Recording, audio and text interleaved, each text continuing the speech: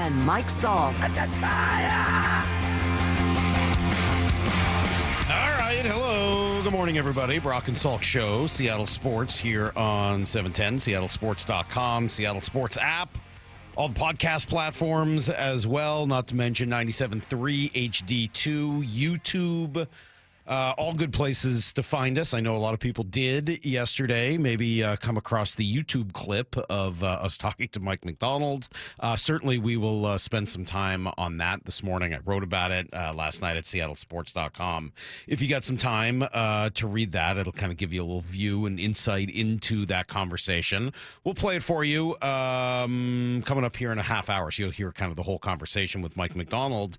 And there's a lot in there. Obviously, we'll probably lead here with the Sam Darnold conversation, but there is a lot of good stuff in there talking about the defense and Nicky Manwari and the usage of the rookies and the new offense and how they'll be under center more. And yeah, there's a lot going on, obviously, with the Seahawks. But let's get right to it, because we ended the show and jumped right off, and then everything kind of went from there as the clip of Mike Macdonald barking back about Sam Darnold went, I think you would call it viral. Would you call that viral? Does that count as viral yesterday? It was all over social media, certainly ESPN and Yahoo. And I think Lyle's the one that gets to decide that. Lyle, viral? Yeah, that pretty much went viral. Okay. I mean, it was written about, and you saw headlines at all the top news or sports news or sites or whatever. So, you know. Yeah, I saw Schefter tweet about it, so I guess that counts. Schefter tweeted? Oh, I didn't even see that. Oh. Well, he tweeted out Brady's article. Okay, got it. Well, that's big news then.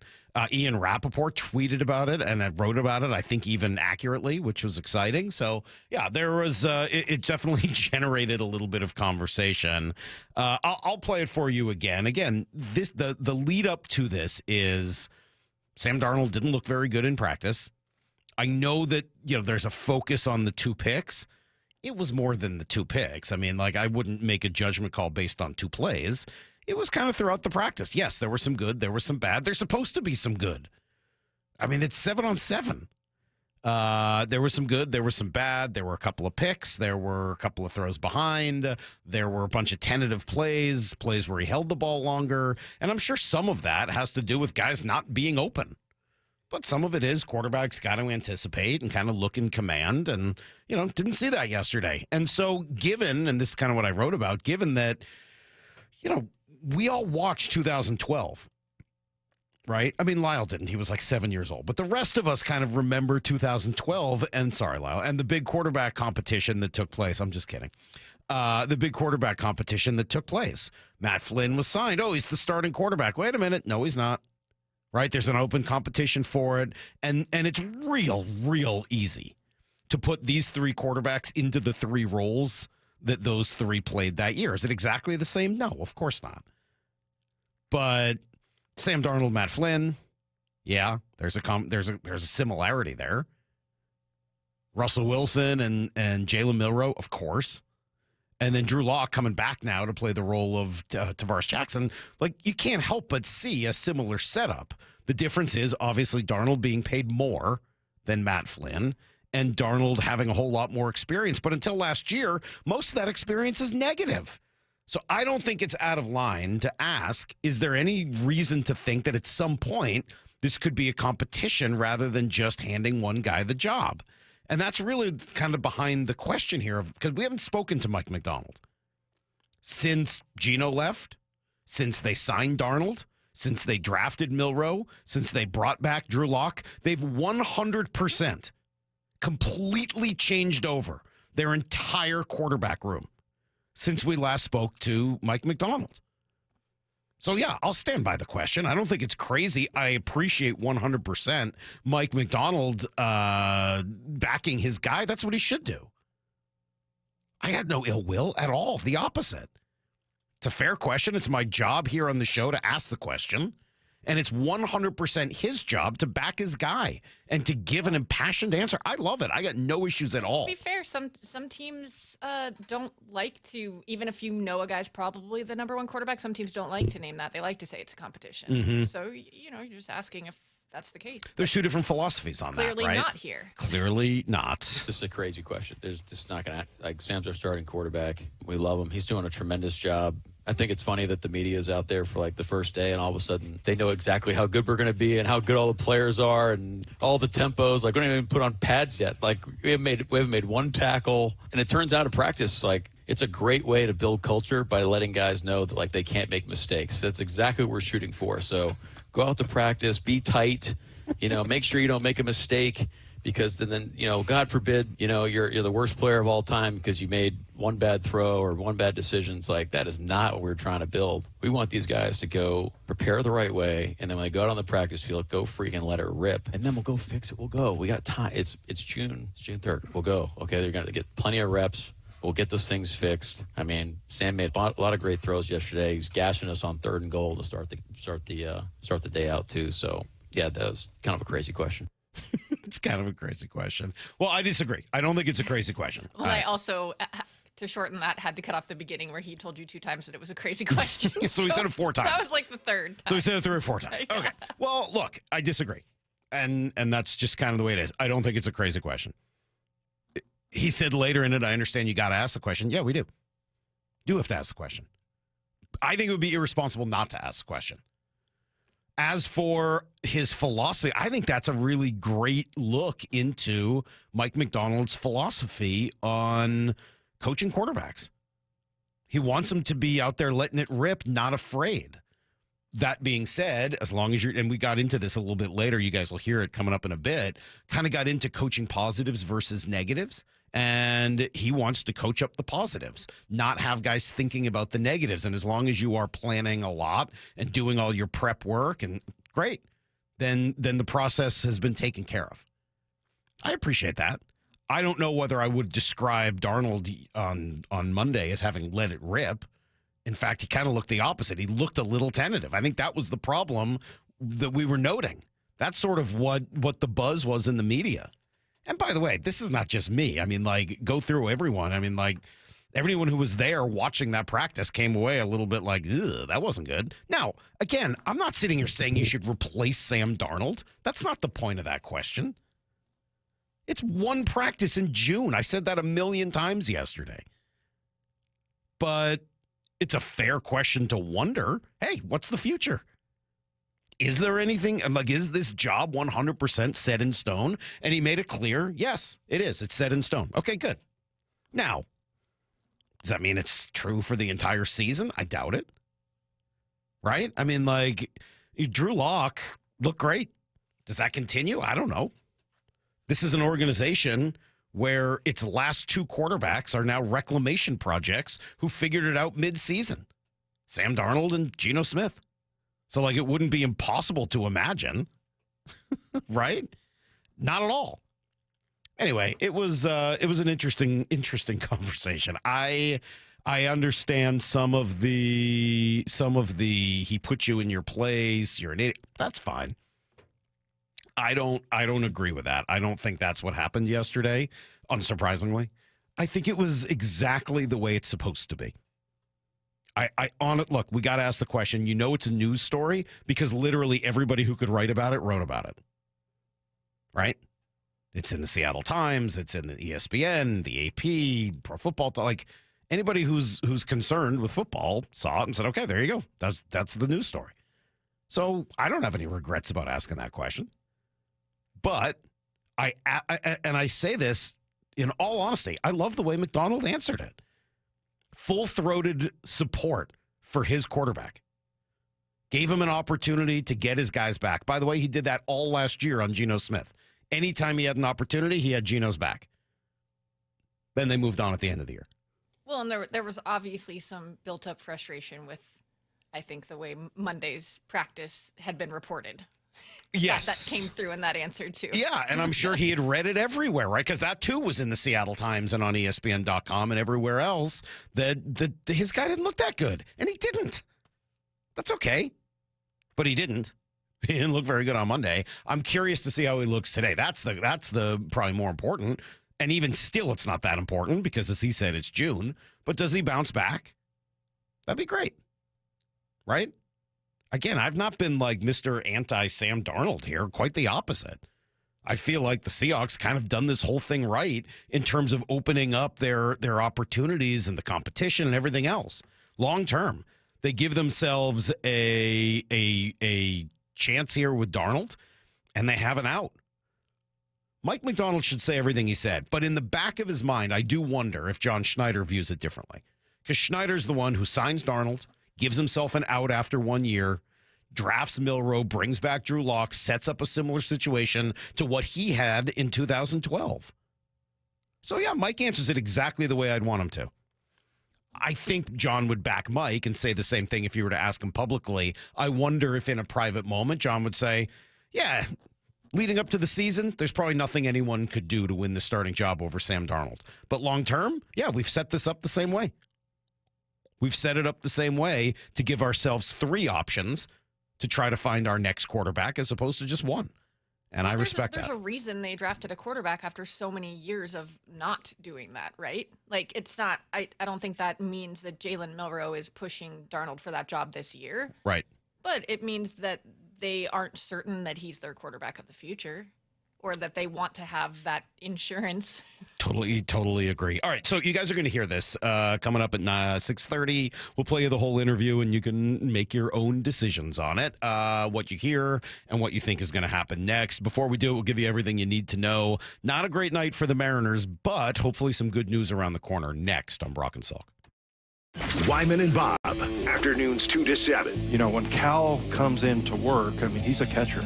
He's looking at game plans and how to get guys. So I know there's been a lot of talk about the heavy workload, but I mean, he's built for that. Some guys are just built to last. Dan, he knows what it takes to be a catcher. He knows that life. He knows the grind and the pain in the knees and the lower back. Dave Wyman and Bob Stelton, afternoons 2 to 7 on Seattle Sports, the app, YouTube, and your smart speaker. At O'Neill Plumbing, we've been exclusively plumbers for over 100 years. No corny mascots, no out-of-town owners. Just clean, fast, and professional plumbers out to your home fast. All rooter and all trenchless. O'Neill Plumbing. At Cressy Door, we have the perfect garage door for you. Come visit our brand new garage door and fireplace showroom and let our experts help you find the perfect garage door. Cressy Door. If you're 55 and up, T-Mobile has plans built just for you. 2 lines of unlimited for just $30 a line. That's a 45% savings compared to Verizon and AT&T. But don't just take our word for it. It's not just the savings that are great with our T-Mobile plan. There's all this value from all these other things that T-Mobile offers. T-Mobile has been such a savings for us. We love it. Switch today and get 2 free 5G phones like the Motorola Edge with Turbo Power charging that gives you power for the day in just 15 minutes. And customers 55 and up can get 2 lines of talk, text, and data for only $30 a line. Go to T-Mobile.com/55 to learn more. With 24 monthly bill credits and 2 new lines with autopay for well-qualified customers, plus taxes, fees, and $35 per line connection charge. Credits end and balance due if you pay off early or cancel. Contact us, plus $5 per line without autopay. Debit or bank account required. 45% off 2 lines versus AT&T Starter and Verizon Welcome. Plan benefits vary. See details at T-Mobile.com. Motorola Edge requires 68-watt charger. Charger sold separately. Actual performance will vary based on usage and configuration. Eric Johnson here. I covered a lot of accidents over the past 30 years or so, but I never got to say much about what to do after a crash. Be honest, do you know what evidence to collect, what pictures to take, what documents to request, or what you shouldn't say to your insurance company? The Washington Accident Book Series is a must-have for drivers who want to be prepared for whatever the roads throw at them. Know your rights and how to avoid common mistakes after an accident by getting your free copy at WashingtonAccidentBooks.com. For over 113 years, Pacific Lamp and Supply Company has been your #1 lighting specialist in Washington, from the Space Needle in Seattle all the way to the Riverwalk in Spokane. With the largest lighting inventory in Washington, Pacific Lamp's knowledgeable and experienced staff can assist with any lighting issue, including intricate lighting and control designs. Plus, they work with all utilities in Washington to get you the best available lighting rebates. Pacific Lamp and Supply Company, Washington's lighting experts since 1912. Visit PacificLamp.com. Individuals and businesses with tax problems. Listen carefully. If you owe over $10,000 in back taxes or have unfiled tax returns, U.S. Tax Shield can help you take back control. The IRS can seize your bank accounts, garnish your paycheck, close your business, and file criminal charges. Our team of tax attorneys can stop collections and get you protected. U.S. Tax Shield offers a price protection guaranteed quote to get you protected today. U.S. Tax Shield is A+ rated with the BBB, so call 800-494-6139. U.S. Tax Shield, 800-494-6139. Every great team has its core players, but when the season gets tough, adding the right free agent can make all the difference. The same goes for business. At Robert Half, we found that 67% of companies surveyed plan to increase their use of contract talent to handle workload peaks and backlogged projects. With Robert Half's specialized recruiters' experience, combined with our award-winning AI, you can quickly find the skilled candidates you want. At Robert Half, we know talent. Discover how we can help at roberthalf.com/talent. Call or click 811 before you dig. Anything that causes you to roll up your sleeves a little and dig in requires you to first connect with 811. Call or click 811 and visit safeexcavator.com.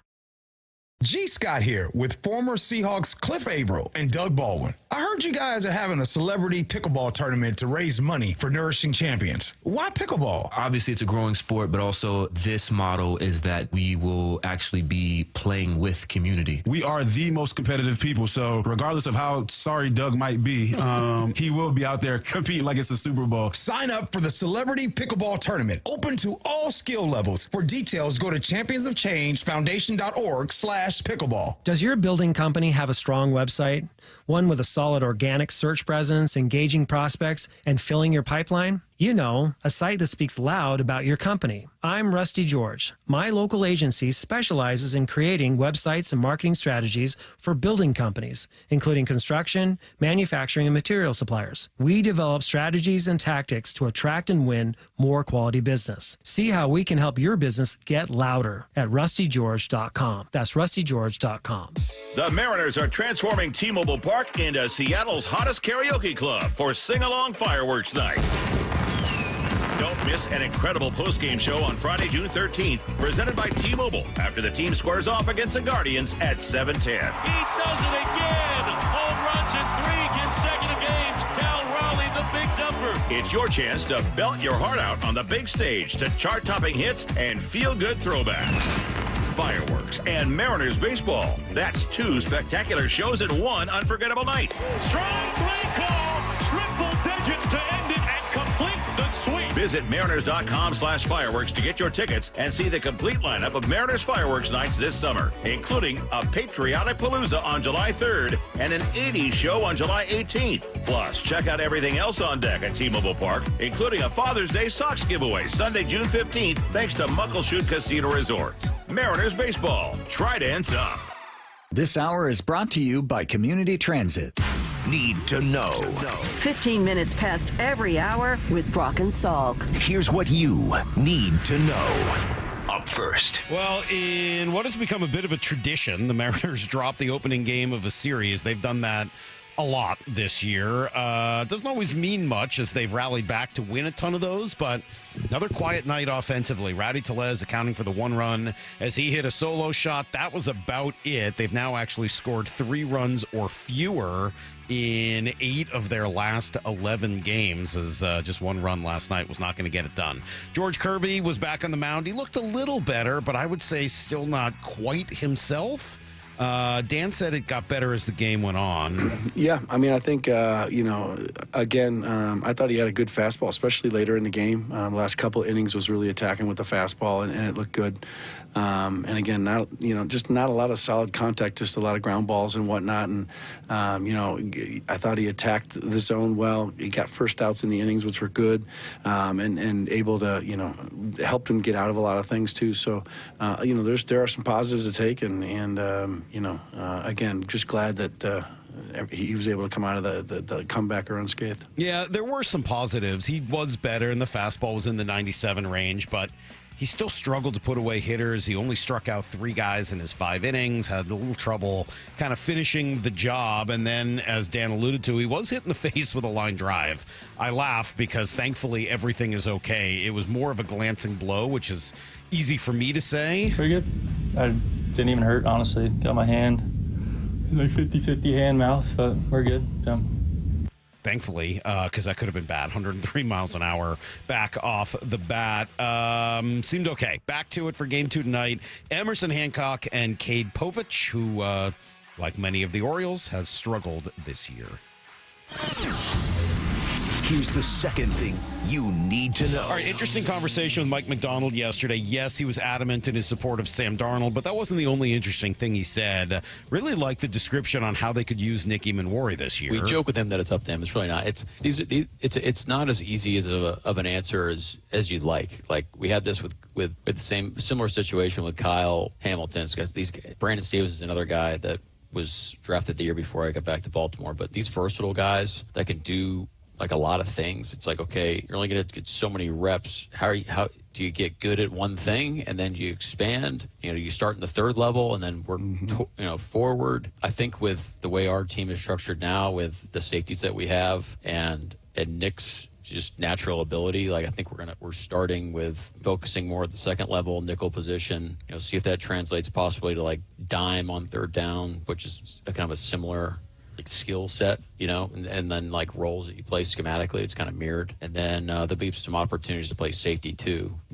So a little safety, but it sounds like a lot of nickel and dime. Interesting that he didn't mention sort of, and maybe that does mean sort of nickel linebacker, dime linebacker type, as he did seem to be up near the box quite a bit as we were watching on Monday.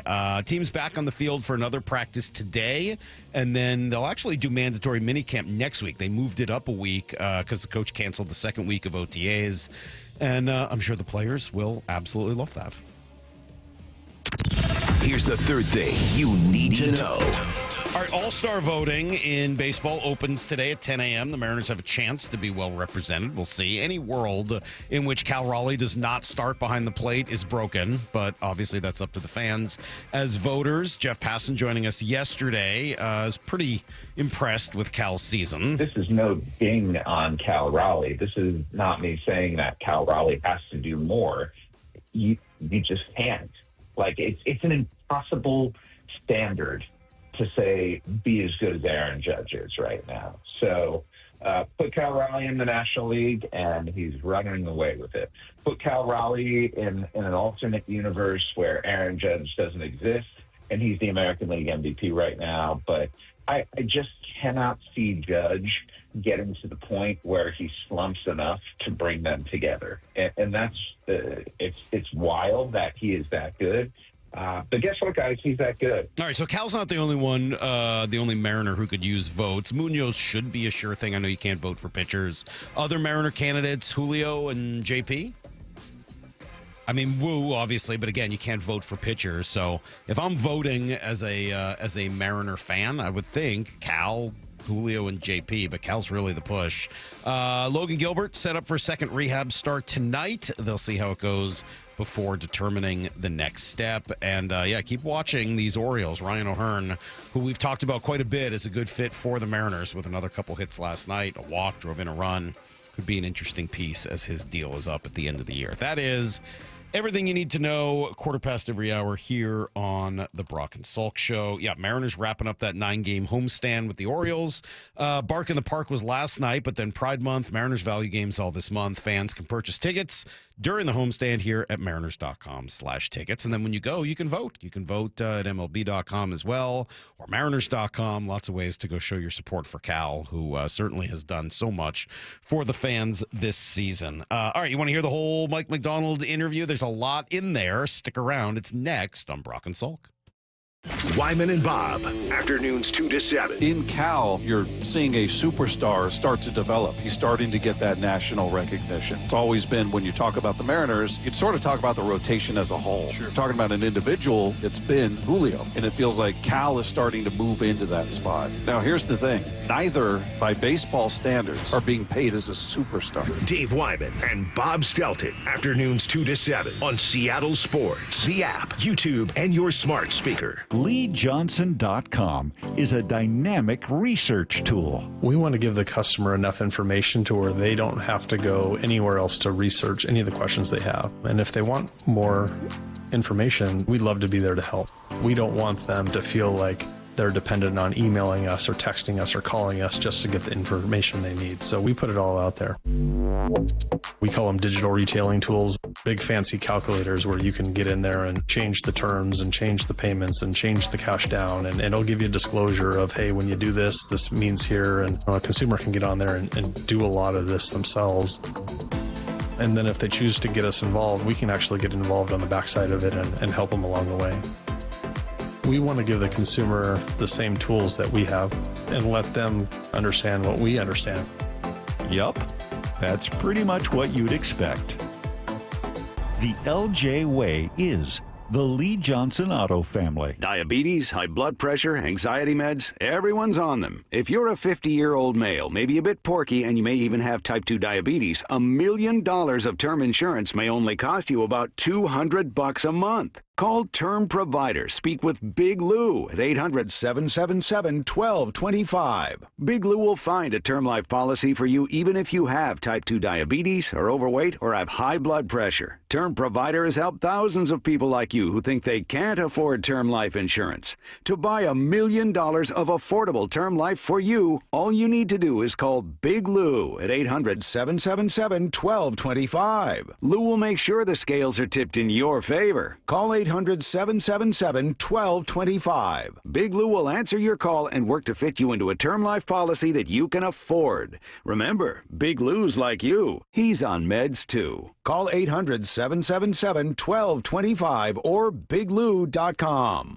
It's time. Time for the pro to get everything for the job delivered. Large orders of lumber, doors, windows, paint, plumbing, anything the job needs, all from one partner. Get it today with same-day delivery. Get it tomorrow with next-day delivery on 50,000 plus products. Or get it on your timeline with scheduled delivery on everything from framing to flooring. It's time to get your whole job, all your jobs delivered. Ask about all our new delivery options at the Pro Desk. The Home Depot Pro, it's about time. With Progressive's collision coverage, my family gets up to $1,000 for vet bills if I'm injured in a car accident. And that makes this Chihuahua really feel like part of the family. What's that? I don't sound like a Chihuahua? Oh, I'm sorry. What exactly am I supposed to sound like? I guess all Chihuahuas are high-strung, riding around in expensive designer purses. Actually, I prefer riding in cars. So I appreciate that my family protects me with Progressive's pet collision coverage. Okay, maybe I am a little high-strung. Progressive Casualty Insurance Company and affiliates. Not available in all states. Coverage for dogs and cats is included with the purchase of collision coverage and is subject to policy terms. You've heard the saying, you never get a second chance to make a first impression. Since 1926, my family's been helping local businesses make great first, second, and long-term impressions. We know how to make your company look good with quality uniforms, logoed apparel, floor mats, linens, and more. If you're paying for linen service or doing it yourself, let's have the conversation. The information and quote are free, but the savings and service can really add up. Visit suplinen.com. Superior Linen Service. It's what we do. Headed outdoors or on the water this weekend? Check in with Joey and Nellie on the Outdoor Line from 6 to 8 a.m. every Saturday on seattlesports.com. Need a new roof but not in the budget? A new roof doesn't have to break the bank. Justin Shirley, CEO of State Roofing and Exteriors here. Right now, State Roofing and Exteriors is offering 0 down, 0 payments, and 0 interest for up to 24 months. That's 2 years with no payments while getting the protection your home deserves. But this offer won't last forever. Call 866-ROOF-ROOF or visit stateroofing.com today to get on our summer schedule now. State Roofing and Exteriors, held to a higher standard since 1968. Motorcycle accident cases require a thorough investigation by a team of experienced legal professionals if they have any chance of being successful. Insurance companies, juries, and even the police tend to assume the worst about motorcycle riders. Get help from an experienced team of attorneys that have successfully resolved hundreds of motorcycle accident cases over the past 30 years. Call Davis Law Group for a free legal consultation or get my free book on motorcycle accidents at WashingtonAccidentBooks.com. That's Davis Law Group, better service and even better results. I saw her texting, coming up to a stop sign, and so I saw the accident coming, and she T-boned us. In the blink of an eye, Crystal's life changed when she suffered a severe spinal injury. The pain was something I had never experienced before in my neck. I got massage therapy. I saw a chiropractor. I was prescribed muscle relaxers so I could sleep. I got depressed. Nothing was relieving the pain. Drugs, sleepless nights, and depression. Sound familiar? I'm Dr. Mark Shelley, a chiropractic physician and board-certified functional neurologist. At Sound Pain Solutions, our treatments include high-dose laser combined with spinal decompression and other comprehensive therapies to rehabilitate damaged discs. We use treatments that are non-surgical, FDA-cleared, drug and pain-free. I was able to get off my pain medicines and I was able to sleep through the night. And that was what I was desperate for. To learn if you're a candidate for our treatment, call us. Sound Pain Solutions, 855-996-0025 or click soundpainsolutions.com. Brock and Salk's Rewind is presented by Toyota of Kirkland and Toyota of Renton. From the Quantum Fiber Studio, you're listening to Brock and Salk. Weekdays 6 to 10. On Seattle Sports and 97.3 FM HD2. Coach Macdonald sitting down with us right now. Good morning, Coach. How are you? This thing on? It's on and ready for you. This is a weird setup. Oh, you don't like the new setup? Are we keeping this, or is this just the Schneider thing? This is the new setup. Hey, Coach. Really? Hey, Coach Yeah. McDonald. Do you know what the other setup was, Mike? The other setup, we got to look at Salk sitting uncomfortably in a recliner. At his waistline, it was just a really uncomfortable look. So This is yeah, much this better is look this on is TV. professional. So this is Look how nice this looks here. this is what we're doing. Yeah, this is it. Okay. We're being judged, I would say. Good morning. How are you? Salk said you've gotten more opinionated in year 2, and you're starting out 1 minute in. Look at it. I like it. Okay, let's start the what's different in year 2 questions that everybody else is getting. You want to see the notes? It says right Good here. segue. What's different? What's All the right. biggest difference for you in year 2? Let's go backwards then. Let's go back to the end of year 1. Yeah. You do exit interviews or kind of self-scouting type stuff for the team? Like, what came out of the end of year 1? Man, yeah, we do all those things, and you can't talk to every player. They're going to talk to their position coaches and coordinators. I'll talk to as many guys as you can, and that things are happening fast and things are moving. But you're trying. There's definitely guys that you want to talk to and get their opinions on things, and I think you got to take a deep breath. You kind of have to kind of refresh and reset to kind of take emotion out of it. And there's things that you're thinking about as the year starts to unfold there at the end of, the direction that you feel like you need to go. And, I think we talked about this begin, but like you have all these ideas that, year 1, here you go, year 1 to year 2, but, and it just becomes very clear and like it narrows down. Okay. Like, let's figure out what actually is important here so we can make sure we hit the target moving forward, where it's not 7,000 different targets, and you just have a clear direction of where you're going. It's kind of narrowing the focus. Yeah, and then obviously you're going to do all the self scout stuff. We were busy at the end hiring a new offensive staff, so that took a big chunk of time, which was a great process, and then start to rebuild the systems and figure out where the league's going. I mean, it's all sorts of stuff going on. Was there something you found that you did really well that you wanted to focus on and try to do even more of? I think we're building it the right way. Like, I think in terms of like laying a foundation about what we expect, trying to get everybody on the same page. There's different cadences that go with it. Obviously not the most patient person of all time, so you want these things to happen quicker, but you go back and you look back and say, okay, I think we're focusing on the right things. All right, now let's narrow the focus. Let's bring everybody together. The 12 is one. Let's come together here so we can kind of move forward together, and that way we'll go further. I think your partner in crime there, who sits in that studio, and it was built out for John Schneider. Mike, you were right. Your instincts were right. We built that professionally out for the John Schneider show every week there with Bob and Dave, just a first-class operation. Yeah, it's very professionally done, too. Very professional. That's what we are. We're pros. We're all about our process and sharpening it up as well. Your cohort, Mr. Schneider, talked a lot this offseason, February, March, about pivoting, right? It was a pivot. The market went here, this move went there, the roster went there, the process, we had to pivot. You pivot on Geno, and you pivot on a few of these different moves. From your view, right? That's John, and you guys linked together. From your view, how was all of that pivoting? How was it? I mean, it was great. How was the process for you? It was. I think you have to do this all the time. I think it's kind of how we operate. You're looking at the lens of what we're trying to build, what's going to be best for us, how can you make it happen, Mm-hmm. what are the options on the table, and then, hey, let's kind of, we're going to get people's opinions, and at the end of the day, we're, kind of working through Jody, and then John and I, we make the decisions, and then we rock and roll. So I know it seemed like a lot, but like we had time kind of behind the scenes here to kind of work things out, come up with it.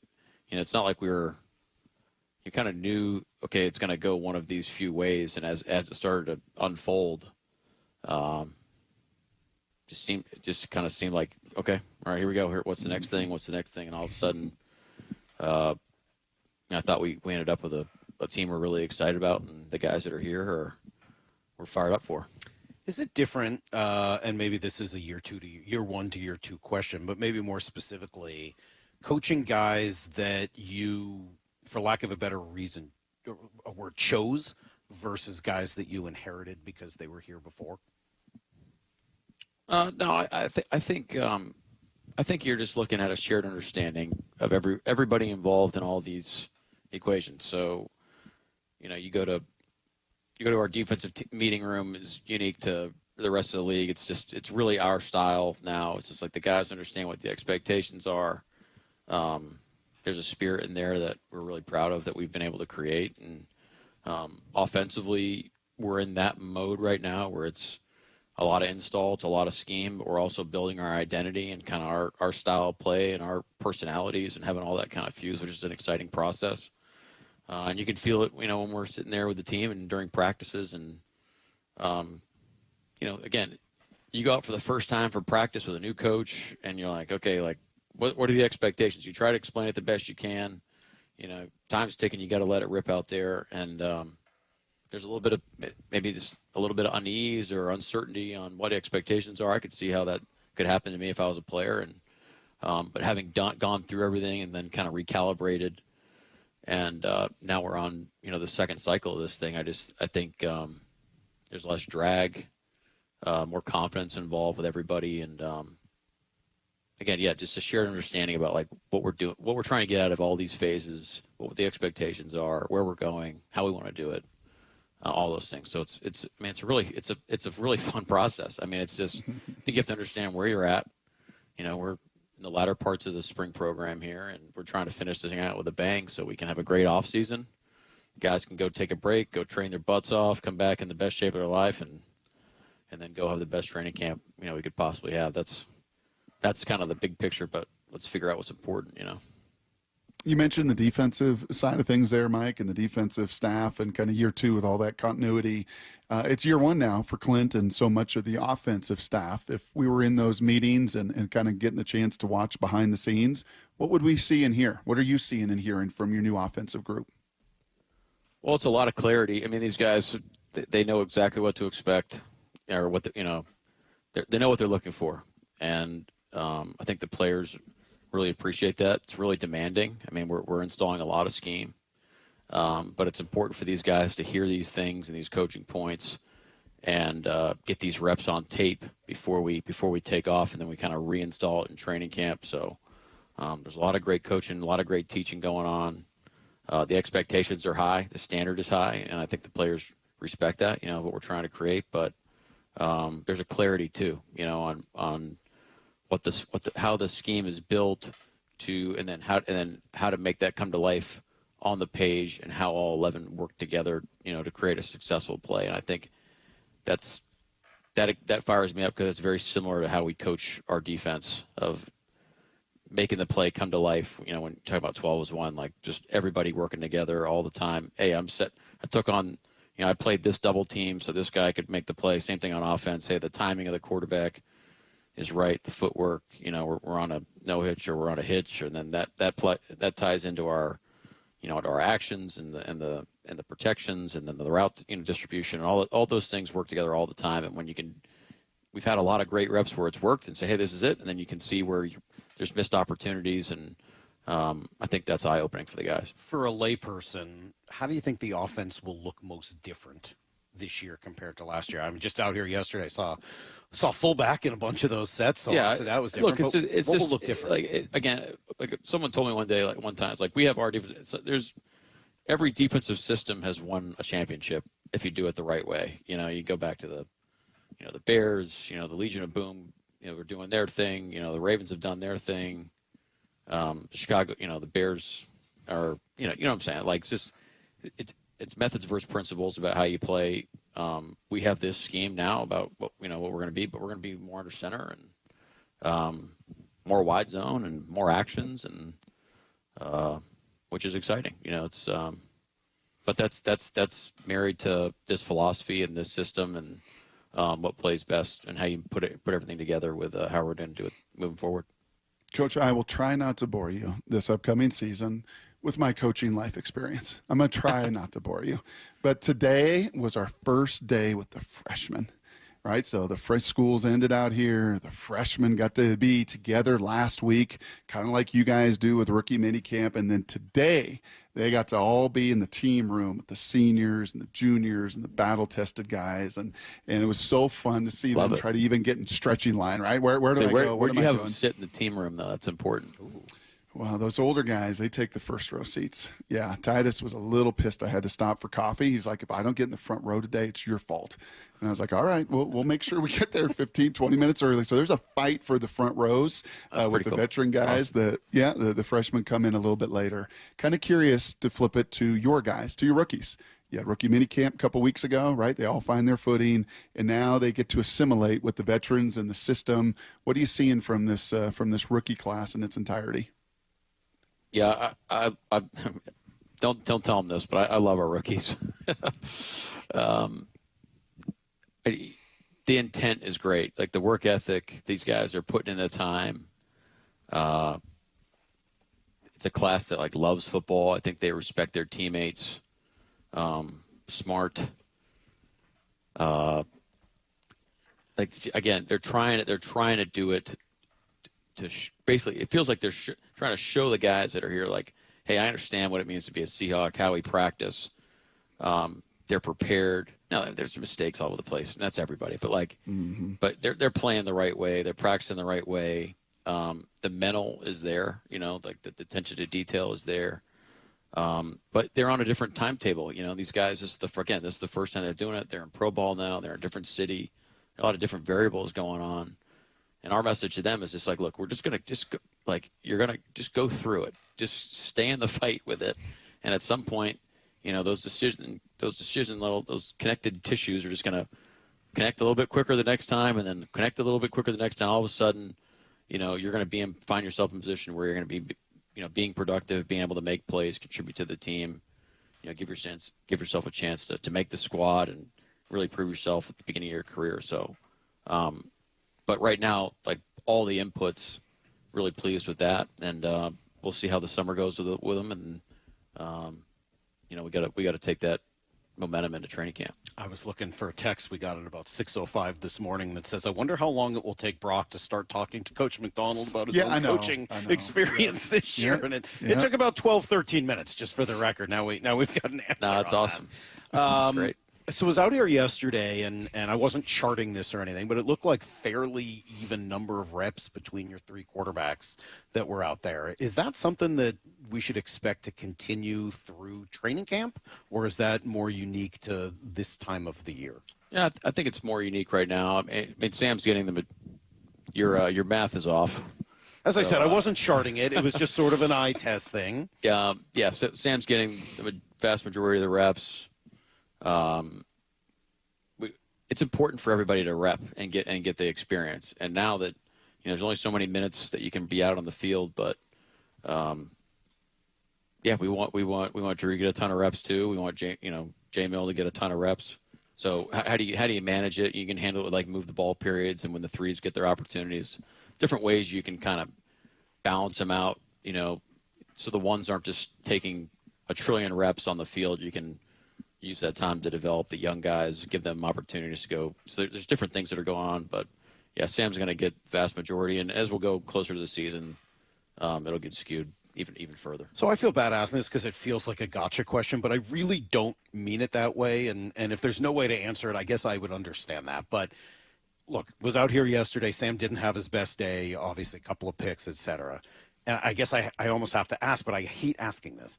Is there anything that could happen other than an injury between now and the beginning of the season that would lead to a different quarterback? No, you guys are crazy.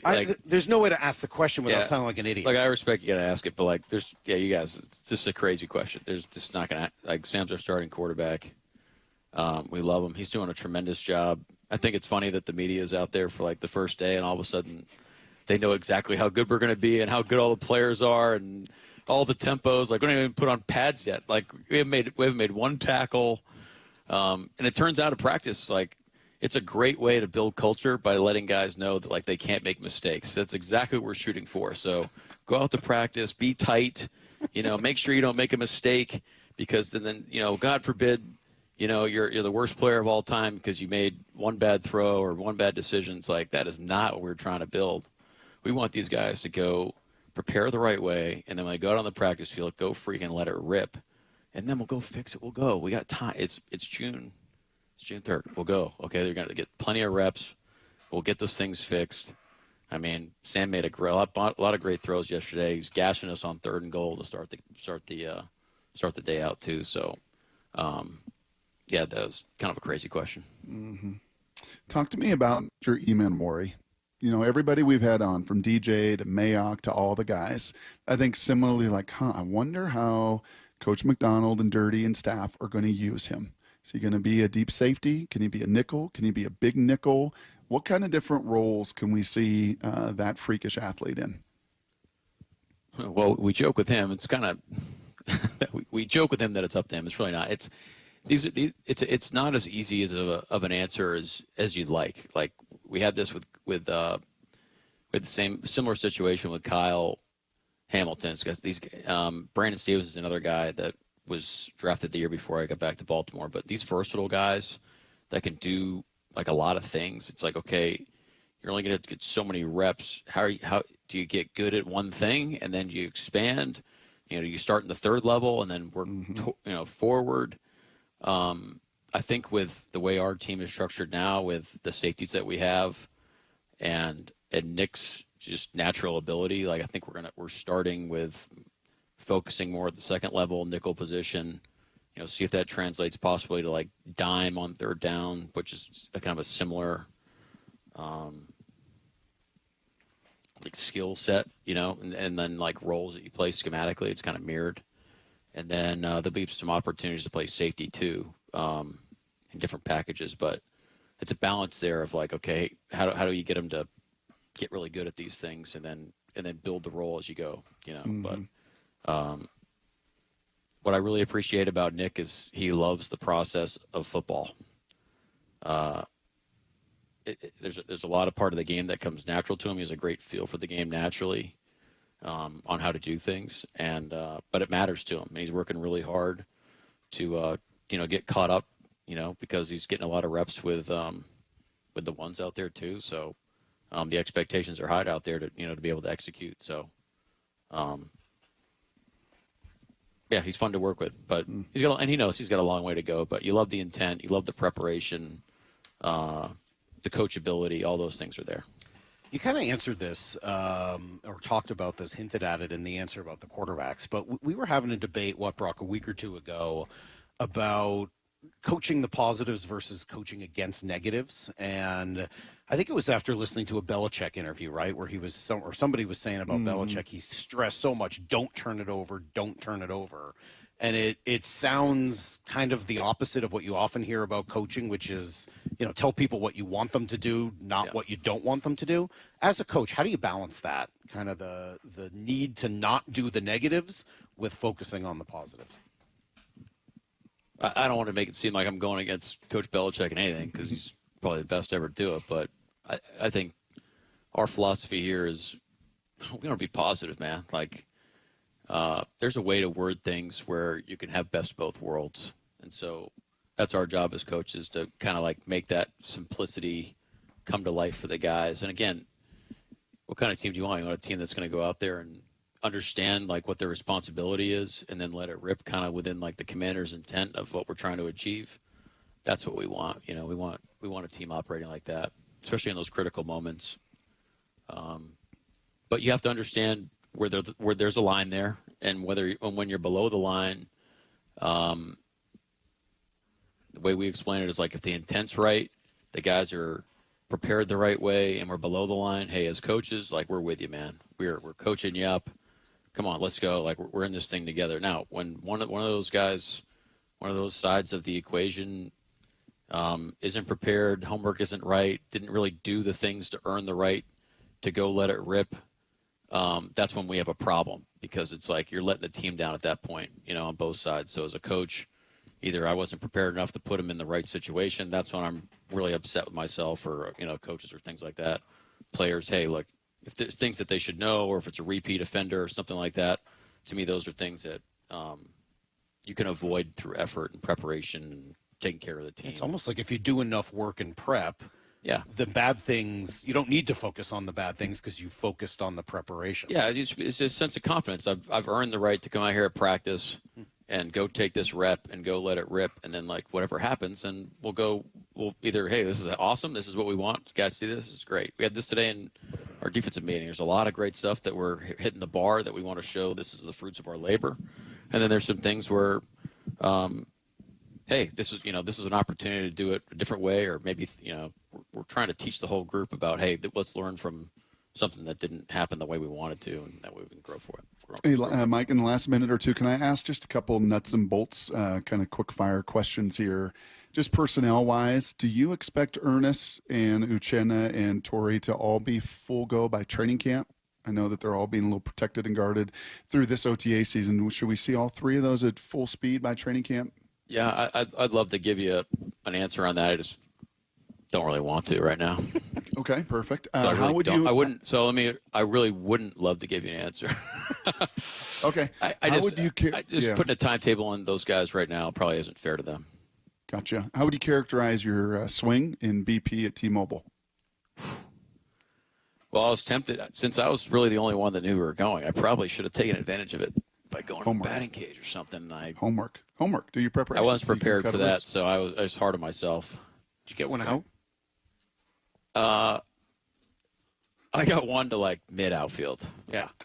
Isn't it crazy when you get up there how far away the fence really is? Well, it's great. Yeah, because I was watching when we did our home run derby. I was watching from behind, like behind the whatever they call it, the shell or the cage. And these guys, our guys, we put like 8 to 10 balls out during the home run derby. What? And which is like, the guy said they could hit 12, and I was like, there's no way. Who hit them out? Torrey Horton hit a couple. Patio hit a couple. Zabel getting the out? J.R. Plumlee hit one out. I think Zabel was like, he didn't hit him high enough, but he was like raking him to right center. Alexander won. He was like Junior Griffey out there, man. Just like he got a smooth swing. It was pretty impressive. He won the whole and how's Jack doing? Lastly, how's Jack? I'll keep talking about home run derby. Now I got to talk about my kid. No, Jack's doing great. I was joking with the guys, like, we're talking about. It's funny. We're talking about like preparation and going through it, and I'm like, I got to do it as a dad. Like, I gotta earn my kid's respect. My 6-month-old son, I have to earn his love. Yeah. By being there every day and doing all the things that I should be doing that my wife does. But now, does he have to earn? He likes your me more love too. No. Okay, good. Yeah. No, I didn't know he doesn't. But this past weekend was good because the crying was minimal. He's starting to like his old man, which is a positive. Okay. All right, there you go. That was our chat with Mike Macdonald yesterday. A good one, and there is a lot in there. Obviously, 1 minute long or so answer is going to get the majority of the headlines, and it did across the country yesterday. But there's a lot in there, and there's a whole bunch to come back to over the course of the day today. But yes, Macdonald going hard in support of his quarterback, Sam Darnold. What did you make of it? Why did he do it? It's next on Brock and Salk. Wyman and Bob, afternoons 2 to 7. In Cal, you're seeing a superstar start to develop. He's starting to get that national recognition. It's always been, when you talk about the Mariners, you'd sort of talk about the rotation as a whole. Sure. Talking about an individual, it's been Julio. And it feels like Cal is starting to move into that spot. Now, here's the thing. Neither, by baseball standards, are being paid as a superstar. Dave Wyman and Bob Stelton, afternoons 2 to 7 on Seattle Sports, the app, YouTube, and your smart speaker. The perfect Father's Day gift. Time. This year, take Dad to LeMay, America's Car Museum, to explore 100 years of rare and luxurious vehicles and get your adrenaline rush in the racing simulators. Fun for all. Visit americascarmuseum.org today. We meet by accident, fixing every last bit, accurate auto body. If you've been in an auto accident, you have the right to take your vehicle to any repair facility. Accurate Auto Body has been family owned and operated since 1994, and they work for you, not your insurance company. Your insurance company may not love them, but you will, because We meet by accident, fixing every last bit, accurate auto body. Comcast Business is celebrating Small Business Month by giving you a $1,000 small business bonus when you switch to a qualifying gig speed package from the company with over 99.99% network reliability. Just imagine the thousands of possibilities of a $1,000 prepaid card. Like possibility number 1, company merch for staff. Styling. Or possibility number 24, the latest software. Upgrade. Or possibility number 192, new equipment powered by gig speeds. Or possibility number 555, a 3D printer. Rapid prototyping, anyone? Switch to Comcast Business for over 99.99% network reliability, advanced cybersecurity, and now get started with a $1,000 small business bonus. Comcast Business, powering possibilities. And 62225. New customers only with 2-year agreement. Other restrictions apply. Did you know in Washington State, you can see a physical therapist without a referral from your doctor? That's right. Thanks to Direct Access, you can skip the wait and get the care you need right away. Shannon O'Kelly, how has Direct Access changed the game? Direct Access for us, Brock, is a game changer. Why? Is because there is so much research and data out there that says if you get in early when you have a musculoskeletal problem or an injury, the earlier you get in and we can start care, the better outcomes and the decreased downstream cost, okay? So it's so important. Our providers are all doctors of physical therapy. They're all trained to identify situations and problems. They've got the skill, they've got the talent, they've got the knowledge. If you get in and start therapy early, we're going to get you back to activity, pain-free, and moving and having fun. Fast, easy, effective. Direct Access is your path to better movement, starting with a single step. Visit irgpt.com to schedule your appointment today. irgpt.com. Riverside Roofing is offering $1,000 off a new roof replacement. Book a free estimate online, and when you meet with Brandon, that's Don's son, tell him you heard the message on the radio station. Go to riversideroofingllc.com. It's Riverside Roofing, the roofing company you can trust. Ooh, ma. What was that? That is business phone bliss with the Ooma Cloud phone system. It handles all our voice, video, and messaging needs. You sound very calm. I am. Ooma has everything I need to run my business more efficiently, like virtual receptionist, call routing, and video conferencing. And it starts at just $19.95 per month per user, plus taxes and fees. Ooma. Nice. Find your business comm at ooma.com/radio. Check engine or ABS light on? Take the guesswork out of your warning lights with O'Reilly Veriscan. It's free. Ask for O'Reilly Veriscan. O'Reilly Auto Parts. How can you free your team from time-consuming office tasks? Amazon Business. Smart business buying tools enable buyers to find and purchase items fast so they can focus on strategy and growth. Free up your teams and focus on your future. Learn more at amazonbusiness.com. Individuals and businesses with tax problems, listen carefully. If you owe over $10,000 in back taxes or have unfiled tax returns, U.S. Tax Shield can help you take back control. The IRS can seize your bank accounts, garnish your paycheck, close your business, and file criminal charges. Our team of tax attorneys can stop collections and get you protected. U.S. Tax Shield offers a price protection guaranteed quote to get you protected today. U.S. Tax Shield is A+ rated with the BBB, so call 800-494-6139. U.S. Tax Shield, 800-494-6139. Every great team has its core players, but when the season gets tough, adding the right free agent can make all the difference. The same goes for business. At Robert Half, we found that 67% of companies surveyed plan to increase their use of contract talent to handle workload peaks and backlogged projects. With Robert Half's specialized recruiters' experience, combined with our award-winning AI, you can quickly find the skilled candidates you want. At Robert Half, we know talent. Discover how we can help at roberthalf.com/talent. Let's go! This is Seattle Sports. Streaming through the Seattle Sports app. KIRO AM Seattle. KIRO FM HD2 Tacoma. Home of the Seahawks, Mariners, and everything Seattle sports. This hour of the Brock and Salk Show is powered by Star Rentals, preferred supplier to the West's best contractors. Get in the freaking auto! From the Quantum Fiber Studio, this is Brock and Salk on Seattle Sports. Brock Heward and Matt Marcus. Sorry about Mike. Heward, not exactly Joe Cap there in the pocket. Now here are your hosts, Brock Heward and Mike Salk. Good morning to you, Brock. What day is today, Salt? It's a Wednesday. Okay. I'm going to tell you just right now, you, Maura, Lyle, the audience, this is going to be wild. I'm on cold medicine. Uh-oh. I was up at dark 30. I've got more football plays in my head from practice in the early hours of this morning. I'm just telling you right now, I hope there's nothing like sexually inappropriate, innuendo, stuff that, wouldn't be the first time. Yeah, usually comes out on kind of wild Wednesdays. So just going to put it out there, like Billy Joe Hobart said to Coach James, hey, I'm going to come in right now, and I'm going to apologize for the rest of the week. Okay. So whenever I say this week, I apologize. Whatever comes out the next 3 hours, this is wild. So let's go. All right, a wild. Well, yesterday was wild enough. I mean, it had quite the finish. Yesterday was crazy. Oh, Yesterday sorry, was you're crazy. right. That's a good point. Let's get the word right. Yesterday was crazy. It was. There's no other way to say it. Thank you. Was it a crazy question? That's better than poo-poo question. Poo-poo take. Yeah. It was better than poo-poo take. What was the other one? Trash. That's trash take. That's trash.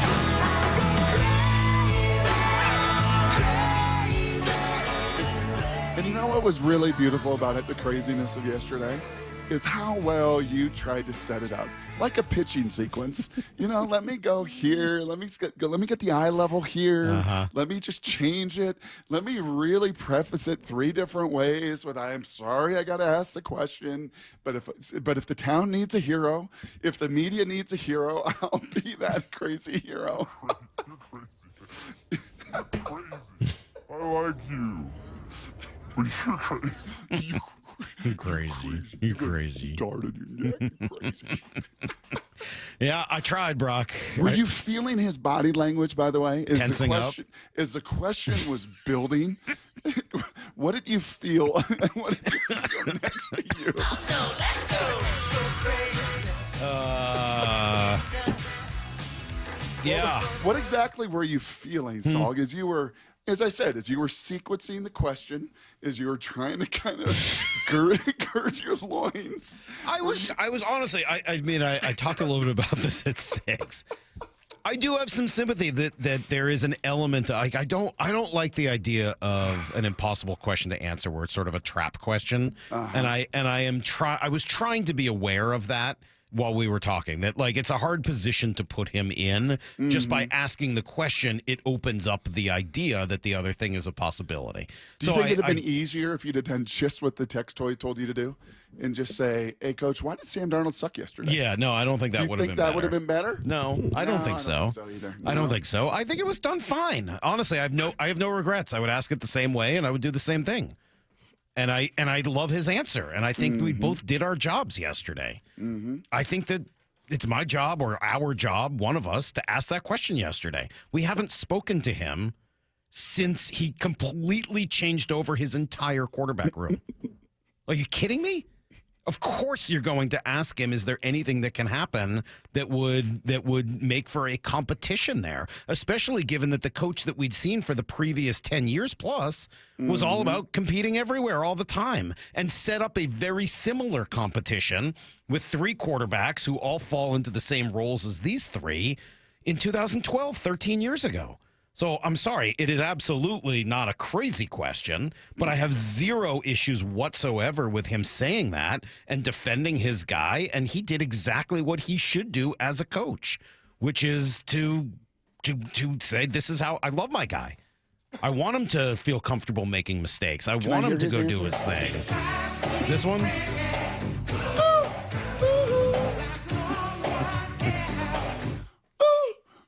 Yeah, that would And be. I wore this for you today too. Huh? I knew that you were under attack last night. I wasn't So really. I don't feel under attack. I'll put tell on you my when I do. favorite Seahawks hoodie for you. Just Okay, for you I do this like that morning. hoodie. You Yeah, I look know you good, do. but I don't. Honestly, Brock, I don't feel under attack. No. I mean, this is to me. Yeah, there's been a lot of. It's out there. There's a lot of talk about it. But I don't feel it. Sometimes I do feel under attack. I don't feel under attack today. I feel like this is kind of what needed to be said on both sides. It's a crazy question. There's just not going to, like, Sam's our starting quarterback. We love him. He's doing a tremendous job. I think it's funny that the media is out there for like the first day and all of a sudden they know exactly how good we're going to be and how good all the players are and all the tempos. Like, we don't even put on pads yet. Like, we haven't made one tackle. And it turns out in practice, like, it's a great way to build culture by letting guys know that, like, they can't make mistakes. That's exactly what we're shooting for. So go out to practice, be tight, make sure you don't make a mistake, because then, God forbid, you're the worst player of all time because you made one bad throw or one bad decision. It's like, that is not what we're trying to build. We want these guys to go prepare the right way, and then when they go out on the practice field, go freaking let it rip, and then we'll go fix it. We'll go. We got time. It's June 3rd. We'll go. Okay, they're going to get plenty of reps. We'll get those things fixed. I mean, Sam made a lot of great throws yesterday. He's gashing us on 3rd and goal to start the day out too. So yeah, that was kind of a crazy question. You know what's great about that, Salk? And the crazy got all the play, and we're going to play crazy all day. Great. Have you even played Crazy Train yet? You haven't even let me go to Ozzy Osbourne. Not even got Ozzy yet. Eating the head of the bat right on the stage, getting rabies. What was amazing about that is that to me epitomized just his growth and comfort in his own skin. I don't think he gives you that answer a year ago. And obviously it was a different dynamic and Geno and all that stuff. But to me, just again, listening back to that answer is, golly, this guy is this guy being Mike Macdonald is so much more comfortable in his own skin. Did you sense and feel that, or am I reading too much? I don't know. It's not where I went with it, but I just got. I'm not disagreeing with you, but I didn't necessarily go in that direction. I just felt more like it was doing his job. He's doing his job. Protecting his guy. He protected Geno and got Geno's back all last year. That's who Mike is. He's going to get his guys back, which is great. And I'm sure if I'm Sam Darnold, I love that answer. Right? Oh, yeah. It doesn't mean it's true forever, right? I mean, like, I'm sorry, and I wrote about it, seattlesports.com. The parallels to 2012 are fairly clear. Right, and you can put all three of these quarterbacks into the same. They're not the same player, obviously, but you can put them into the same buckets as Russ and Flynn and Tavares. I mean, like you almost can't miss it, and I can't tell you how many people in and around the media I've had that conversation with. Like, of course, you're going to make that comp, Matt. Sam Darnold. I mean, there's a comp. Let me just say this: there definitely is a comp. It's not like a Mustang to a Pinto. There is a comp. It's a sedan, but Drew Lock is not T-Jack as far as pelts on the wall for these guys, right? Like the T-Jack was the beloved warrior, and certainly Sam Darnold is a top 5 pick. And last year, being an MVP candidate for majority of the season, he started 73 games in the NFL compared to 2 for Matt Flynn. That's right. I mean, that is a clear difference. But he's also 35 and 38 in those 73 games. He's not, 50 and 23. Like, he's not been a successful quarterback over the course of his career. He's coming off a great season, but that's the only one of his career. So I don't think he's a sure thing. He's the starting quarterback. I got absolutely cool. And I have high hopes, and but again, what I love so much about what they've done is giving themselves options, giving themselves flexibility. If Darnold works, it's a calculated risk. Great. If Darnold doesn't work, you've brought back Drew Lock, and quite frankly, he looked pretty good at practice on Monday. And if that doesn't work, you've got another rookie 3rd-round pick with unbelievable upside who's far from a sure thing as well. You're giving yourself a few different bites at the apple.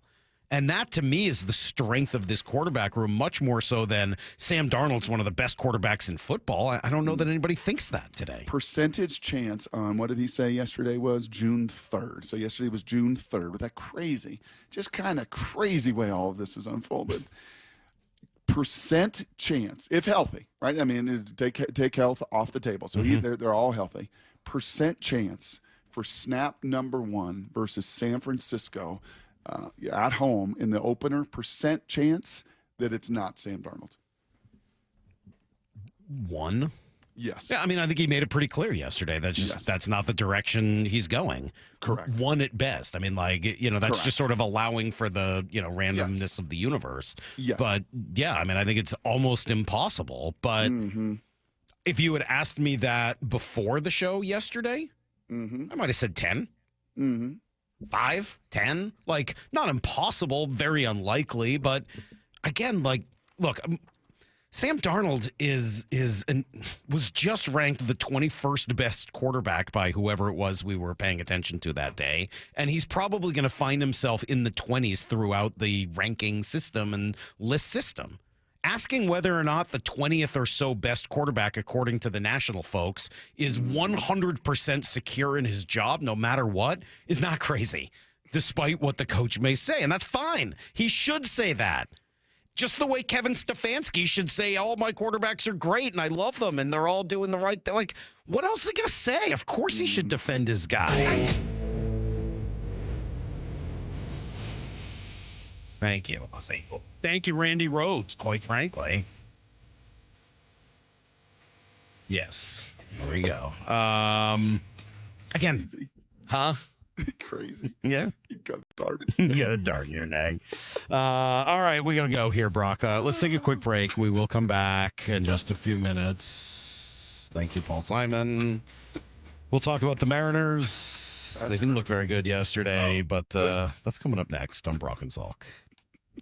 Bump and Stacy, weekdays 10 to 2. He's just eating right now. Okay. Cal Raleigh. I like that. How about that? He's in the zone right now, and he's doing it from both sides of the plate, which is the most impressive thing. And he's played every single day, even on his day off. You do think, like, are you going to get days off? I mean, you're hanging on to Garber to give Cal days off. Right. That's the one fear I have with Cal's season so far is like, hey, let's get this guy some time.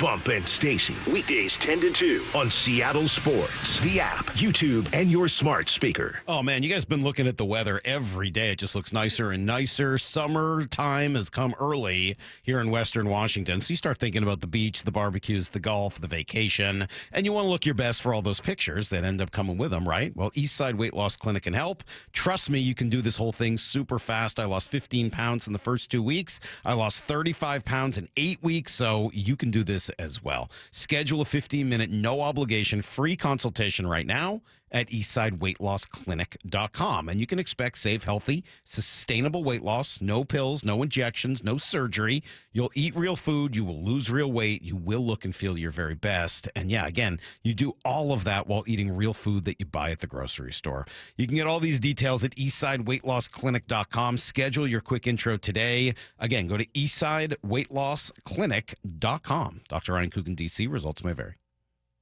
Introducing frequent flights between Boeing Field and a private terminal at Portland Airport. Seaport Airlines is transforming travel with convenience, comfort, and free parking just steps from your plane. It's about time. Book today at flyseaportair.com. Need a new roof now?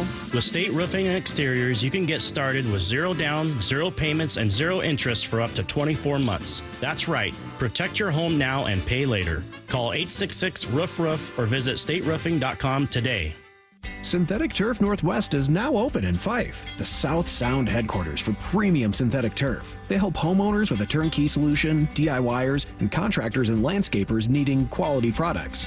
With premium turf in stock, expert advice, and pro installation services, everything you need is under one roof. Visit their new showroom off I-5 in Fife, Synthetic Turf Northwest. Supplies and installation expertise all in one place. Mention radio for up to $1,000 off. SyntheticTurfNorthwest.com. Allergy and sinus symptoms are annoying. They're frustrating and can ruin an entire day. They're also curable. I'm Dr. Stern with the Stern Sinus Center. We can free our patients of awful symptoms by testing and treating their allergies to simple, non-invasive treatments. Stop suffering from nasal congestion, sneezing, runny nose, facial pain, and even snoring. Let us help you get relief. Easily, quickly, and permanently. We're local in Federal Way and in Auburn. Come see us or book your appointment at sternsinus.com. This is the story of the one. As a safety manager at a manufacturing plant, he does everything he can to keep his coworkers safe. From finding ways to reduce risks to keeping safety supplies in stock. And for that, he relies on Grainger. Grainger offers a broad range of quality products and next-day delivery, so he can always play it safe. Call 1-800-GRAINGER, click Grainger.com, or just stop by. Grainger, for the ones who get it done. Pro Paint Days are back at Lowe's, and My Lowe's Pro Rewards members can save even more with limited time deals. Right now, buy one, get one half off select HGTV Home by Sherwin-Williams primer and ceiling paint. Plus, get free same-day delivery to your job site when you order by 2 p.m. Offer valid through 6/13, delivery by 8 p.m., subject to driver availability. Additional terms apply. See Lowe's.com/same-day delivery for details. The home of the Mariners. Left off to center. It is on its way. Julio, 2-run home run. Hear every pitch on 710 and the Seattle Sports app. Experience the thrill of a lifetime this summer with a share of $320,000 in prizes. We're making waves every Saturday in June from 3 to 10 p.m. with double winners every hour. Come one, come all to the Coastal Carnival of Cash. Claim one free daily entry. Don't forget, your Reef Rewards card can save you up to 25 cents per gallon at Lummi Bay Market next to Silver Reef. Silver Reef Casino Resort, located off I-5 exit 260. Have you considered surgery or even joint replacement? Hey, it's Dave Wyman, and before you make that decision, see Dr. Mark Wagner, MD, at Seattle Sports and Regenerative Medicine. Why? Because he gives it to you straight. Dr. Wagner said my right knee needs replacement, and I appreciate his honesty and expertise. My left knee is fine right now, but the minute it isn't, I'm heading to Dr. Wagner for his expert opinion. I want to avoid another surgery, and I've heard so many patients rave about results from their 90-minute outpatient stem cell procedure with Dr. Wagner. He's a board-certified Seattle physician with over 30 years of experience and has performed more than 20,000 stem cell procedures using a person's own stem cells to regenerate cartilage in their own joints. People with severe osteoarthritis, even bone on bone, are back doing what they enjoy without pain and without surgery. Whether it's a shoulder, hip, elbow, ankle, wrist, or knee, before choosing surgery, see Dr. Mark Wagner first. Go to drmarkwagnermd.com. Summertime is Pacific Power Batteries time. Okay, maybe that's a stretch. But we do sell more batteries in the spring and summer because you folks are all out there doing stuff. Golf carting and boating and buzzing around on stuff that needs batteries. Well, when's a good time? How about tomorrow? We're open 7 days a week to test any battery and let you know the honest answer. Summertime and the cranking is easy. Happy trails from Pacific Power Batteries. Need to know. 15 minutes past every hour with Brock and Salk. Here's what you need to know. Up first. Amazing how many of these Mariners series have started with them not looking good in the opening game of them. Now, no necessarily doesn't have to be a cause for concern because we've seen them bounce back pretty quickly and win the next two over and over again. But not a lot of offense last night. Rowdy Tellez had the one solo shot. That was about it. They've scored 3 or fewer runs now in 8 of their last 11 games. Pitching-wise, George Kirby, maybe a little better, but still not quite himself. Swung on, hit high, hit deep to left field. Arozarena back at the track. It is gone into the Mariners' pen. Colton Cowser, big return as he smacks a solo home run, and Baltimore adds to their lead. It's now 3-1.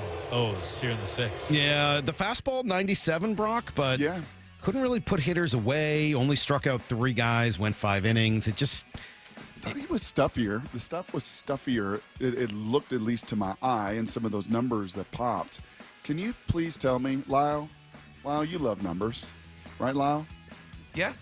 For the love of all things good, and how is that not an error on J.P. Crawford?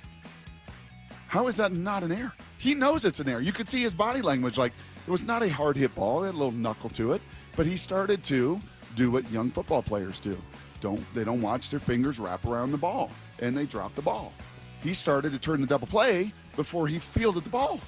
Like, how's that not an error? And I'm not ripping JP. I'm just saying nothing's an error. Can't make an error anymore.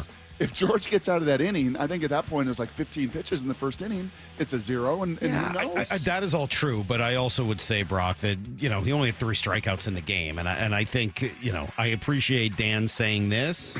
Yeah, I mean, I think again, I thought he had a good fastball, especially later in the game. Last couple innings was really attacking with the fastball, and it looked good. And again, just not a lot of solid contact, just a lot of ground balls and whatnot. And yeah, the problem is, all I hear is that's like the way to score extra runs, right? You got to not strike out and find ways to make contact. Well, they did. I mean, he didn't strike anybody out in the game, and so they ended up making contact, and a lot of those balls found their way through. He did end up getting hit in the face with a line drive in the 5th inning. Thankfully, it was more of a glancing blow, which is easy for me to say, but he did seem to be okay. Said afterwards he was fine. Here he is. Pretty good. I didn't even hurt, honestly. Got my hand, like 50-50 hand-mouth, but we're good. So. Just 50-50 hand-mouth, Brock. No big deal. He needs that picture for his avatar on his phone. The blood coming out of his mouth. It was a pretty good look. It was pretty gross. It's pretty tough. It was pretty gross. Everybody wants a bloody picture of themselves to show up when you call them, like you, Brock. Yes, yeah. No, everyone does, Maura. Everyone wants a bloody picture. Back to it. Game 2 tonight. Emerson Hancock and Cade Povich, who has struggled this year. Maury's grandson, by the way. Here's the second thing you need to know. He is your son. What's the matter with you? He is not your child. Seriously, what's the matter with you? Lyle, do you know who Maury Povich is? I do. What a ridiculous show. What a ridiculous comment to make. Mike Macdonald, we did speak to him yesterday for a half hour, and yes, he was adamant in his support of Sam Darnold, but that wasn't the only interesting thing he said. There was a whole lot more. I liked what he said about his rookie class. Don't tell him this, but I love our rookies. The intent is great. Like the work ethic, these guys are putting in the time. It's a class that loves football. I think they respect their teammates. Smart. Again, they're trying to do it to basically. It feels like they're trying to show the guys that are here, like, hey, I understand what it means to be a Seahawk. How we practice. They're prepared. Now there's mistakes all over the place, and that's everybody. But they're playing the right way. They're practicing the right way. The mental is there. Like the attention to detail is there. But they're on a different timetable. These guys. This is the first time they're doing it. They're in pro ball now. They're in a different city. A lot of different variables going on. I'll co-sign, man. I love this class too. And as we broke it down yesterday, when I talked about the things to watch for, and just the different kind of tiers of this class as well, and what is going to be asked and frankly demanded of a few of them, including Gray Zabel. Like, sorry, bud, you don't have time to be a mistake repeater. Like, yep, you're going to make mistakes. That's what rookies do.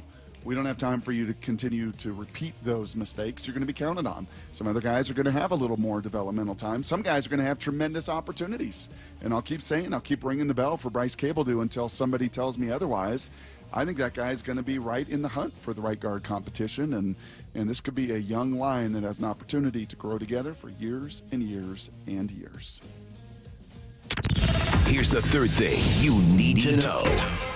All-Star voting, Brock, begins this morning at 10 o'clock, just as we jump off the air. Cal Raleigh should start at catcher for the American League. I mean, that to me is about... Will he be the second leading vote getter?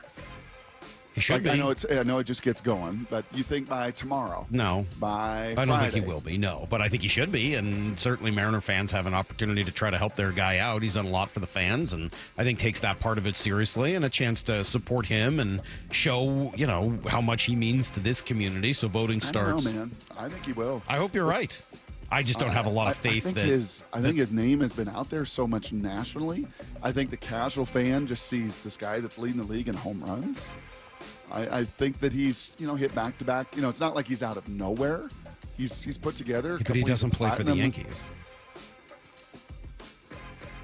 So Jorge Posada's going to be... I think he might. Yeah, I think Jorge Posada, if he were to find his way onto the ballot, would get more votes. But Mariner fans should do whatever they can. Vote for this guy. He deserves it.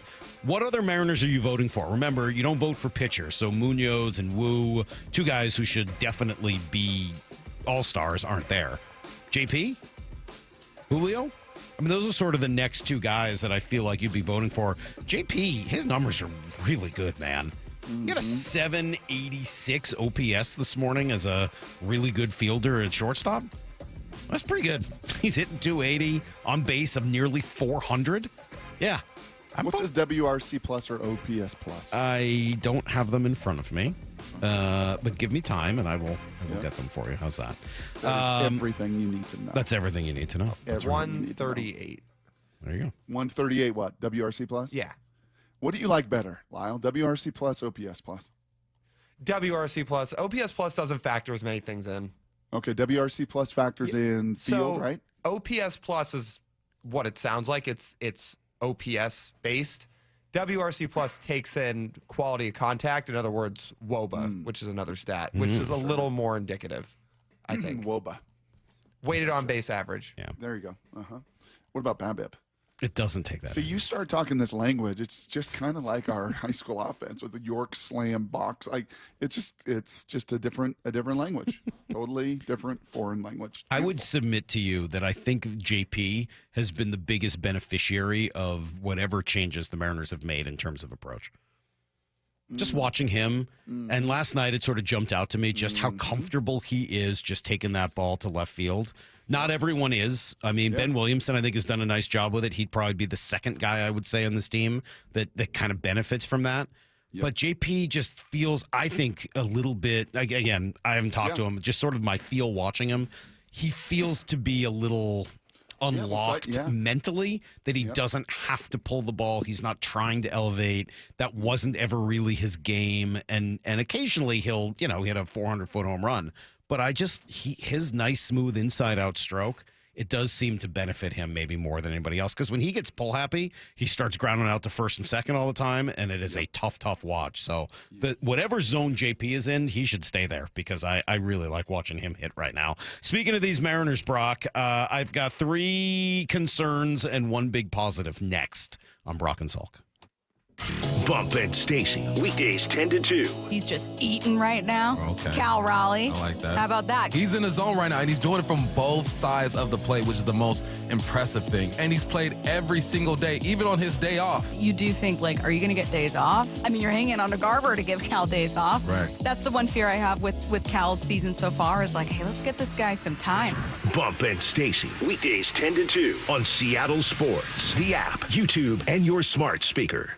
Hey, Brock Hewitt here for my friends at PCF Group, or People Come First Construction Group, and that's exactly what they did when we made the call a couple years ago. We wanted to redo our outdoor space, wanted to add a deck, an outdoor living, a television, and a kitchen. And PCF Group, wow, they more than delivered. And if you're interested in building a stunning outdoor area like we did, I cannot recommend them enough. Reach out before the good weather arrives, and their schedule, well, it's going to fill up. So whether you're looking for a complete outdoor living space or a very specific project like an underdeck ceiling, deck, patio cover, railings, PCF has you covered. Design now and pay later. In fact, get 12 months, no interest and no payments, and up to $6,000 off and a $1,000 Amazon gift card. Request a complimentary design and estimate consultation at 425-629-8476 or project ideas. Explore photos at pcfgroup.com. That's 425-629-8476. We've all been there, sleepless nights, wondering if your business's security service is really protecting what matters. At Bay Alarm, we can put your security insecurities to bed. Our advanced technology and personalized support ensure you can rest easy knowing we're here for you.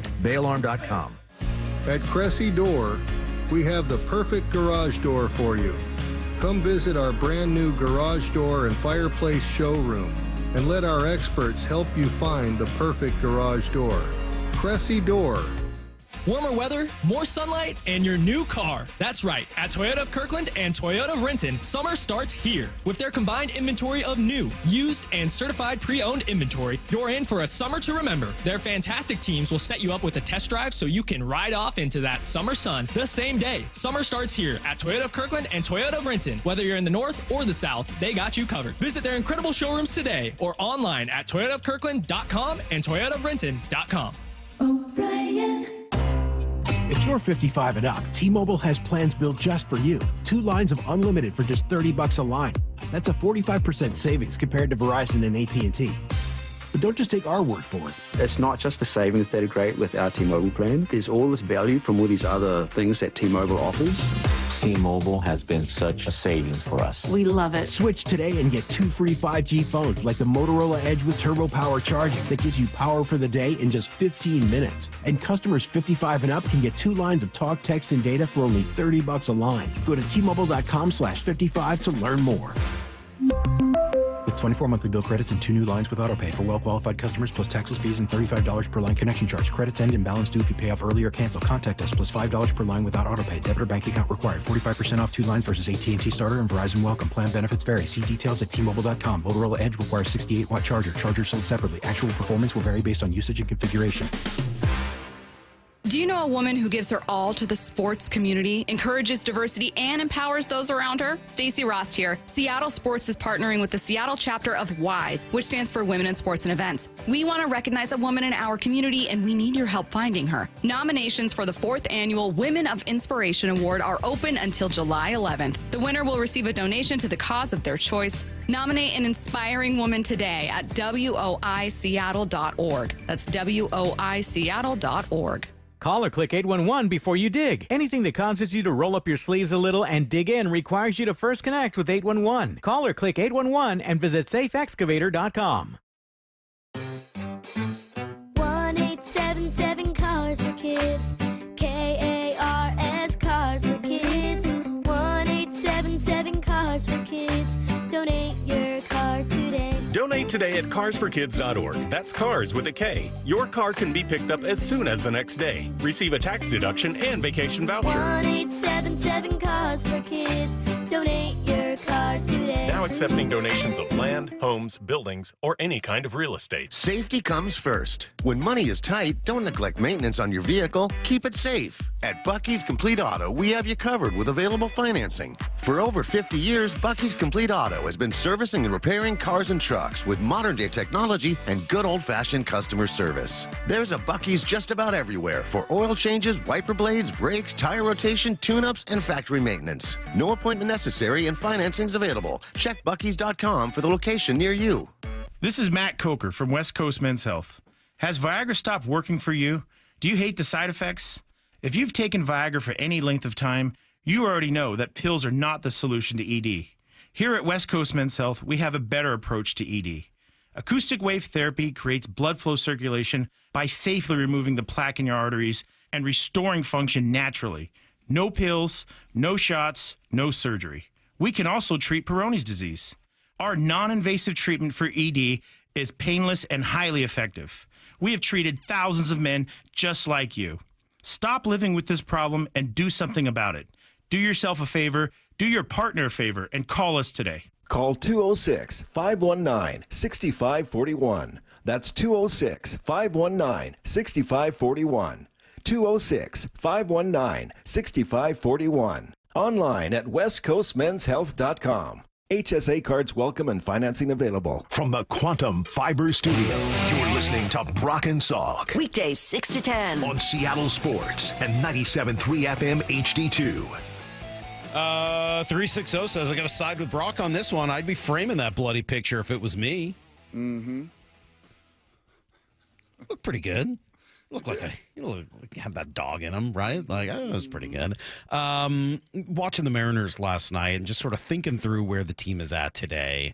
Ended up the other day we did what? Two good things, one bad. And after a loss last night, I kind of have 3 concerns and 1 positive. And by the way, oddly, the positive might outweigh all 3 of the concerns. But let's just sort of run through this a little bit. And Lyle, I know you're going to be all over the first one, so I'll kind of let you jump in on it. But obviously the pen, I think we need to start talking about it as a concern. Munoz, I know he blew a couple saves, but I'm not worried. Brash still looks like Matt Brash, and as he gets more and more comfortable, I feel better and better about him. I still have pretty good feelings about Gabe Spire, and I kind of like where they're going with both Vargas and Coar. Mm-hmm.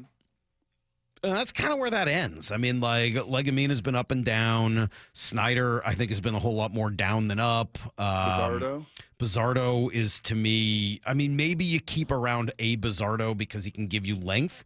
But in theory, you'd kind of like that to be the Carlos Vargas role, and everyone sort of stacks up ahead of that. I think it's why Lyle's been beating the drum, and I think rightly that at the deadline, you probably are going to need to continue to add to your bullpen, which is normal. I mean, that's not like a flaw. That's just sort of what teams do at the deadline, is see if they can get better in your bullpen. Mm-hmm.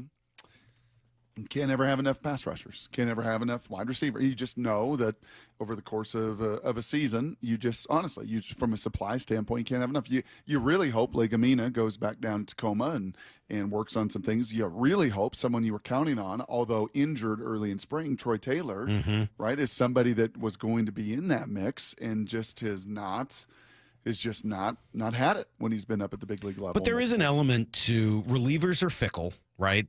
Some years they're good, some years they're bad. That's just sort of the nature of that position, which is one of the reasons that you can look at and just kind of find a hot reliever in August. And that's why I don't know necessarily who that is today. We talked to Passan yesterday, and we did talk through some ideas, and I'll play you some of the sound from Jeff in a minute.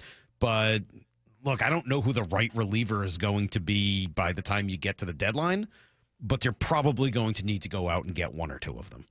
Yeah, my vote's for 2. And you can call this a hot take. I want to see them get 2 bullpen arms before they even address bats, because I think it's so imperative that they address that bullpen for the way it's going right now.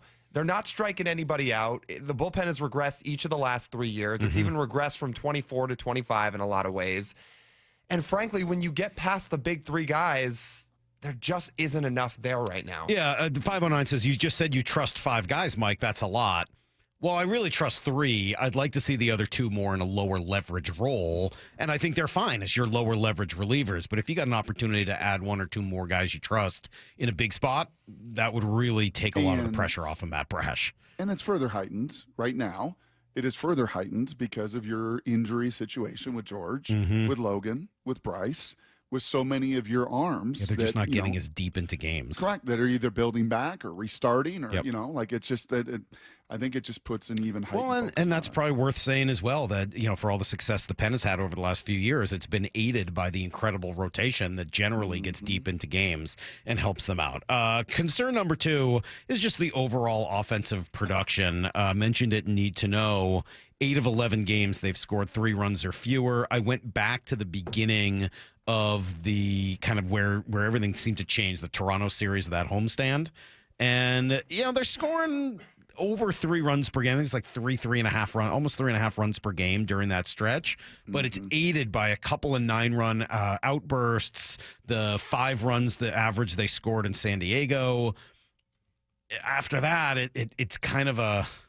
It's choppy. It's choppy. It doesn't look the way it did in the first month and a half of the season. It's got a pretty different vibe. Yeah. It's funny. A couple years ago, I died on the hill of strikeouts. It really bothered me. Strikeouts really bother me. You're just not pressurizing your opponent. And I think I'm about ready to die on this hill. I may need to give it a couple more weeks, but I think I'm ready. And I don't know what WOBA and BABIP and WRC Plus and any of this stuff is. I'm going to keep it really simple. If you can't hit a fastball, you're just not going to be a good offense. And if you've got multiple guys within your lineup, Salk, you can't do that first. It's like the equivalent to me in football. You know what? My job is to get you a one-on-one. Your job is to win it. When you got man coverage, quarterback, receiver, you got to beat that coverage. That's like the first staple. That's not 3-match. That's not cloud. That's not 2-man. That's not some funky thing. That's not some split field coverage. That is the most basic, like, hey, man, here's man-to-man coverage. Go win. And when you've got a fastball, and I know they move, and I know they cut, and I know it's super challenging, but when you got multiple guys, and you've got 3 within your lineup, 2 that get bats every day, yeah, it would be an interesting. Can't do that consistently. I don't know how you can be hyper consistent. I would like to I'd like to do a little research on that. I think it's a really interesting take. I'm certainly not dismissing it.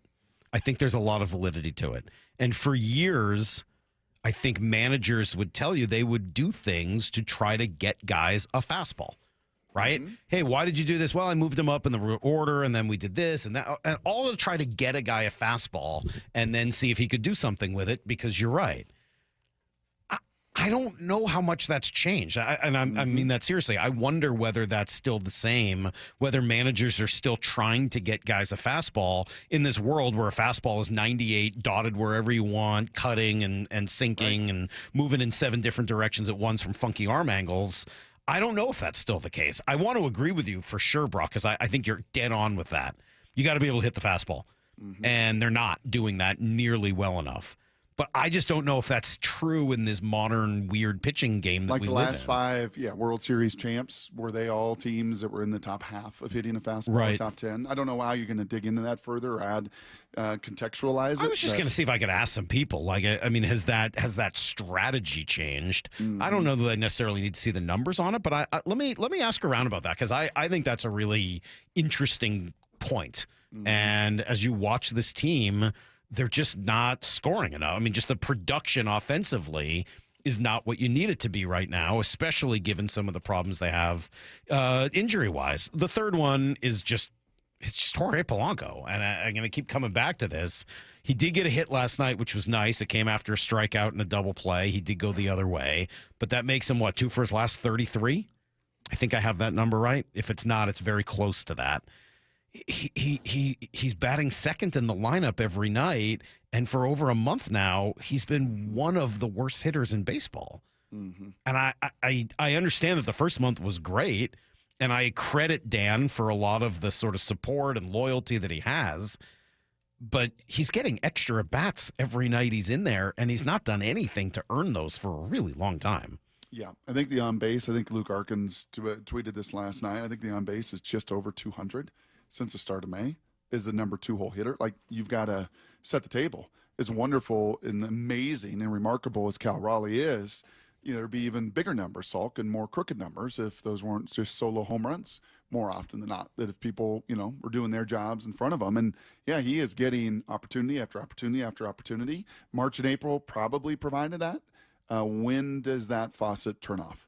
When do those opportunities eventually say, or move them down in the lineup? Now, the challenge is, okay, that's easy to deconstruct. Now, reconstruct it. Take him out of the second spot and put him at 7, 8, and 9, and who do you want it to? I don't think it's that hard. You just move everybody up one. Exactly. JP hits leadoff, then you go Julio, Cal, Randy, and whoever after that. Or Cal, and put Cal second. He's the best hitter on the team right now. Okay. I mean, this isn't, again, I know we, in a lot of ways, are reflecting back to the 80s, but you don't have to build a lineup the way you did in the 80s, where the leadoff guy was fast and the 2-hitter could bunt and the 3-hit. I mean, you don't have to do that anymore. Put JP first. He's been by the way, JP's been an unbelievable leadoff hitter. It's why I was talking about him as a possibility for the All-Star team. He's on basing almost 400. Yep. Like, JP has looked like a leadoff hitter, a modern leadoff hitter. Not the leadoff hitter from the 80s that was going to steal 75 bases, but a leadoff hitter for right now. Yes, that's what they look like. They get on base. That's what they've done 400. when Jorge's not been in the lineup, to be fair, right? It's been Julio and Cal, or Cal and Julio. Yes, so, but that's to be against fair. the lefty, right? Yep. When, I guess you're assuming that. But I just, I don't need to see him up there. I would like to still hear some sort of an answer as to what's going on with him health-wise, because it's hard for me to believe that everything is fine given the precipitous decline, the relationship that has had, Here's our the deal, conversation though. with Shannon the other day. Like, it so just, you can't. Here's the deal, though. Like, you can't ask that question. That'd be too double crazy. Like, we're not doing it. Why? Because you're not the one to ask it. All right, you're not asking it. Why? When that time comes, because. You've already done enough. Somebody else needs to ask that? Yes. Why? Yeah, let somebody else ask it. Because you don't need a double crazy pill. Why? You think I'm crazy for thinking that Jorge Polanco isn't 100% healthy? You crazy. I don't think I am. No, I don't think I'm going to go down that road. And then finally, I will say this, and this is the positive that maybe is bigger than all of those things. I'm watching them. I know that they're not hitting. I know that they're not, the production has not been what you want. I still think the at-bats are pretty good. I still think they're taking pretty good at-bats. I watch them. I see them putting guys in position. They never feel out of games. I know they ended up, unfortunately for them, there's a bad double play. I think it was the Polanco double play, or maybe it was the Cal. No, it was the Polanco double play that just sort of ended a threat that they had going. But I think the at-bats have been good. Ben Williamson takes good at-bats. J.P. Crawford's had good at-bats.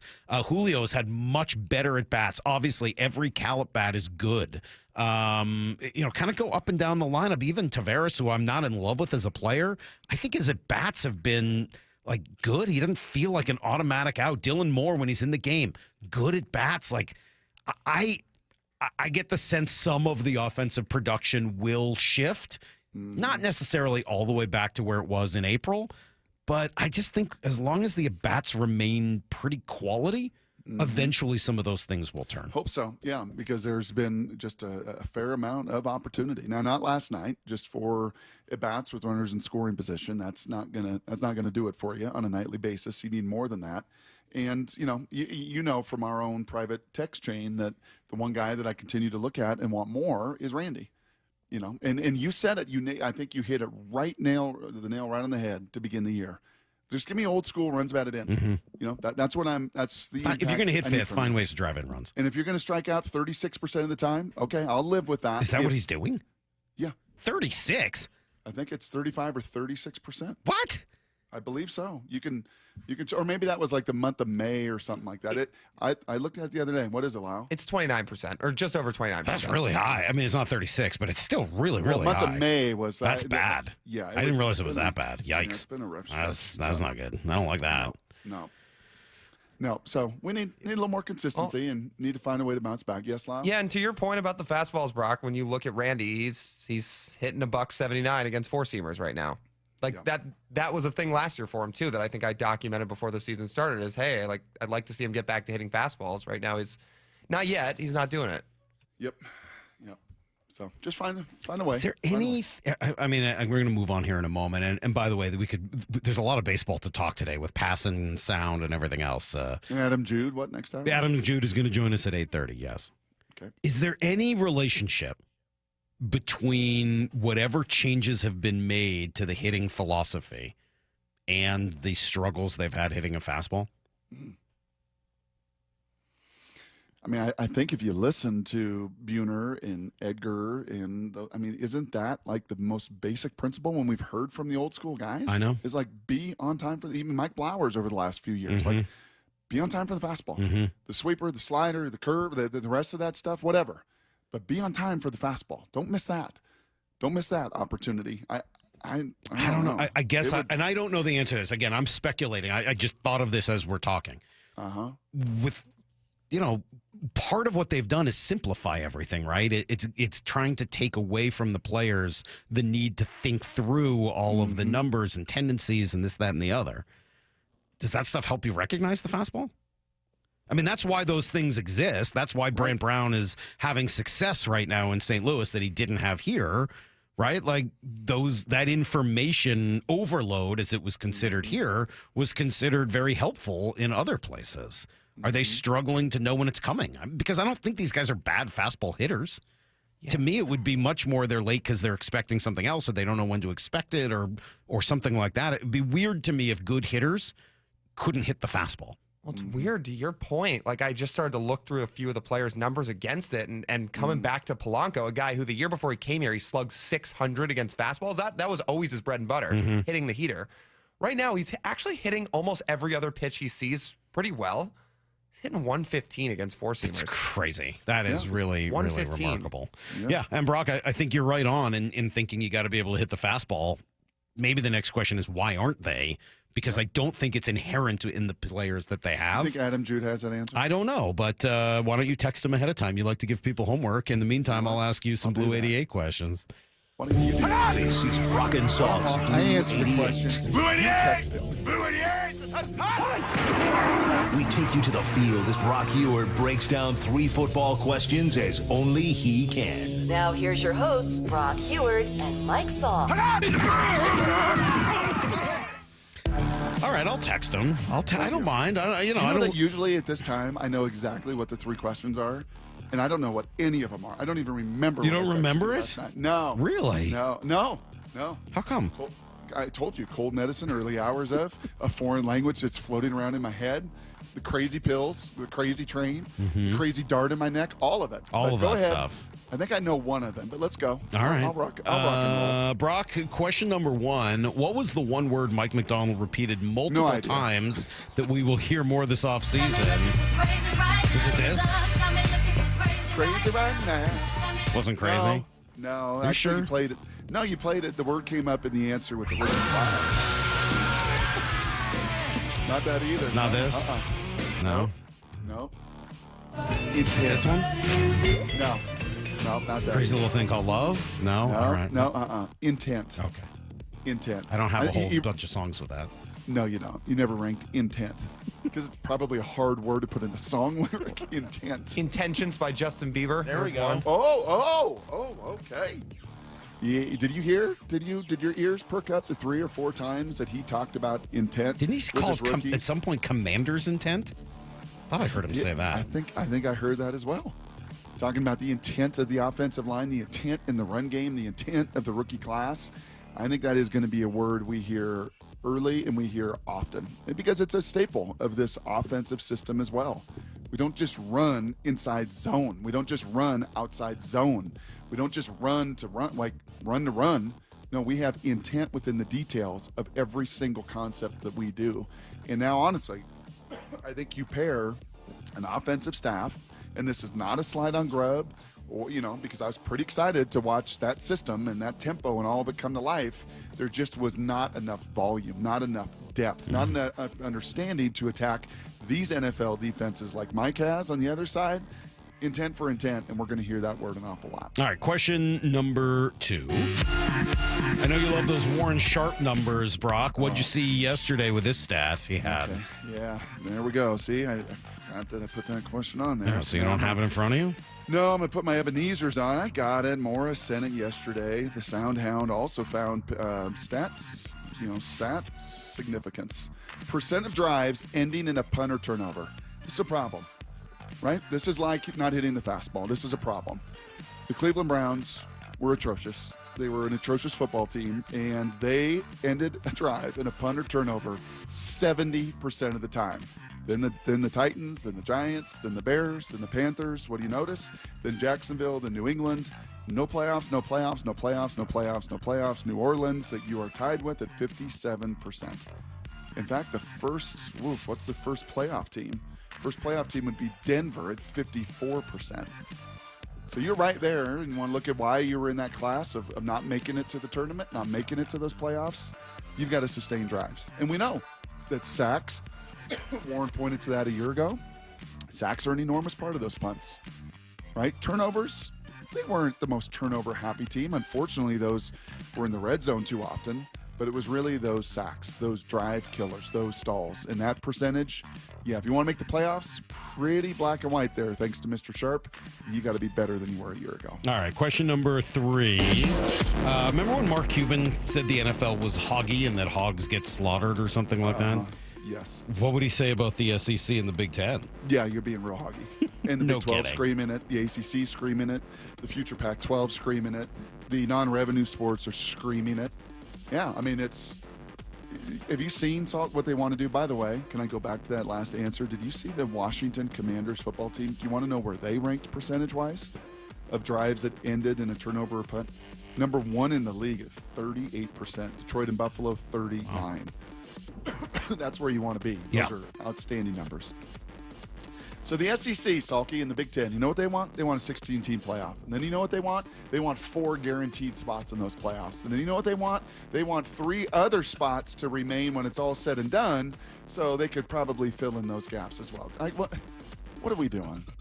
But they're the only 2 conferences that matter. Like what? So what? Really? Yeah. Huh. Isn't that true? Boise State didn't matter. Arizona State didn't matter. Yeah, I would say that. Colorado didn't matter. Yes, I would say none that. None of the other schools mattered. Huh? Yes. Clemson doesn't matter. Florida State doesn't matter. There's a couple of schools on the fringe that matter, but they would end up still in it. What's the problem? The Big Ten, the SEC matter. Everything else, you get a couple of teams. What's the problem? What am I missing? The good of the game. That good of the game has been gone for a decade. What are you talking good of the game? Where is your socialism? What good of the game? That's a lost cause. Salk, where is your socialist ethos when it comes to I don't have a socialist sports? ethos. You are such a red-blooded, I'm not. bloodthirsty capitalist. I'm a practicalist. Yes, you are. I'm a practicalist. No, golly. I'm just a practicalist. You're a socialist in every You know what? phase I of wasn't your even life. listening. Would you stop that? Stop telling people that. Jeez. But You're going to get college Joseph McCarthy athletics- out here after me. College athletics. What's the matter with you? That is everything. That is Spend today's for your Blue 88. lives. Spend I for did your text own Adam lives. Jude. I got a thumbs up, so he knows the question now, Okay. all right? Awesome. So we can talk to him at 8:30. Do you want to all right, I got 2 things we can do here. You know, we got a lot of football later. Let's talk a little bit more baseball leading into Adam Jude. Is that sure? okay? No. Got a lot of fun. Mike Macdonald here. I know, You I got a Jude bunch for of a whole stuff. half hour. I got a good trash take that I better win today, for crying out loud. All right, fine. We'll do a little stuff here in the Seahawks offense specifically. Mike Macdonald said it would look different, and he gave us some clues as to what that will be. That's next on Brock and Salk. Wyman and Bob, afternoons 2 to 7. You know, when Cal comes into work, I mean, he's a catcher. He's looking at game plans and how to get guys. So I know there's been a lot of talk about the heavy workload, but I mean, he's built for that. Some guys are just built to last. Dan, he knows what it takes to be a catcher. He knows that life. He knows the grind and the pain in the knees and the lower back. Dave Wyman and Bob Stelton, afternoons 2 to 7 on Seattle Sports, the app, YouTube, and your smart speaker. So I formed Davis Law Group about 30 years ago, and I would get, the same questions from people about what to do in the case of an accident. Do you need a lawyer? To the point where I decided that I would at least write a book which would answer the common questions that I would receive as a lawyer. Once I wrote my first book, it proved to be hugely popular. I decided to write then a series of books in different accident cases so that we could really teach people about their rights, how to protect them, and how to decide on whether they need a lawyer and what lawyer to hire. I've found in my career that having a client that is educated and knowledgeable about their particular type of case really helps the client and also usually ends up making the case or the claim more successful. To get your free copy of any of my Washington accident books, visit WashingtonAccidentBooks.com. Get 0% financing for 72 months on Cat compact construction equipment at NC Machinery. Built for performance, durability, and comfort. Buy now and take advantage of 0% financing for 72 months at NC Machinery. Heading to the ball game? Don't mess with traffic and pricey parking fees. Make it easy and ride the bus. It's affordable and convenient. No stress, no hassle. And plenty of time to grab a hot dog before first pitch. Community Transit makes riding the bus fun, easy, and affordable. You save money on parking, and kids under 18 ride for free. See where they can take you and plan your trip today. Go to Community Transit at ctgo.org/home run. This Father's Day weekend, take Dad out to a ball game at T-Mobile Park. The Mariners are squaring off against the Guardians June 13th through 15th, and the weekend is jam-packed with can't-miss events. The fun gets started Friday the 13th with Sing-Along Fireworks Night presented by T-Mobile, followed up by a Steelheads Cap giveaway Saturday the 14th. Then on Father's Day, Sunday the 15th, the first 10,000 dads will score a pair of socks thanks to Muckleshoot Casino Resort. Get your tickets today at Mariners.com. Synthetic Turf Northwest is now open in Fife, the South Sound headquarters for premium synthetic turf. They help homeowners with a turnkey solution, DIYers, and contractors and landscapers needing quality products. With premium turf in stock, expert advice, and pro installation services, everything you need is under one roof. Visit their new showroom off I-5 in Fife, Synthetic Turf Northwest. Supplies and installation expertise all in one place. Mention radio for up to $1,000 off. SyntheticTurfNorthwest.com. If you've been in a wreck or a fender bender, You have the right to take your vehicle to any repair facility, not just where your insurance company tells you to go. Accurate Auto Body has been family owned and operated since 1994, and they work for you, not your insurance company. With over 25 years of auto repair work, they'll exceed your expectations. we meet by accident, fixing every last bit. Accurate Auto Body. At Accurate Auto Body, all their work is performed by certified technicians, only using OEM parts to guarantee the safety of you and your family. For the best in auto body collision repair and customer service, give them a call at 425-883-2450 or AccurateAutoBodyWA.com.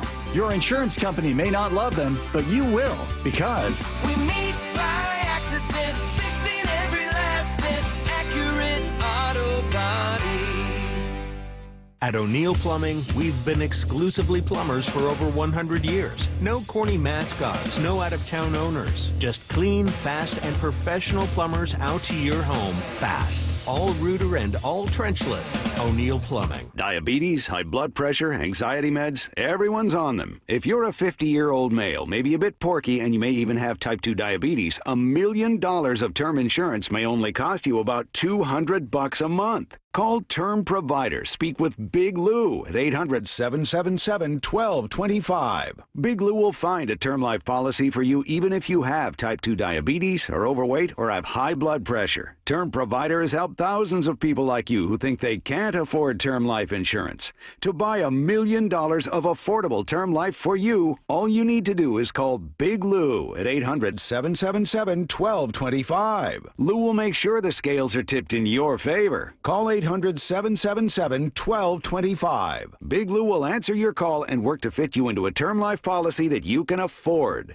Remember, Big Lou's like you. He's on meds too. Call 800-777-1225 or biglou.com. Let's go!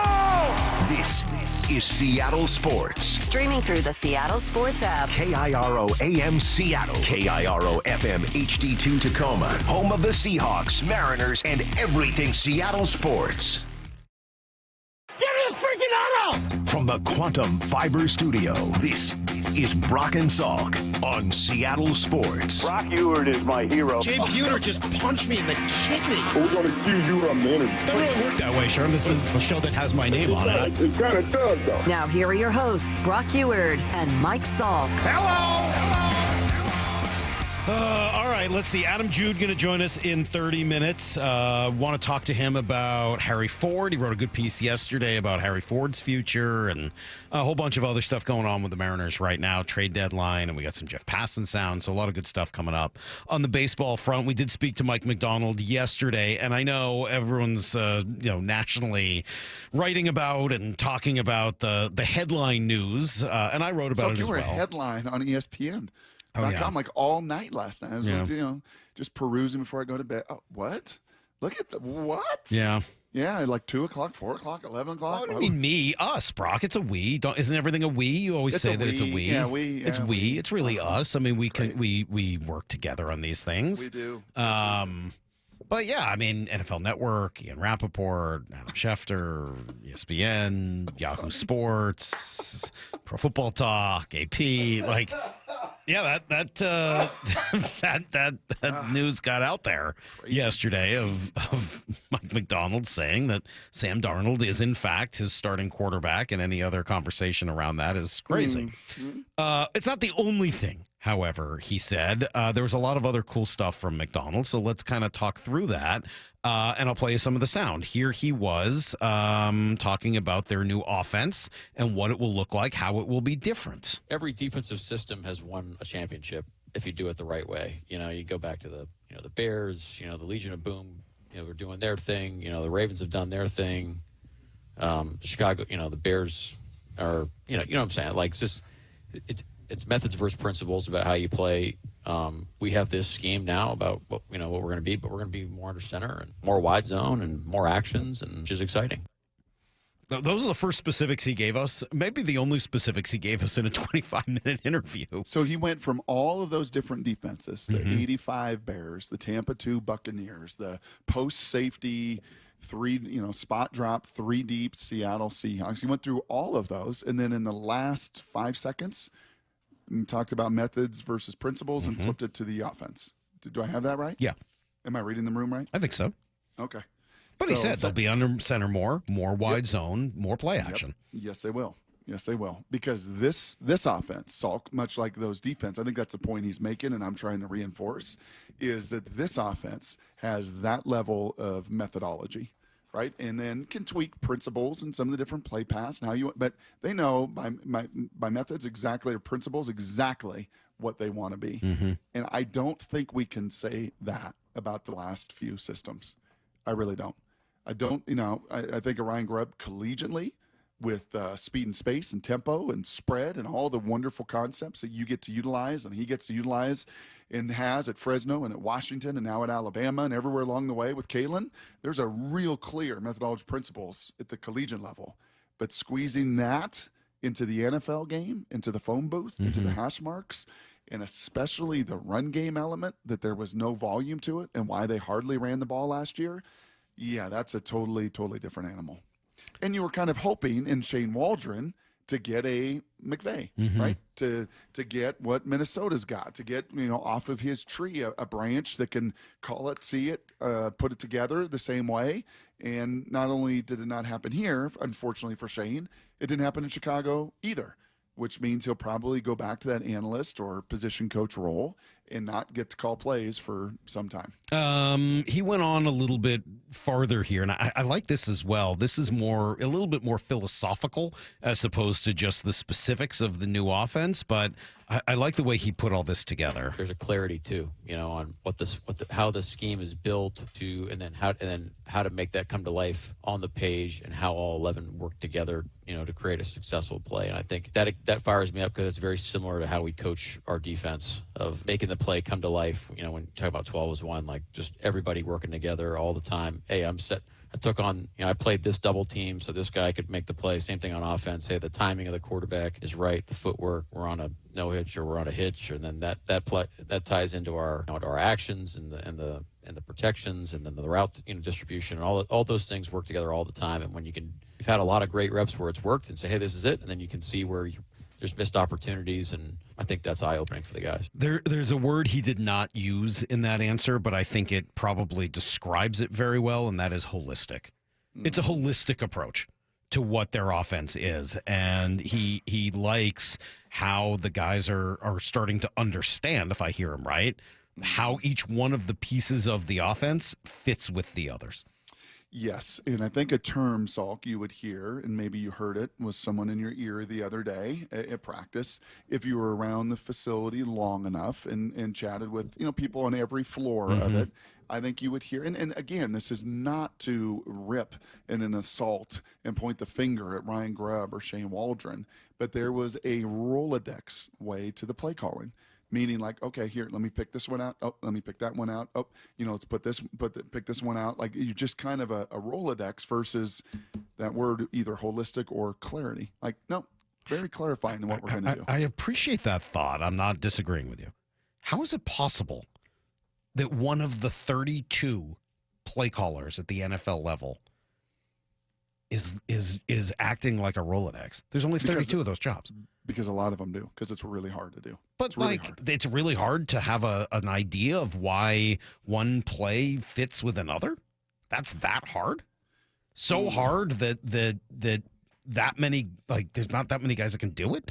That one of your 32 play callers, or in this case, your last couple of play callers, all have that problem. Shoddy was pretty good actually at it. I'm not gonna lie. And I think that's why Shoddy is now the head coach in Dallas. And, I wouldn't put him in that camp. I'd put him, now he had to struggle with a chef in the kitchen that was, right, just inferno. Like people wanted to cook, and he had, kind of Pete doing what Pete wanted to do, and his style, like, so he was in a boxing match, right? And wasn't easy, but I would say he put it together. I think Darrell Bevel was a pretty clarifying guy, especially early, Salk, again, before we had to cook and do all this other stuff. I think there have been elements. This doesn't mean that nobody can do it, and it hasn't been done here before. And they went to the playoffs a whole lot of years, and they had a pretty clear identity. But yeah, I think the last couple coordinators, not too different than the defensive coordinators. I think that those were challenging spots to get everybody on the same page. Okay. You know what? And when I think of clarity, it's funny. What just kind of strikes me. I saw Robbie Tobeck was one of the 50 greatest Seahawks. Right? They honored some of those offensive linemen. And now looking back, and again, this is clarifying, starting to coach football and see it from the ground level of installation and what we're doing. You know what Robbie Tobeck and that O-line and Mike Holmgren were so good at, and it was so crystal clear. We started every practice and training camp, mini camp, all of it, with a run the ball, get off the ball. Right. Just get off the ball with tempo. And you would watch Hutch and Walter and Robbie and Chris and Locklear and Matt's cadence, and you would watch that and you'd go, that's it. That's what it's supposed to look like. And then you'd watch yours truly or the backups and the second guys and everybody else try to get in there. And it was just never there was just an unbelievable, holistic. Like a synchronicity to it or something. Yeah. Yes.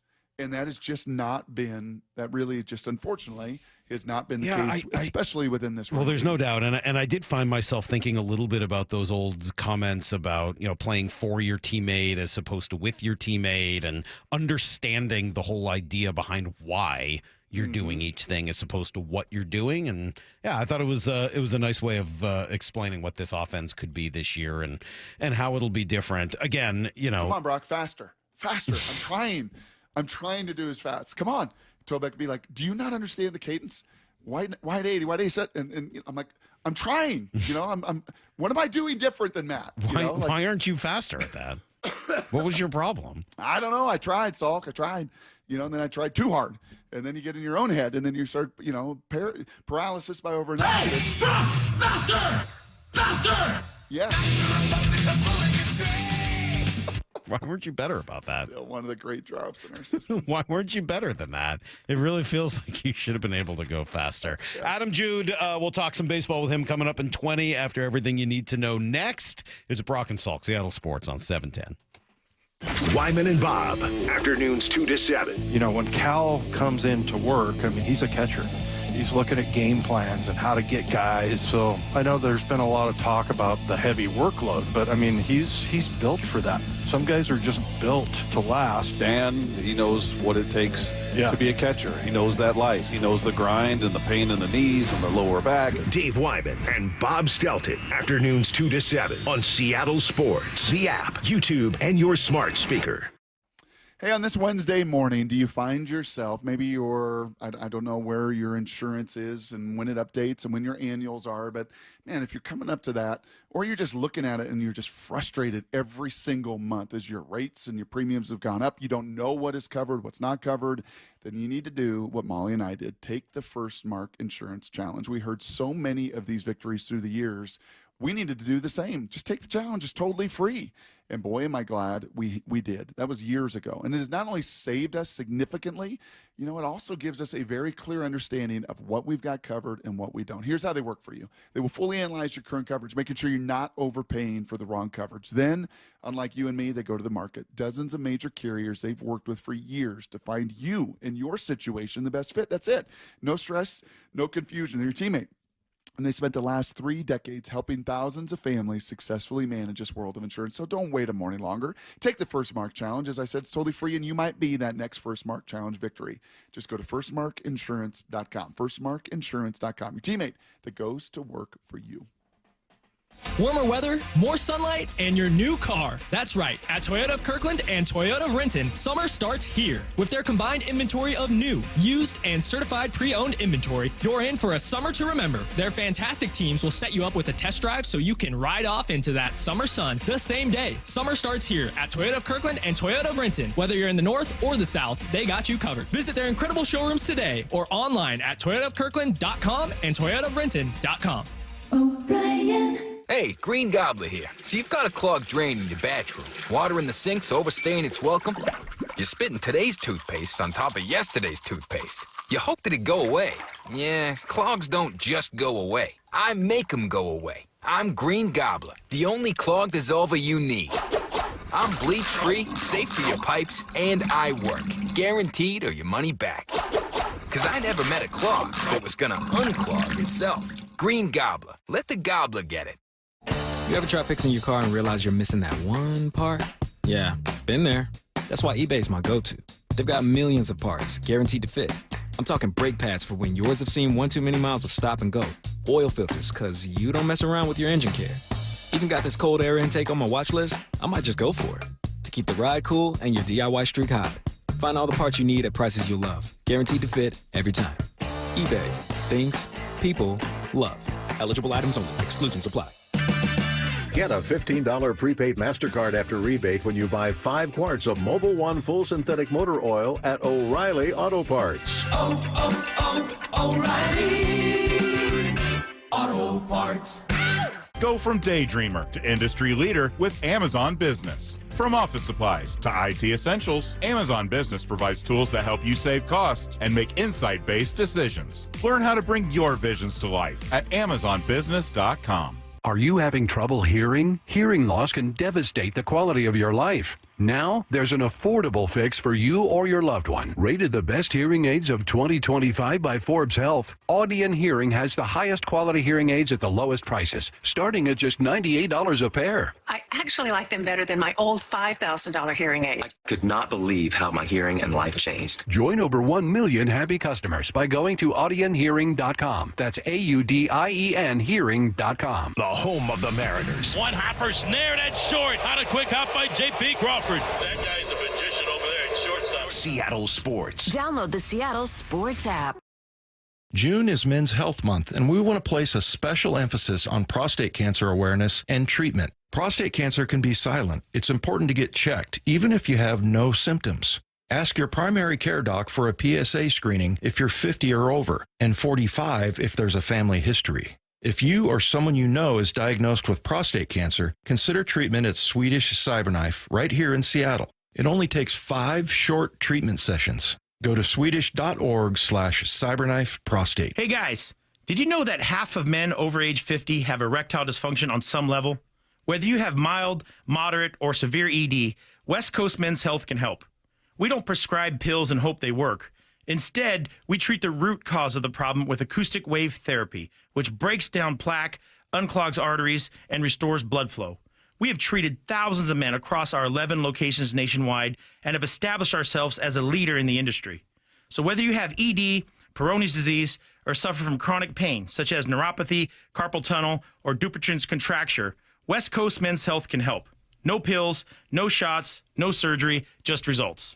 With clinics in Redmond and Tacoma, call West Coast Men's Health at 206-519-6541. That's 206-519-6541. 206-519-6541. Online at westcoastmenshealth.com. Safety comes first. When money is tight, don't neglect maintenance on your vehicle. Keep it safe. At Bucky's Complete Auto, we have you covered with no credit financing. For over 50 years, Bucky's has been servicing and repairing cars and trucks with modern-day technology and good old-fashioned customer service. There's a Bucky's just about everywhere for oil changes, wiper blades, brakes, tire rotation, tune-ups, and factory maintenance. No appointment necessary and financing is available. Check Bucky's.com for the location near you. Need to know. 15 minutes past every hour with Brock and Salk. Here's what you need to know. Up first. Yeah, it was just that kind of day for the Mariners last night. Here's the 1-2. Swung on. Line drive, base hit, center field. Baltimore breaks the tie. Rutschman scores. Henderson around second base, flying into third. They trade places. Runners on the corners again. An RBI single by O'Hearn. It's 2-1. Yeah, we did say one thing to look for in this series are those Orioles bats, some of which could be available at the deadline. They got a lot of high-powered, big-time draft picks, major prospects in that lineup, and they've not come together at all this year the way they should. But now all of a sudden they're playing 500 ball, 8-8 since firing the manager. There's clearly something going on in that organization that's broken, but they're a really talented team, and you got to see a little bit of that last night. They don't generally pitch well, but you saw their best pitcher. Hopefully this is just another one of those situations where you lose the first and then find a way to win the next two. That's right. Win that rubber match and win close games, and just not a lot of opportunities last night.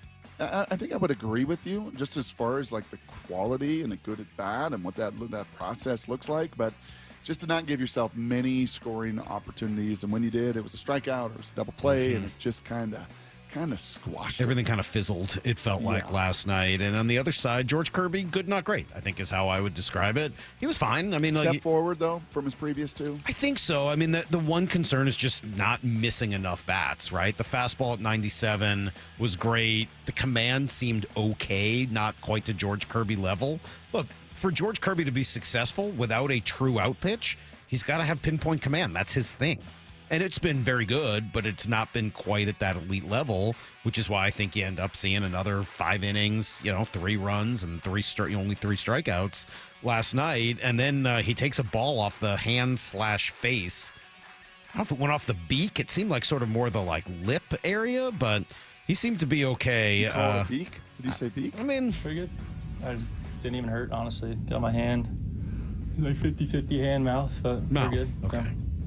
It wasn't really the beak. It was more the mouth. The underbeak area. All right. They'll get back to it tonight. Emerson Hancock on the mound against Cade Povich in the middle game of this series. Here's the second thing you need to know. We've been playing a lot from our conversation with Mike Macdonald yesterday. Of course, the big news that came out of it was about his quarterback and his strong defense and scoffing at the idea that Sam Darnold would not be the starting quarterback in September, saying it was, early and that he had an up and down practice fine. But hey, I'll stand by the question. I've said it. I wrote it. I'll say it again. It's a perfectly valid question to ask, given we haven't spoken to Mike Macdonald since they completely revamped their quarterback room. And the one view we've had of Sam Darnold, he didn't look very sharp. So we'll see where it goes. They're back out of practice today, again tomorrow, and then moving mandatory minicamp up to next week. In other news from Mike Macdonald, how about this on Nick Eamon-Warry, Brock? I thought you asked a really good question about him and how he'd be used. Here was his long answer. We joke with him that it's up to him. It's really not. It's not as easy as of an answer as you'd like. Like we had this with the similar situation with Kyle Hamilton. Because Brandon Stevens is another guy that was drafted the year before I got back to Baltimore. But these versatile guys that can do a lot of things. It's like, okay, you're only going to get so many reps. How do you get good at one thing and then you expand? You start in the third level and then work forward. I think with the way our team is structured now, with the safeties that we have and Nick's just natural ability, I think we're starting with focusing more at the second level nickel position. See if that translates possibly to dime on third down, which is kind of a similar skill set, and then roles that you play schematically, it's kind of mirrored. And then there'll be some opportunities to play safety too. Yeah, a lot. And then you throw in Devin Witherspoon into the mix, right? Arguably your best player on this entire roster, just as a pure football player. Well, what do you want to play him at nickel? Or do you want to put him out at corner? Right. And you want to play him at nickel. How do you get, your best athletes on the field? Did you hear him when he said nickel and dime packages? Did you get the sense he was playing the nickel corner, or that maybe there was some dime or nickel linebacker? Yeah, there you go. Yeah, inside guy. Right. Yeah, you're not going to be outside playing the corner. You'll be the dime defender, which is, in today's defense is kind of inside the box or in the slot. But is that more of a linebacker role, or is it more of what Spoon's been playing? Just kind of all depends on formation and personnel and everything else you're going to see. But the nickel is more of what Spoon's playing. And that also, again, kind of complicates the picture, because where do you want to put him as his most impactful player as well? All good problems to solve in the months ahead. Here's the third thing you need to know. Cal's got to start a catcher in the All-Star game, right? That has to happen. And Mariner fans, we've got to try to make it happen. I think that's part of the job here this year. Open voting starts here in 20 minutes. I'm sorry, at 10 o'clock. I don't know why I said 20 minutes. An hour and 40 minutes. Let's get this right. 10 o'clock this morning, you can start voting on the All-Star game. And Cal is deserving in essentially every way. Jeff Passan was saying yesterday that if he was in the National League, he'd be the MVP. If Aaron Judge didn't exist, he'd be the MVP. Just unfortunately up against a buzzsaw right now. But everything about what Cal has done screams MVP. Certainly it should scream starting the All-Star game at catcher. JP would be the other name that I would look at. I don't know whether he makes it or not, but hopefully a strong showing in the voting would maybe open some people's eyes. And then the pitching you don't vote on, but Munoz and Wu, right? Probably the two guys you'd be looking at. Julio in the mix at all? I mean, I think there's a case to be made. Again, this hitting has not been everything you'd want it to be, but God, he finds a lot of ways to impact the game in a positive way.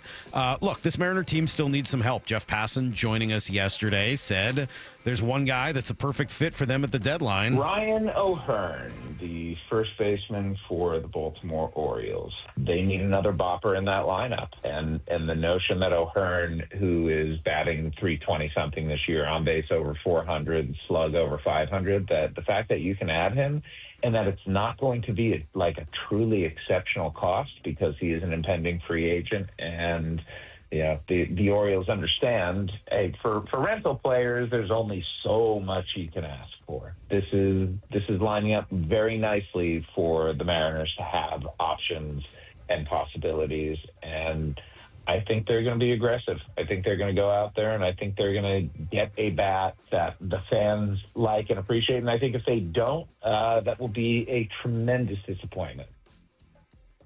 Yep, I co-sign on all of that, and you got a role to play in that. Make sure the Orioles don't stay hot. Make sure they don't win 5 in a row, 6 in a row, 7 in a row, right? You know, the Astros, remember, at this time, or pretty close to it last year, were abysmal with all of their different stars, and Bregman and Altuve and Alvarez. I mean, they were like 10 games under 500. They were not good.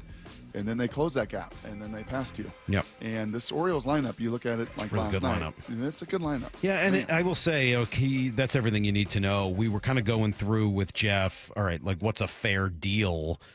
And the name that jumps out to me as being a very fair trade for someone like Ryan O'Hearn would be someone like Tyler Locklear. Right? Like, he's near the big leagues. He's a younger Just version outside of your top O'Hearn. 10. Yeah, like, to me, that's about a fair trade. The problem is, do the Orioles have any need in another first baseman? Like, they got bats for days. They can't even fit all those guys into their lineup at the same time. Like, the problem is, if you want to trade with the Orioles, if I'm Mike Elias, I'm saying, all right, great. Give me the pitching equivalent. Logan Evans? Are you giving up Logan Evans for 2 months of a hitter? I'm not. No. I think that's a hard ask. Now, again, that's not to say I wouldn't give up Logan Evans for anything, but I would need a little bit more control than just 2 months worth of action. That's why Locklear has been kind of a name on my radar for something like that. I don't know whether Baltimore would pull a trigger on that. What do they need another guy like that for? Is Tyler Locklear better than Kobe Mayo and all the other guys they've got? That's Ryan Mountcastle, who kind of fit that same mold. I don't know that he is. So, what are you smiling at in there, Lyle? How do we get Kobe Mayo here? That's what I'm smiling at. I bet you are.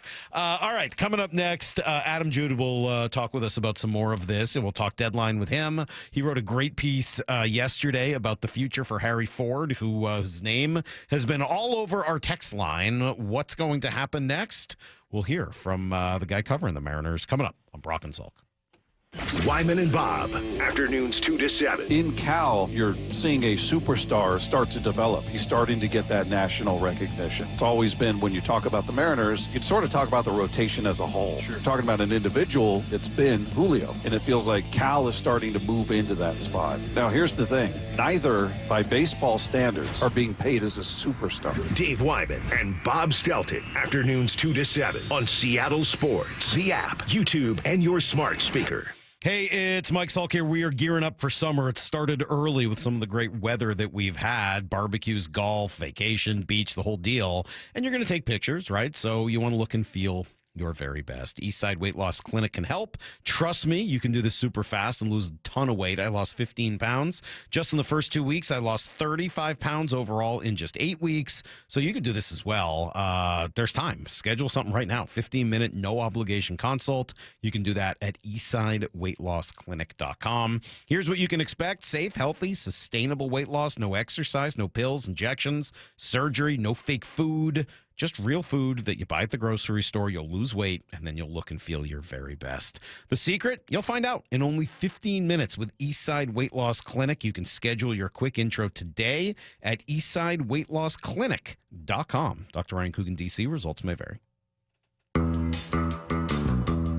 Comcast Business is celebrating Small Business Month by giving you a $1,000 small business bonus when you switch to a qualifying gig speed package from the company with over 99.99% network reliability. Just imagine the thousands of possibilities of a $1,000 prepaid card. Like possibility number 1, company merch for staff. Styling. Or possibility number 24, the latest software. Upgrade. Or possibility number 192, new equipment powered by gig speeds. Or possibility number 555, a 3D printer. Rapid prototyping, anyone? Switch to Comcast Business for over 99.99% network reliability, advanced cybersecurity, and now get started with a $1,000 small business bonus. Comcast Business, powering possibilities. And 6/22/25. New customers only with 2-year agreement. Other restrictions apply. Warmer weather, more sunlight, and your new car. That's right. At Toyota of Kirkland and Toyota of Renton, summer starts here. With their combined inventory of new, used, and certified pre-owned inventory, you're in for a summer to remember. Their fantastic teams will set you up with a test drive so you can ride off into that summer sun the same day. Summer starts here at Toyota of Kirkland and Toyota of Renton. Whether you're in the north or the south, they got you covered. Visit their incredible showrooms today or online at toyotaofkirkland.com and toyotaofrenton.com. O'Brien. What is that sound? Ugh, that sounds like a plumbing sound. Luckily, there's a company that fixes all the plumbing sounds across Puget Sound. That's All Sound Plumbing. Puget Sound's plumbing experts. Have a sound? Visit allsoundplumbing.com.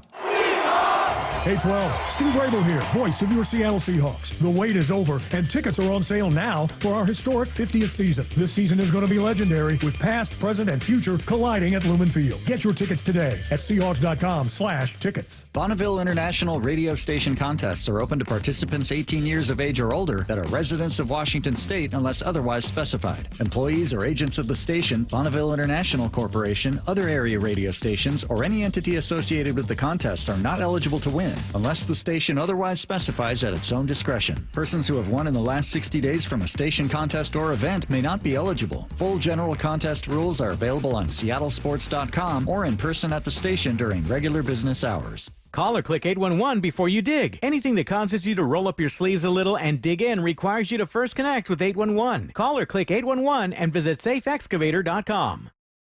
Your new beginning starts now. D.R. Horton has new construction homes available throughout the greater Seattle area. With spacious floor plans, flexible living spaces, and home technology packages, you can enjoy more cozy moments and sweet memories in your beautiful new home. With new home communities opening throughout the Seattle area, D.R. Horton has the ideal home for you. Visit drhorton.com to learn more. D.R. Horton, America's builder, an equal housing opportunity builder. Yeah, I have a ton of really memorable customers. One of my favorite customers I've ever had. He came in and had a really bad experience with several different dealerships. He just lost his husband. His husband left him with a truck, and he was like, I don't need a truck. Like, this is so impractical for me. And it was a really emotional decision for him because it was one of the last things that he had of his late husband's. We were like, it's no problem. Like, we're going to help you. And we did the process the same way that we always do the process, and we helped him trade in his truck for a beautiful new Rogue, and that was really cool. And he bought his second car from us, and I'm sure when he needs a third car, he'll come back and buy his third car from Nissan too. Afterwards, to thank us, he sent us this beautiful basket of like candies and fruits and stuff. Making a great day for the people around you is making a great day for yourself. The LJ Way is the Lee Johnson Auto family. June is Men's Health Month, and we want to place a special emphasis on prostate cancer awareness and treatment. Prostate cancer can be silent. It's important to get checked, even if you have no symptoms. Ask your primary care doc for a PSA screening if you're 50 or over, and 45 if there's a family history. If you or someone you know is diagnosed with prostate cancer, consider treatment at Swedish Cyberknife right here in Seattle. It only takes 5 short treatment sessions. Go to swedish.org/cyberknife prostate. From the Quantum Fiber Studio.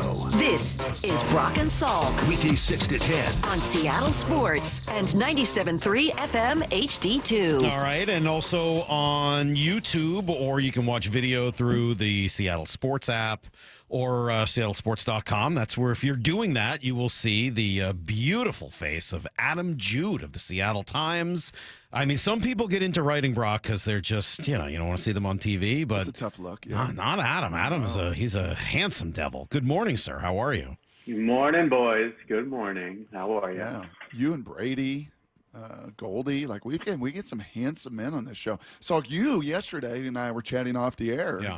You were like, wow, Macdonald's a cat's meow. Like, you really thought he was a handsome devil sitting next to you, too. Are you done? Are you done? No? You're going to keep going with this? We have a guest. Let's talk to him instead Adam, of each other. who is the second most handsome writer in the Seattle market? Oh, my gosh. Oh, my gosh. I bet Brady could do a lot more push-ups than I could. How about that? Okay. We'll go no Brady. doubt about that. Yeah. Let's start big picture, and then obviously want to talk about your piece yesterday on Harry Ford and his future and trade deadline and some other stuff. But just big picture. Where are the Mariners at right now? Yeah, it's so interesting. And now they're, half game back at Houston. It feels like they're going to be jockeying there back and forth. Houston's pretty beat up, too, with Yordan Alvarez. But, I was thinking 6 weeks ago with this pitching staff and the starting rotation in particular, if the Mariners could get to mid-June, just kind of hovering around 500, not creating too much separation from Houston or the Rangers in the AL West, that they'd be in pretty good shape. And here we look up on June 4th. They're still 5 games above 500. They're just a half game back. So I think if you want to do a glass half full optimistic outlook, they've been missing, 3 of their best starting pitchers for chunks of the season. And yet here they are. They've been really competitive. On the flip side, they were 8 games above 500 a couple different times. Felt like they had a chance to maybe create some separation of their own in the West. And they weren't able to do that. Cal Raleigh obviously carrying them at an MVP level, but the offense otherwise has been pretty disappointing over the last month. And so I think there's a couple different ways to look at it there. Again, they could be really buried right now because of the starting pitching, but the fact that they've been able to kind of hang tight and stay in the race and sort of look up and feel like they can win this division, in the second half of the season, that has to be a pretty good feeling. But obviously there are some glaring holes in this lineup right now. Yeah, Adam, is there enough internally to solve some of these offensive woes and problems? No. Obviously, they're going to be aggressive going up to the July 31st deadline. I know you guys had Jeff passing on yesterday, but I think this was part of the Mariners' plan coming into the season, too. All the consternation, all the frustration from the offseason and not making any real moves. Part of that was, A, no one wanted their prospects at the time. And B, it was like, hey, we don't have the budget, but we will probably, hopefully, fingers crossed, have it, come July. And at that point, our prospects should be a little more valuable. They tend to be a little more valuable in the summer when, obviously rebuilding teams are looking to add young talent. And so I think that was sort of baked into what they were doing when guys maybe would become more available. And so they're going to look outside, whether that's third base, whether that's first base, whether that's right field. We'll see how quickly Luke Raley can come back and make an impact here. That will sort of help decide that. What is Cole Young going to look like here over the next 6 weeks or so at second base? He's going to get a long runway to hold down that job. So, no, they're going to look outside. They know they need one more impact bat. Is it Orion O'Hearn, who we saw last night with the Orioles, had a big hit there off George Kirby in that decisive sort of fifth inning. Is it a Gino Suarez? That would be a guy I've been asking around about this week. If the Diamondbacks continue to fall off a little bit, I think the Mariners would love to bring him back, particularly at what should be a pretty low cost in terms of prospect capital. There's some interesting options, and I do think the Mariners are going to try to take a big swing. They took one last year, got Randy Arozarena. They took one a few years ago and got Luis Castillo. I have no doubt that Jerry Dipoto is going to try to do the same again this July. Talking to Adam Jude from the Seattle Times, you wrote about Harry Ford, who is one of those prospects, and probably not a surprise. His name is all over our text line, it feels like, almost every day, with some of the struggles that Mitch Garver's had and with just the sheer number of games Cal is playing behind the plate. What you wrote about it yesterday. What's the future for Harry Ford? Yeah, I think it's probably a coin flip at this point. Obviously, the Mariners aren't tipping their hand, but I think it's probably 50-50 whether he's on the roster come August 1st or if he's used as a trade chip. Obviously, I think when you have a top 100 prospect that is not only a catcher but an athletic catcher, a really unique profile with a guy who was got a career .420 on base percentage in the minor leagues. He can run. He can really throw. He's kind of top of the charts in terms of his arm and throwing out base runners. He's kind of the total package in a lot of different ways. And yet, of course, he's blocked with the Mariners because they have the best catcher in baseball and a guy who's quickly climbing your charts as one of the best players in franchise history. So it is really a fascinating situation. It's going to be fascinating to watch over the next 2 months just how Harry Ford does, whether the Mariners call him up here in the next couple of weeks and let him kind of showcase his talents and see what he can do at the major league level, even in a part-time role. I certainly think that's a possibility and probably even a likelihood that we see him at some point in the next couple weeks. Again, what does that look like in terms of the roster shuffle? What does that mean for Mitch Garver? What does that mean for Donovan Solano? Again, the Mariners aren't tipping their hand by any means, but I do think it's a fascinating conversation, a fascinating follow, because he is such a fascinating athlete and character in all this. And because he's blocked, there's just no clear, obvious path for him to play with the Mariners right now. So I would trade him. I mean, in my view, I would not have Harry Ford here on August 1st. I just think he is blocked. He's worth something, and he's probably worth more to another team than he is to you. That's my long-term goal. And whatever you got to do between now and then to build up his value, I think you do it, even if it means, making it sound like you love him, maybe even more. Fine. What do you, in terms of the idea of calling him up, though? How do you do it? Let's say you call him up. How do you get him enough at bats to make it worthwhile? Because I don't like the idea about bringing up a young player like him for the first time, and he's only getting a couple of games a week because Cal Raleigh's going to catch nearly every day. He's not really taken to any other position all that well. We're living in a world where Jorge Polanco, despite apparently being 100% healthy, can only DH and can only do it from the left side, none of which makes any sense. But that's what they're telling us. Like, that spot is blocked as well. What are you doing with Harry Ford if you do bring him up? Yeah, I think it was interesting. I touched on it a little bit yesterday. You look at what the Los Angeles Dodgers did just a couple weeks ago. They had one of the top catching prospects in all of baseball, Dalton Rushing. They DFA'd Austin Barnes, their longtime backup catcher, who is really beloved in that clubhouse, really good defensive catcher. They DFA'd him to bring up this young guy, and he's only playing twice a week as a true backup catcher to Will Smith, one of the best catchers in the game.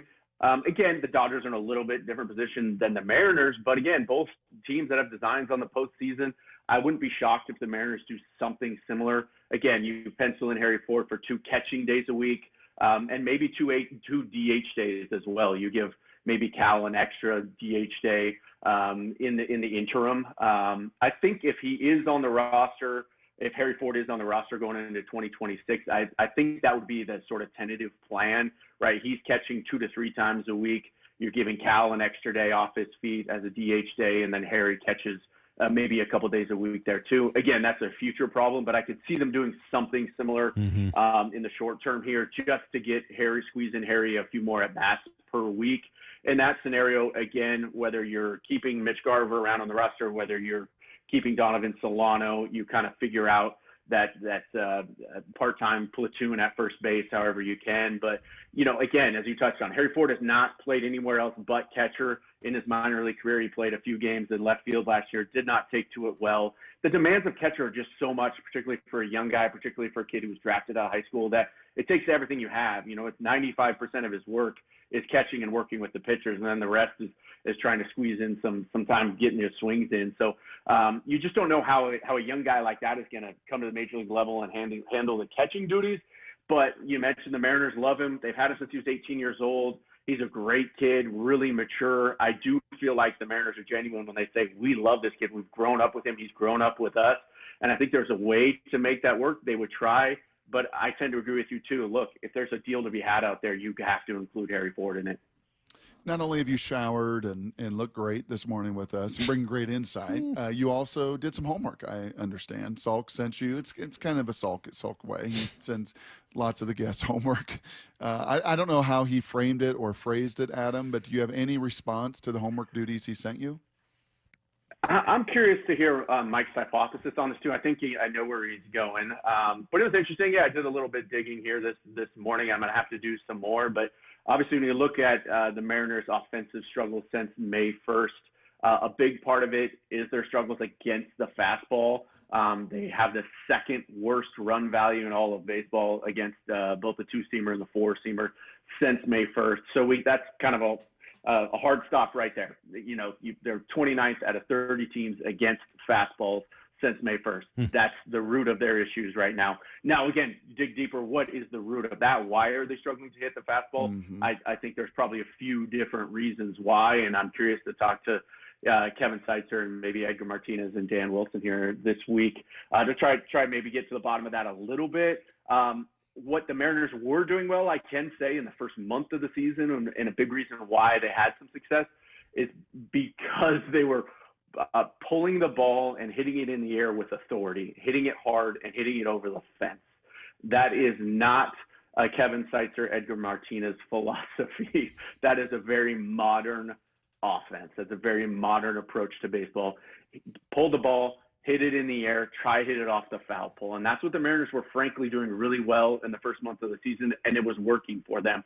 Over the last month, they've been going up the middle and hitting the ball the other way more consistently. Again, it's hard to say exactly why. I think part of that is, Ben Williamson has been getting obviously regular at-bats at the bottom of the lineup, and that's all he does. So I think that contributes to some of that too. He's just trying to hit a line drive over the second baseman's head every time. He had that home run in Toronto in I think his second series up with the Mariners where he pulled that fastball up and in and hit it over the fence. We haven't even seen that one time since then, I don't feel like. So again, that's just one guy, but I think it has been contributing to some of that too. The approach that Mike, I think that kind of goes back to your hypothesis on this. I don't know. I'm curious to look. Yeah, I don't have an answer to it. Brock and I were talking about it. I didn't realize the numbers were as bad as they were against the fastball. Brock brought it up, and he said, "Hey, just his hypothesis was you can't be a successful major league team hitting the ball if you can't hit the fastball." And I don't really have much of an argument with that. I'm sure it makes sense to me. All the best teams tend to do it. Then I said, okay, well, why aren't they doing it? And I don't know. I think I like your idea. I'm with you. I do think that walks and home runs are better than hitting singles up the middle in general. And I think everyone knows that. I don't know why they were hitting so many pull side home runs after changing the hitting philosophy the way they did, but whatever, I'll take it. Who cares? It was really working. My only guess, and it really is nothing more than that, is because they're trying to simplify it so much, are they struggling to know when the fastball's coming? The idea, anyway, it didn't work with Brant Brown here, but the idea behind it, if I understand it right, is have so much information that you have a pretty good idea of what you're looking for at any given time, and that seems to be working right now in St. Louis. It didn't work here, but is this the downside of a simplified philosophy? I know what the upside is. Is this the downside? And I have no idea. That's just a guess.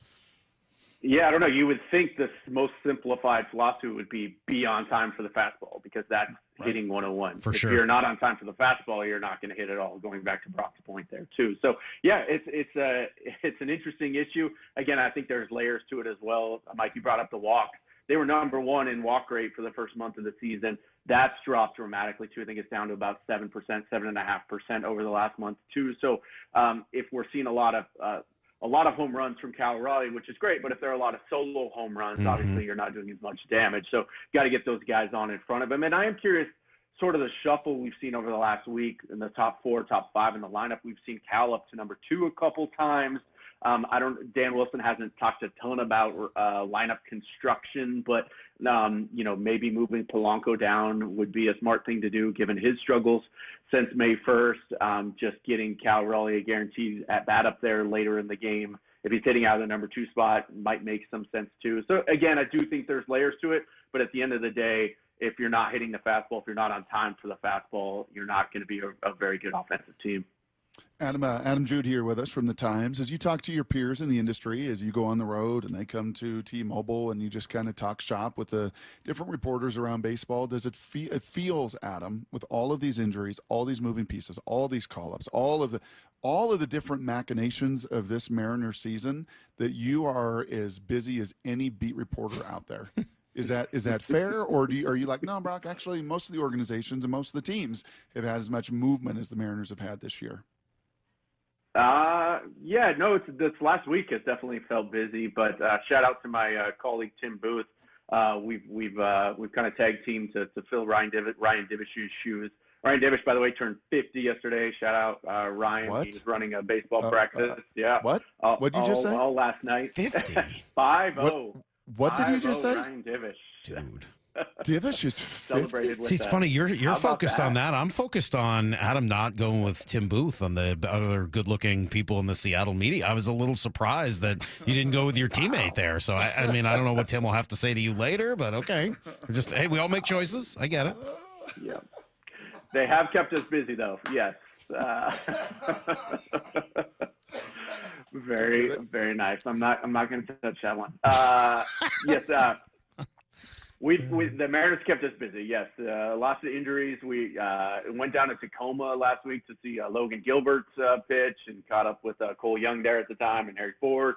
Logan Evans back down there too. I thought he handled his demotion really well. We'll certainly see him, I would expect, at some point back up here in whatever role that looks like. But yeah, appreciate the question.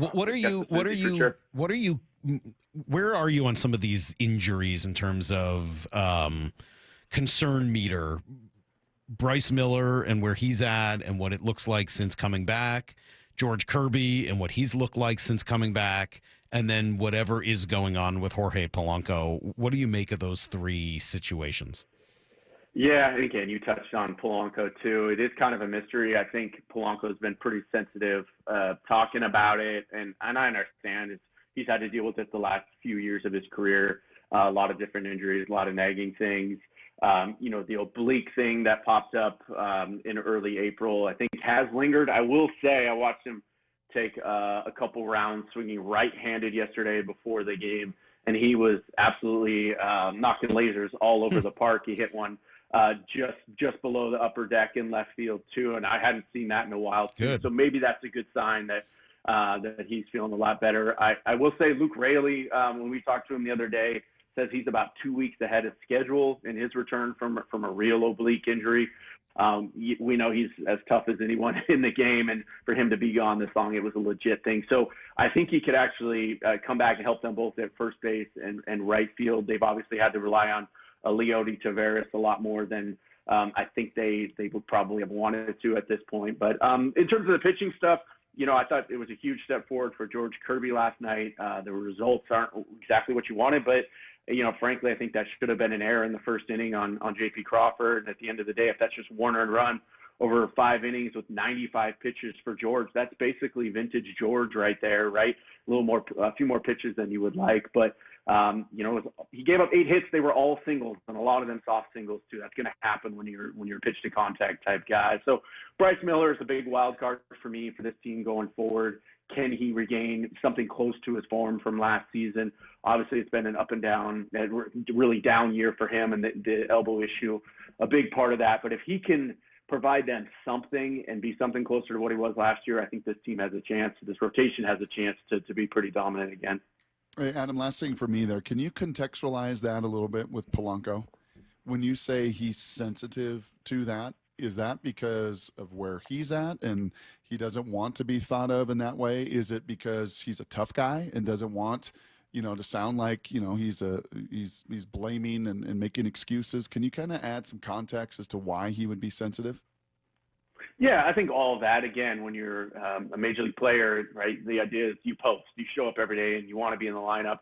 And when you can't, you don't want to make excuses. And so I think that's a big part of it. And again, for a guy who was as hot as he was, as good as any hitter in baseball in the first month of the season, to kind of do a 180 here and over the last month has got to be frustrating for him. And to be able to talk about that and be able to contextualize that. Obviously he's a pro and that's part of the job is being accountable to that. But the Mariners have, at their end of it too, Dan Wilson and the Mariners have been pretty sensitive about it as well, not wanting to detail too much of what's going on with Polanco, obviously coming off major knee injury, but then having the side issue and maybe a couple other things, who knows, that we don't know about. It's obviously been one of the key stories for this team because when he's right, obviously, this lineup has been excellent, and they just haven't been over the last month. All-Star voting starts here in a little over an hour.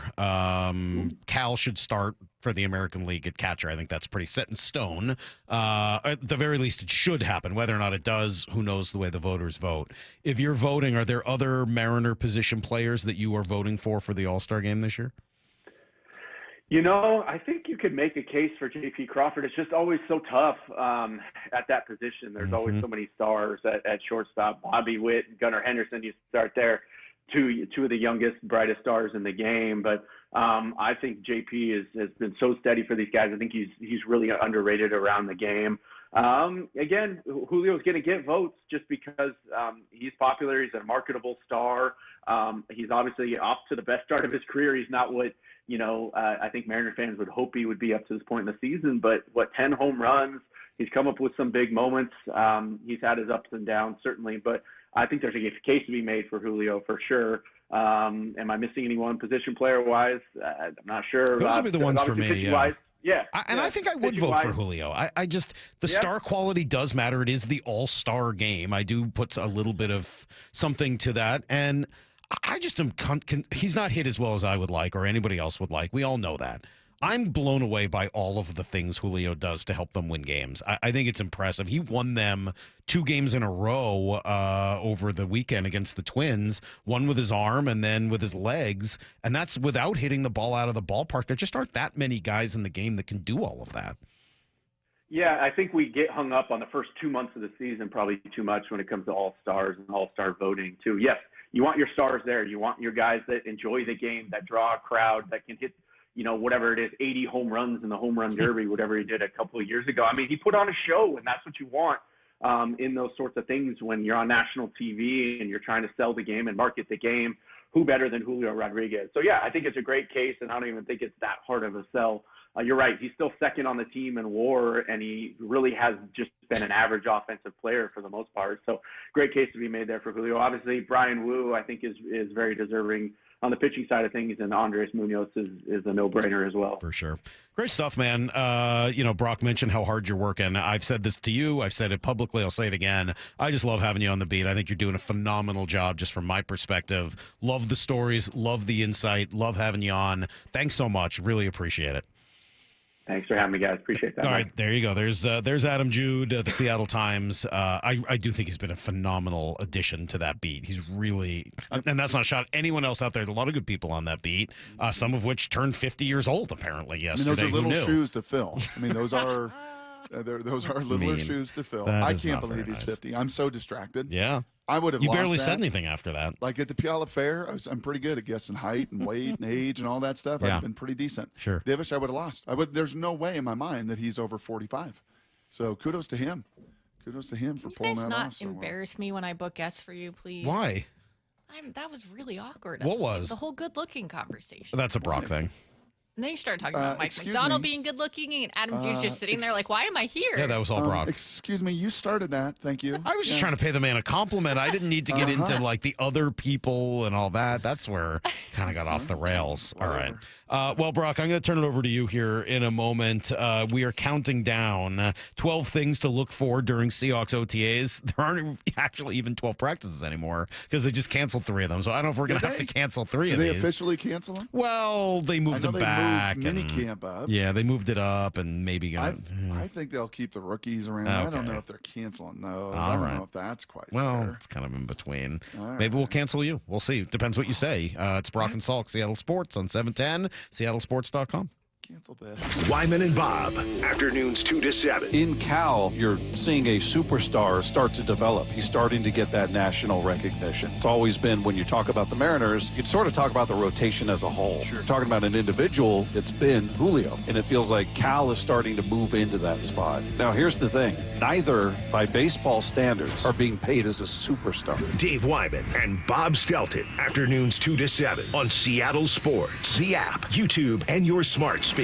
IRG Physical and Hand Therapy doesn't just treat injuries, they elevate athletes. From weekend warriors to elite competitors, IRG Sports Institute clinics are built for performance. Blending top-tier physical therapy with advanced sports science and personalized training plans. Hey, Brock Hewitt here with Shannon O'Kelly, physical therapist and owner of IRG Physical and Hand Therapy. Why? Why elevate athletes as well? Because here at IRG, Brock, our motto is we want you to be your best self, your best physical self, your best mental self, and your best community self. At our new IRG Fremont Sports Institute, we're providing that type of care. We've got the latest equipment, the greatest techniques, the providers there that are excited to get you better, Basically, bigger, faster, stronger. Doesn't matter if you're a weekend warrior, a recreational athlete, an elite athlete, we will make you to be your best. You'll work with specialists who understand the grind because they've been there. With access to cutting-edge equipment and recovery techniques, you won't just heal, you'll come back stronger. Visit irgpt.com, irgpt.com. Do you have a car you'd like to sell but don't want to go through all the hassle? With all the scams and security risks out there, more and more people are uncomfortable selling their own car.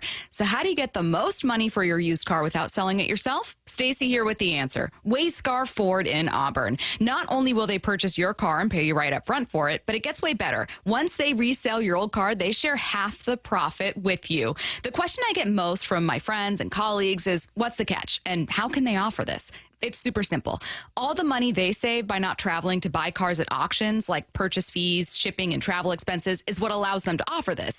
They'd rather share that money they save with you than outside vendors. They encourage you to shop around, but if Wayscar Ford can pay you the same or more as their competitors and then share half their profit with you once they resell your car, why would you sell your car anywhere else? They've already shared over $800,000 with customers, and it's only at Wayscar Ford. That's wayscarford.com, Wayscar Ford in Auburn. At Washington Energy Services, we take the time to get to know you and your home.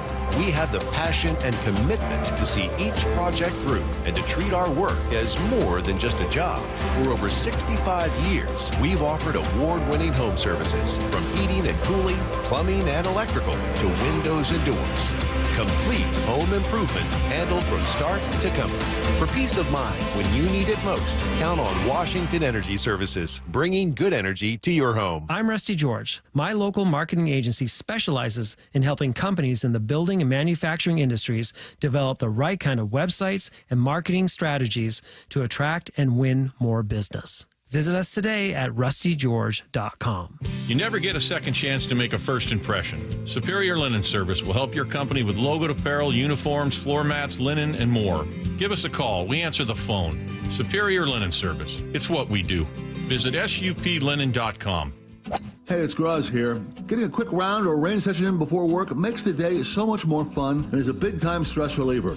Take advantage of one of the 11 local premier courses nearby. Inner Bay, Jackson, Bill Wright, West Seattle, Cedar Crest, Bellevue, Linwood, Walter Hall, Legion Memorial, Lake Padden, and the newest course, the Ocean Shores Golf Course. Practice on the range with Top Tracer at Jackson, Inner Bay, and Bill Wright Golf Complex. Play the courses, play virtual, play premier, premiergolfcenters.com. This is the story of the one. As a lineman, he does whatever it takes to keep the power on in his community. And he wants a partner like Grainger who does the same. Grainger offers the professional-grade products he needs, from voltage detectors to harnesses to hard hats, plus fast, dependable delivery, so he can rise to every challenge. Call 1-800-GRAINGER, click Grainger.com, or just stop by. Grainger, for the ones who get it done. Gain a global perspective and specialized skills that many of today's top employers are seeking with an MBA from University of Maryland Global Campus. Study online and complete your degree in just 16 months for about $21K.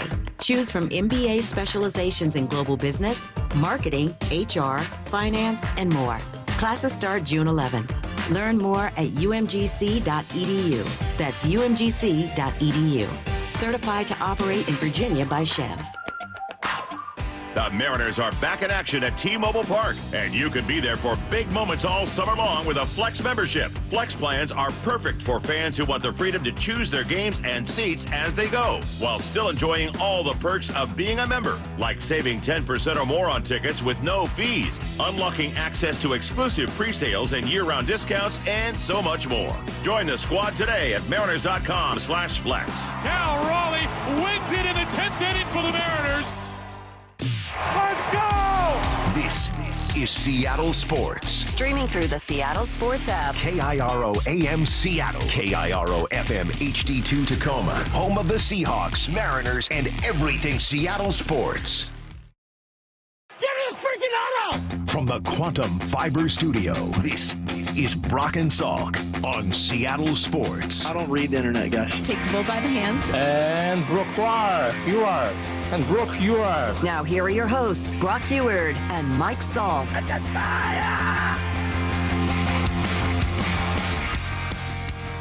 Man, there's a lot there from Adam Jude. We'll come back, talk some more baseball in 30 minutes at 9:30 before trash takes. Brock desperately trying to come up with a trash take that will win and has not had a lot of success.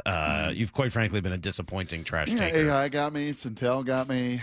I'm just fighting the good fight here. I know. You're doing the best you can. Plus, every week you just try Angel Reese, and so we'll see what happens. Hopefully. By the way, do you see those guys betting? Have you seen that gone viral? No. Yeah, these guys bet against her making her first shot, and they've won 6 in a row. And they have take videos of her clanking. I don't know where you get odds for that, but it is pretty much must-see TV. It's phenomenal. All right. All right, let's say we are in the middle of OTAs. Maura, you going over today for practice number 2? All right, awesome. Maura's going to be over there today. We'll certainly full list of tidbits and takeaways, Maura. Well, at least let's know how Sam Darnold looks. I think that's probably pretty important. I can get you a report on that. Thank you. Please. Is that where, have you seen Ken Walker? Was that born out of tidbits and takeaways last offseason? Might have Or was that born out of some of his offseason? We were just overall talking about who would be in the conversation of best shape of their life that offseason. And I felt like you guys were leaving him out. So I jumped in and you never let me live it down. Seen Ken Walker? Well, right now, Brock is going through his 12 things to look for in OTAs. Today we're on to number 7. Or wait, is that right? Yeah, no, you're right. You nailed it. No. I second guessed myself. No, that's a great number. That's, in fact, my favorite number. And a conversation. What are you chuckling at? She's so good at that. Look at it. Salk's lost his ever-loving mind, Maura. He's gone crazy again. Today I'm going to talk about I think the biggest. Are you done? No. Are you done yet? Are you done here? Almost. Okay. Almost done. Number 7, the cornerback room. Yeah. Okay. Yes, I'm fine. You get yourself together. I'm trying. It's funny when Maura does this. So earnest. Yes. She's trying so job very hard. seriously. I Unlike know. the 2 jokels she produces for. I love that about spends her. 5 minutes on Adam Jude's looks. I like that about her. And I got you turning bright red laughing. Mm-hmm. So why have they not added a corner? There were a few in the draft they loved. The board never sung and spoke to them the way they wanted to. This was Brady Henderson, cut number 18. Why don't you fire that one for me? This was Brady Henderson with a couple of the veterans, the names we've talked about, names that are still on the streets, names that could still be considerations. Why haven't the Seahawks signed them? Hold on a second here. My computer did not update. But didn't update. I don't know what to tell you. Moore did her work, and then the computer didn't update. Sound added them. All right, hold on. Here he is. You've seen them bring in Shaquille Griffin and Rasul Douglas for free agent visits, so they've definitely had their eyes on veteran cornerback. And yeah, I do think that they still want to add to that position, and maybe not a guy that they would bring in to automatically serve as the number 3 guy, but at least somebody to compete with Josh Jobe for that job. And so that could be sort of a hang-up. The reason why they haven't signed a guy yet is maybe because they don't want to pay that guy obvious starter money, just because I would imagine that they would prefer to give Jobe, a crack at that starting job, and you don't want to pay a guy $5 million to ultimately be a backup. No, you don't. No, you don't. So my understanding is Mr. Douglas wants to still get paid and paid for his past production, which has been in a lot of different places, Salky, and it's been a little bit up and down. I don't think he runs tremendously well at this age and stage of his career. He never did. That's why he was a 3rd-round pick, even with all of his ball production at West Virginia in college.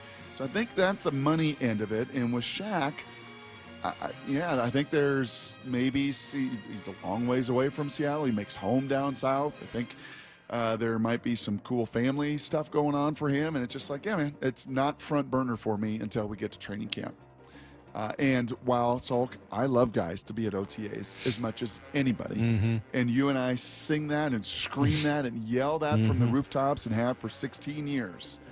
If there is a little if or a little but or a little position that I would say does not have the scheme detail, it's that guy. It's that, hey, man, that cat defense. That cat, you go cover that cat.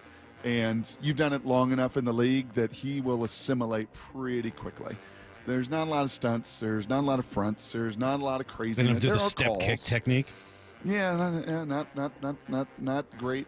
But he knows that. He'd been here anyway, even if that was a part of it. So he's the one that I still got an eye on. I got a little wild hair for Jalen Ramsey. I'm not going to lie if he ends up getting cut. But there is, to me, no way they can go into the San Francisco game as is right now. There's got to be a further acquisition, whether it's some of those guys, somebody that gets cut, somebody that gets traded for in training camp. That, to me, is still a position of the biggest need. What do you think's going on with Reek Woolen? And you know, I saw him out there the other day. I didn't notice him really much one way or another. Brady said yesterday in that same interview he doesn't think he's getting an extension. I have not gotten the sense that they view him as a guy that they want to resign, at least not right now. I just think with some of the inconsistency that he's had, I don't see that. I just have not gotten the sense that that's a guy that they're really planning on paying anytime soon. And that was yesterday with Wyman and Bob. You got a bunch of these dudes now. It's going to be, I love incentive. I love guys that are incentivized. That bag at the end. And look at it this year, Salk. Look at it. Abe Lucas, Mafe, Reek Woolen. Have you seen Ken Walker? Like, there are a multitude of guys that have done some really good things, that have produced enough to make some more money than they're currently making. Some of them by a long ways is fifth-round picks and mid-round picks and everything else. That will be worth watching how all that works. Do we understand why Ken was also not super active in the team drills, that being Ken Walker? Don't know that. All right. I got a little eye on that one, a little eyebrow up on that one. More, if you wouldn't mind today, I know that you once in a while are taking a look at Ken. If you could just kind of see whether or not he's participating fully. Okay. Because maybe he's also a guy that wants I don't know. I should probably keep my distance because at this point I think Stalker. I think it's been brought up on the show enough. There could be a restraining order. Matt in Oregon says, let's get one thing straight. Maura doesn't need a related segment to bring up Ken Walker. Jeez. What does Chris think of Ken Walker? What did Chris's parents think about I had Ken to Walker? explain that whole situation to him. How did you do that? Because it kept getting brought up on the show last year. I'm like, I just made a comment, and they thought it meant that I was like blushing as I was talking about him. I don't know. Thought. I mean, like, we heard the comment. We're not deaf. clear. Let's be clear. Yes. All right, good stuff, Brock. We're doing that daily, going through at 9 o'clock. Things to look for in OTAs. You know what's cute, Salk? You know what's really cute? What is cute? You know what is cute? That your wife doesn't listen to the show. Never. Molly doesn't listen to the show. And now Maura's significant other doesn't listen to the show. No chance. Yeah, it's really, really not great. interested. Couldn't care less. They have zero interest whatsoever. They have enough of us throughout the day. I have to figure this out. Heather sent me an Instagram reel last night of Cole Young hitting his walk-off fielder's choice. I was like, yeah, I'm pretty aware. Like, I spent the whole damn day talking about it yesterday. Why would you send me this? So I haven't talked to her about it yet. I don't know what's going on. I can safely complain about it because there's no way she's listening right now. Yep. But I was like, what do you think I do all day? You think I don't know how the Mariners won their game? Do you know what we do here? Seriously. What is it you'd say I do here? All right. We'll come back with everything you need to know. Maybe things that my wife needs to know. Who knows? And then we'll talk some baseball as well. A few things we heard from Adam Jude that I'd like to come back to. It's Brock and Salk, Seattle Sports on 710 and the Seattle Sports app. Bump and Stacy, weekdays 10 to 2. He's just eating right now. Okay. Cal Raleigh. I like that. How about that? He's in the zone right now, and he's doing it from both sides of the plate, which is the most impressive thing. And he's played every single day, even on his day off. You do think, like, are you going to get days off? I mean, you're hanging on to Garver to give Cal days off. Right. That's the one fear I have with Cal's season so far is like, hey, let's get this guy some time. Bump and Stacy, weekdays 10 to 2 on Seattle Sports, the app, YouTube, and your smart speaker.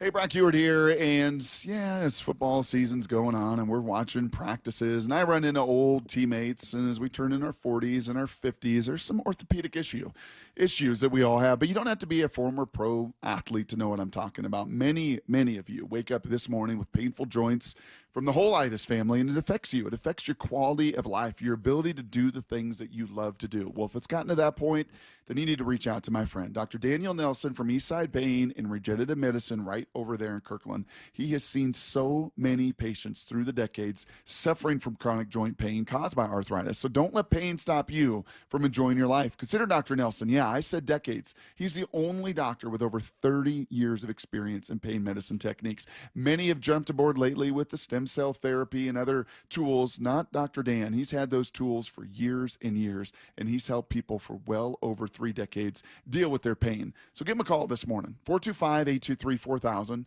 I know they're there waiting for you at 425-823-4000, or visit DanielNelsonMD.com. That's DanielNelsonMD.com. Jaden Schwartz for Techline Roofing. The ice may have melted, but spring is the perfect time for a new roof. Call Techline Roofing. Take advantage of our easy financing and our spring special. That's TEKLINE roofing.com. At Cressy Door, we have the perfect garage door for you. Come visit our brand new garage door and fireplace showroom and let our experts help you find the perfect garage door. Cressy Door. If you're 55 and up, T-Mobile has plans built just for you. 2 lines of unlimited for just $30 a line. That's a 45% savings compared to Verizon and AT&T. But don't just take our word for it. It's not just the savings that are great with our T-Mobile plan. There's all this value from all these other things that T-Mobile offers. T-Mobile has been such a savings for us. We love it. Switch today and get 2 free 5G phones like the Motorola Edge with Turbo Power charging that gives you power for the day in just 15 minutes. And customers 55 and up can get 2 lines of talk, text, and data for only $30 a line. Go to T-Mobile.com/55 to learn more. With 24 monthly bill credits and 2 new lines with autopay for well-qualified customers, plus taxes, fees, and $35 per line connection charge. Credits end and balance due if you pay off early or cancel. Contact us, plus $5 per line without autopay. Debit or bank account required. 45% off 2 lines versus AT&T Starter and Verizon Welcome. Plan benefits vary. See details at T-Mobile.com. Motorola Edge requires 68-watt charger. Charger sold separately. Actual performance will vary based on usage and configuration. Hey, it's Mike Rohn. If I have a choice, I like to do business with companies that actually stand for something. That's why I switched from Verizon to Pure Talk. No offense to Verizon, I'm sure they stand for something. I just don't know what it is. Pure Talk, on the other hand, is a veteran-owned company that supports our military in a big way, and I appreciate that. Yeah, I also appreciate unlimited talk and text and plenty of data for half the cost of the big guys, and I do like being on America's most dependable 5G network for just $20 a month, but what I really appreciate is no contract, no cancellation fees, and Pure Talk's commitment to handle all their customer service in this country. I saw it for myself. I went to Georgia, I got a tour of their headquarters, I met their CEO, and I talked to the same customer service folks that you'll talk to when you dial pound 250 and say keyword Mike Rowe. Switch today and save 50% off your first month when you dial pound 250 and say keyword Mike Rowe. Pure Talk. A wireless company that actually stands for something. The home of the Mariners. It is gone! Cal Raleigh, 2-run home run! Hear every pitch on 710 and the Seattle Sports app. June is Men's Health Month, and we want to place a special emphasis on prostate cancer awareness and treatment. It's important for men to communicate about issues relating to their health, especially family health history.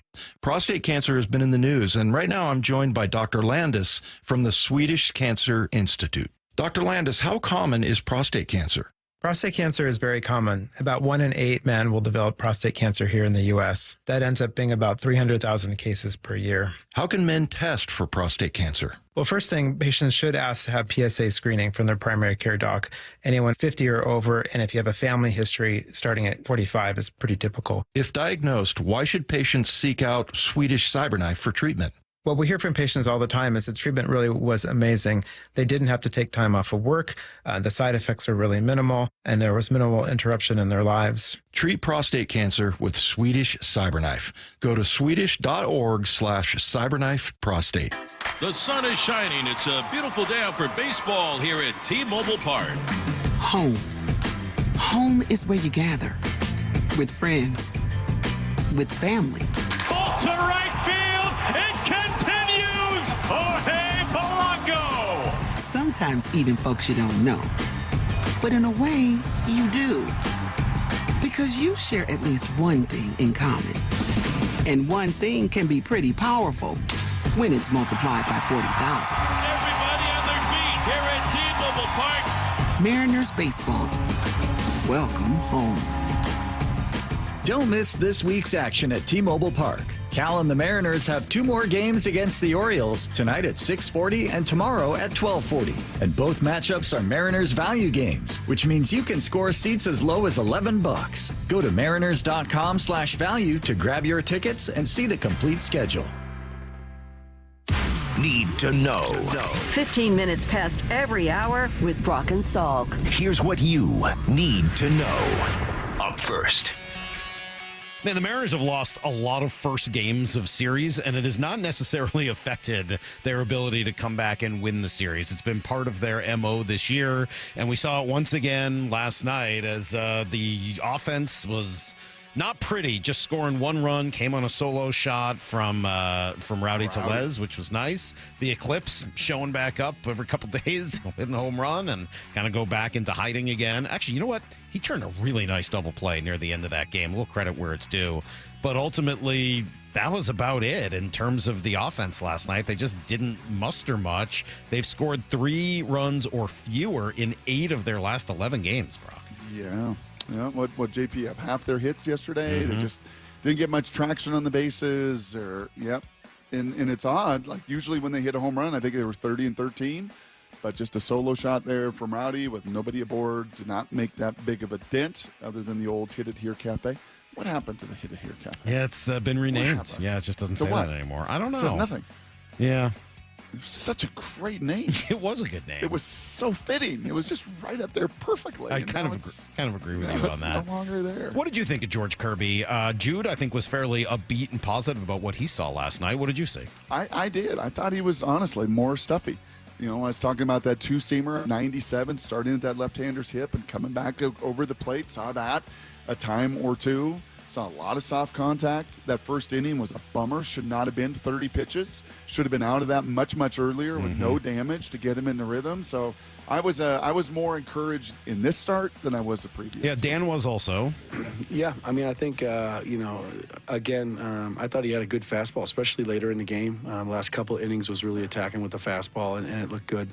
And again, just not a lot of solid contact, just a lot of ground balls and whatnot. And, I thought he attacked the zone well. He got first outs in the innings, which were good, and able to, helped him get out of a lot of things too. So, there are some positives to take. And again, just glad that he was able to come out of the comeback unscathed. Danny fighting a little cold, huh? Sounds like it. Well, he's not sick. Just like he's just stuffy, like Kirby. When he and I have mucus. No, we're not sick. We're not sick. The same way Polanco's not hurt, and Kirby looks fine. I don't know that I agreed with all that. I didn't think he looked great. I thought the fastball looked fine. I didn't think the command is yet where it needs to be, and he needs it to be because he just doesn't have those out pitches, which is why he only struck out 3 guys. So I may be a little less sold on what I saw yesterday than you guys are, but also would say definitely a step in the right direction, and hopefully he's just 1 or 2 more away from becoming the George Kirby that he's been. They get back to it tonight, Game 2. Emerson Hancock and Cade Povich. Cade Povich, who has had his struggles this year. Here's the second thing you need to know. We just got a text message here that says, LOL, congrats. Y'all made national sports shows of Coach Mike calling it a stupid question. All right, he didn't say it was stupid. We did? He said it was crazy, let's be clear. And it wasn't. It is a real question to be asked after Sam Darnold is brought in here, and they also brought back Drew Lock and drafted Jalen Milroe in the third round. You say that, but can I hear the answer, please? You can. Because I didn't realize, Salk, it was a double crazy. Yeah, he said it 3 times, I think. He gave you a crazy on the front end. Yeah. And then he bookended it to just put that stamp right on it. Is there any way outside of injury that Darnold's, that someone else could win the starting quarterback job? This is a crazy question. There's just not going to, Sam's our starting quarterback. We love him. He's doing a tremendous job. I think it's funny that the media is out there for the first day, and all of a sudden they know exactly how good we're going to be and how good all the players are and all the tempos. We don't even put on pads yet. We haven't made 1 tackle, and it turns out in practice it's a great way to build culture by letting guys know that they can't make mistakes. That's exactly what we're shooting for. So go out to practice, be tight, make sure you don't make a mistake. because then, God forbid, you're the worst player of all time because you made one bad throw or one bad decision. It's like, that is not what we're trying to build. We want these guys to go prepare the right way, and then when they go out on the practice field, go freaking let it rip, and then we'll go fix it. We'll go. We got time. It's June 3rd. We'll go. Okay, they're going to get plenty of reps. We'll get those things fixed. I mean, Sam made a lot of great throws yesterday. He's gashing us on 3rd and goal to start the day out too. So yeah, that was kind of a crazy question. I just heard 2 crazies. Front end. I think Maura cut one out.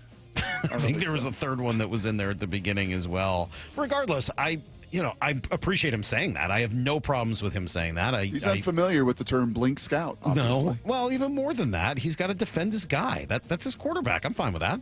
But I don't agree with him. I don't think it's a crazy question at all. I think it's a very normal question to ask. Tell you the skill that he's got amongst many skills and why he's a disruptor, why they loved hiring him, why the rest of the league, and especially the offensive guys in the division, didn't love seeing him hired. You know what? In my life experience, just my life experience, a challenge that defensive head coaches can at times have is how to handle the quarterback. I don't think that comes totally naturally in defensive 101. Right. And last year with Geno, so far here with Sam, I think he's got a pretty keen understanding of how he's going to communicate that. Here's the third thing you need to know. I would push back on is, people saying he's just talking to me. Look, I was not the only one who commented on how Sam Darnold looked. And if you read any of the articles written about what Macdonald said, they all mentioned that he had a tough up and down day of practice. I mean, like, he did. That's really not that up for debate. How he handles it from there on, I think, is great. I got no problems with it. Again, I think he handles that pretty well by just getting his guys back. All-Star voting starts here in about 45 minutes. Mariners have a chance to be well represented. I think Cal Raleigh should be behind the plate, but you got to go vote for him to make it happen. I think that JP would deserve a vote, and I think Julio deserves a vote. And we're kind of going through the overall WAR numbers for center fielders. What was he, 3rd? Or was that all outfielders? I think that was all outfielders. All outfielders. All American League outfielders, 3rd and WAR. Yes. Now, that's despite hitting it. It's essentially a just above average way. He's been that good in the field and on the base paths. Yeah, I would vote for Julio as well. Yeah, when it comes to WRC plus, runs created, right? He's 19th amongst the outfielders. Just above, right there, league average, a little below. But he's 3rd in WAR.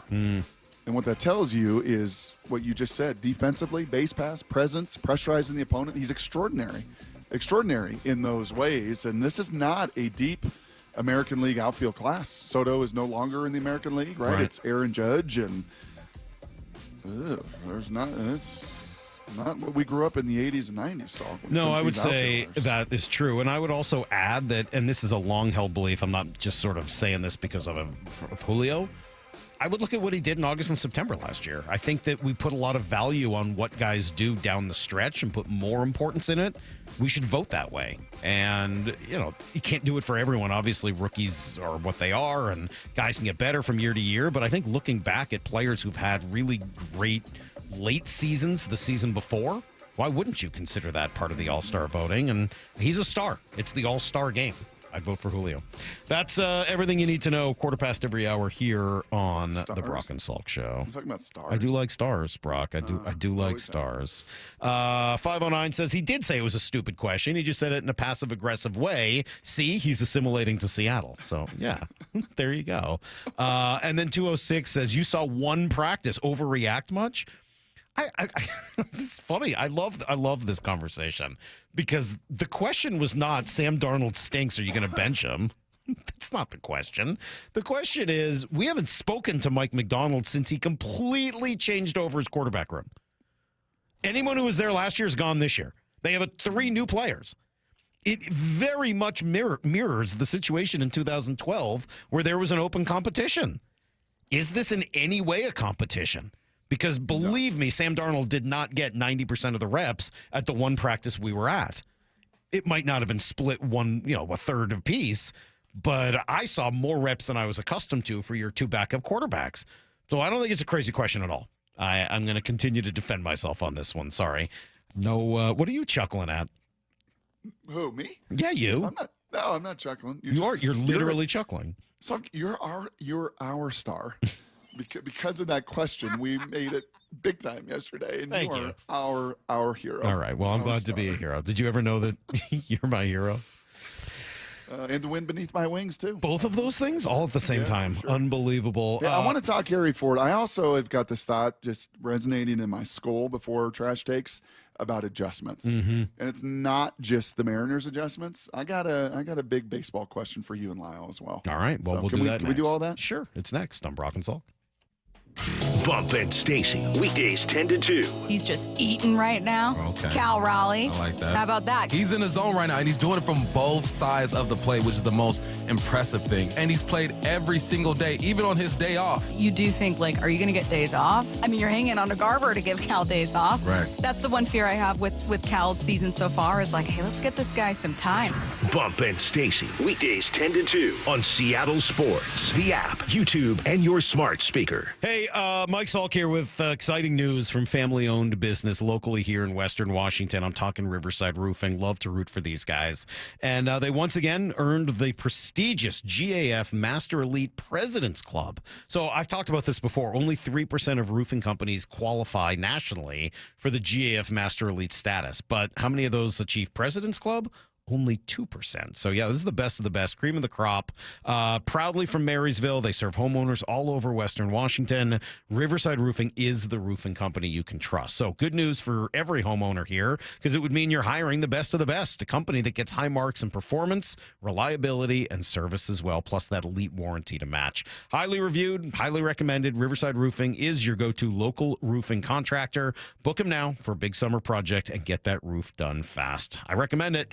RiversideRoofingLLC.com is where you find them. They are the roofing company you can trust. You're losing your hair and you simply need a solution that works. You want the best. Modern technology, top-rated physicians, something that's guaranteed to work. Guys, you need world-class Dr. Perungo and his team at Advanced Hair. Advanced Hair has completely redefined hair restoration. From the experience itself to their unmatched results. Receding hairline, bald spot, thinning hair, maybe all three like I had. Get your hair back with Advanced Hair's simple one-day treatment that begins to regrow your own natural hair the very next day. Advanced Hair has changed tens of thousands of lives, including mine. And get this, Advanced Hair is once again the winner of the 425 Business of the Year. For your free consultation, call 425-449-8185. Right now, you'll get $250 off and 250 free hair grafts. Refine your hairline with the team that redefined hair restoration. That's 425-449-8185. Or for the before and afters, visit advancedhair.com.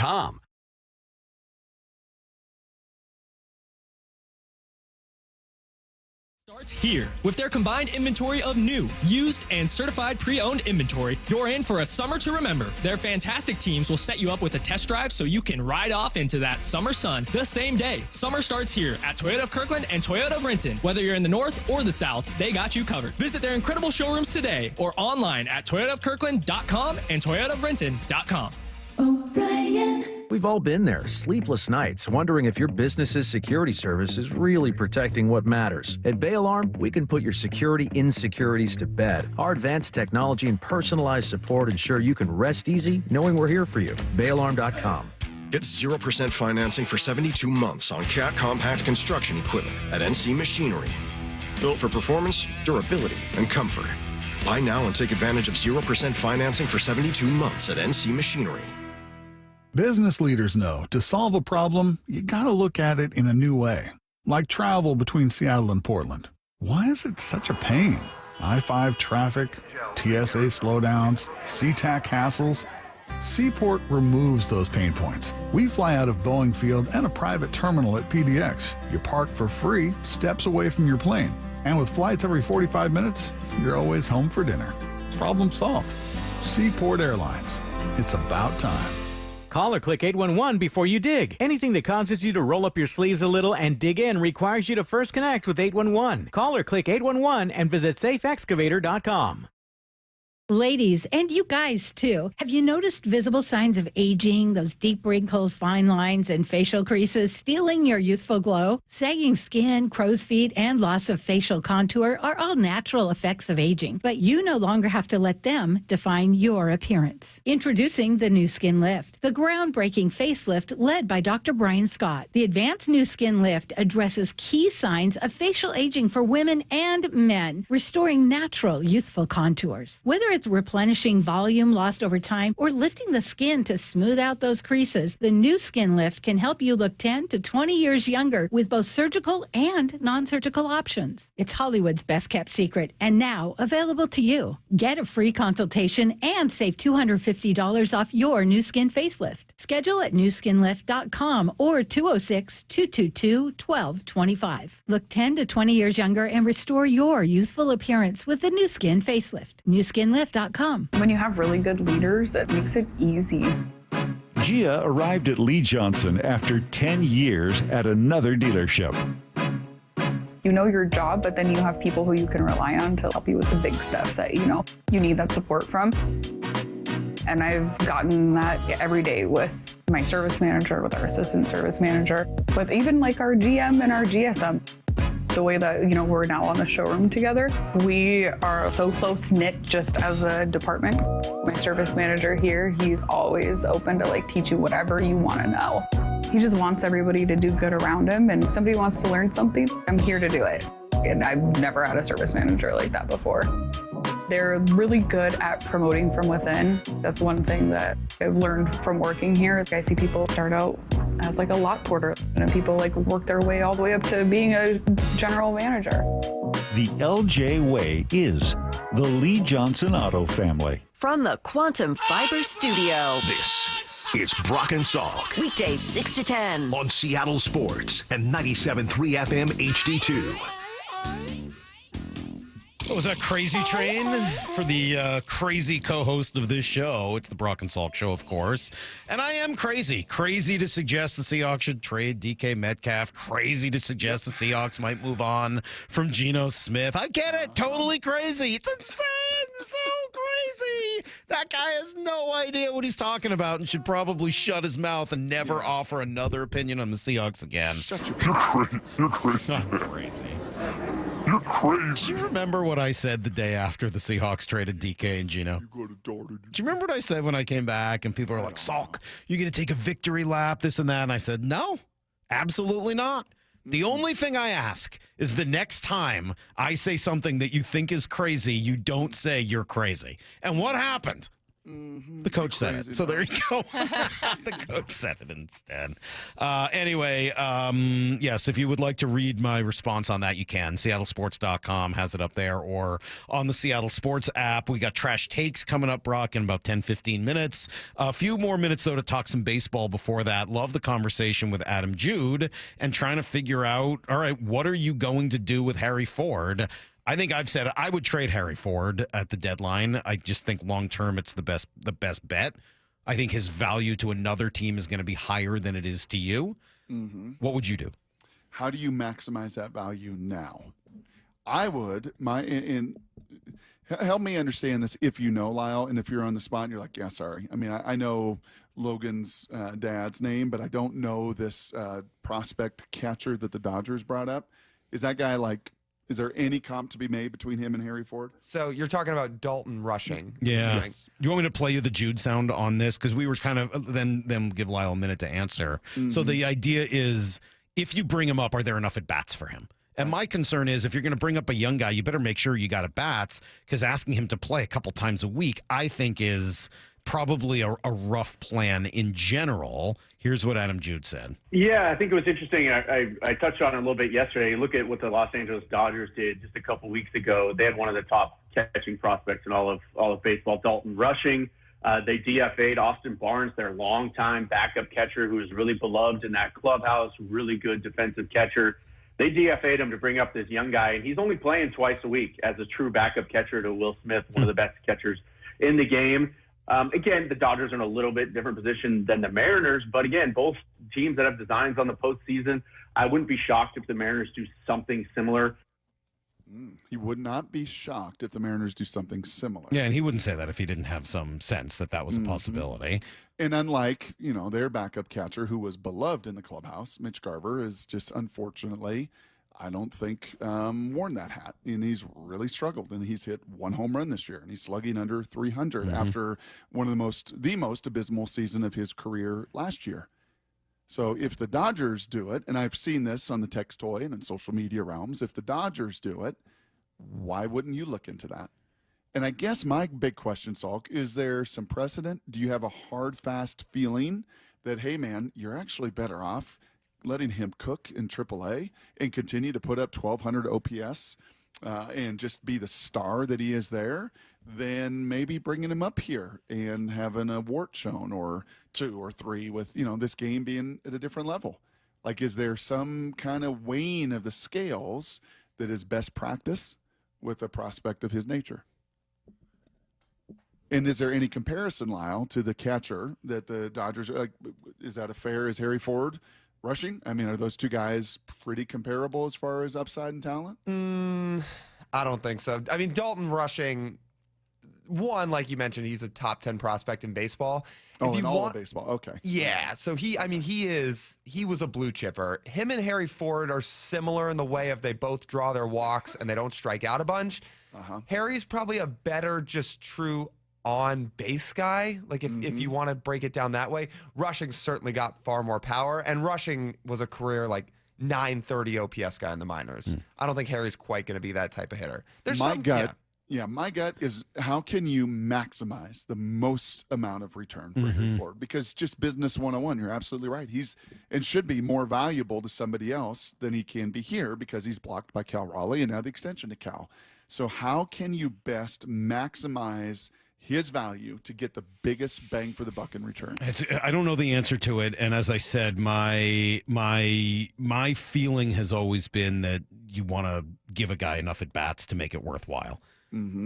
I guess I would allow for the fact, though, that maybe that's different with a catcher than it would be at any other position because they're so busy doing all the other stuff, catching, learning, especially at the big league level.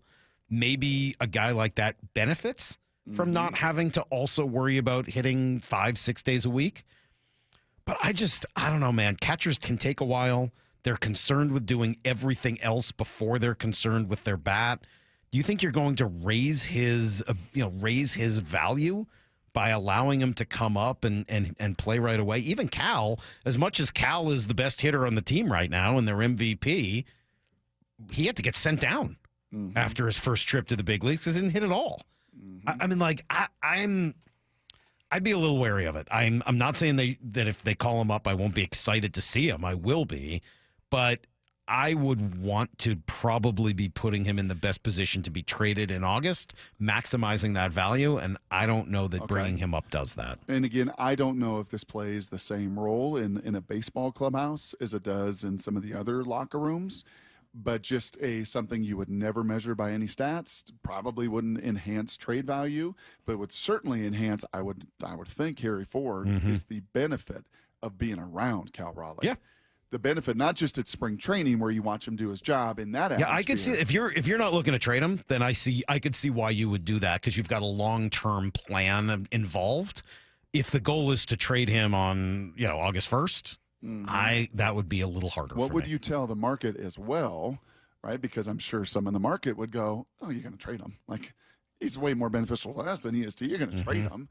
What would you tell the market if you do DFA maybe Mitch Garver, right? And you bring him up and you're like, no, we know the value. You can't have enough quality, and just look what the Dodgers did, right? And kind of give us a template of that with a couple absolute 40 studs chess at that you're position. playing right there, Brock. I like it. I mean, absolutely. I'm just, trying to think through it, and I just want to make sure his value is as high as it can be. They would obviously know a lot more about what those conversations are like with teams because they've been ongoing. We know this from all the talks with Jerry. It's not like someone's going to call them for the first time on July 18th, 20th, 25th and be like, "Hey, what about Harry Ford?" Like, they've been having talks with all 29 teams, or at least 28 of them, forever. Yeah, Luis was years in the making. Absolutely. Like, it wouldn't be that surprising if they know who loves Harry Ford and who doesn't, And I don't know whether a short stint in the major leagues is going to change all of that. So, yeah, I don't know. It's a good question. I will say this too. I mean, it's fascinating because there is not black and white. It's gray and it's awesome, and there's all sorts of squishy stuff in there.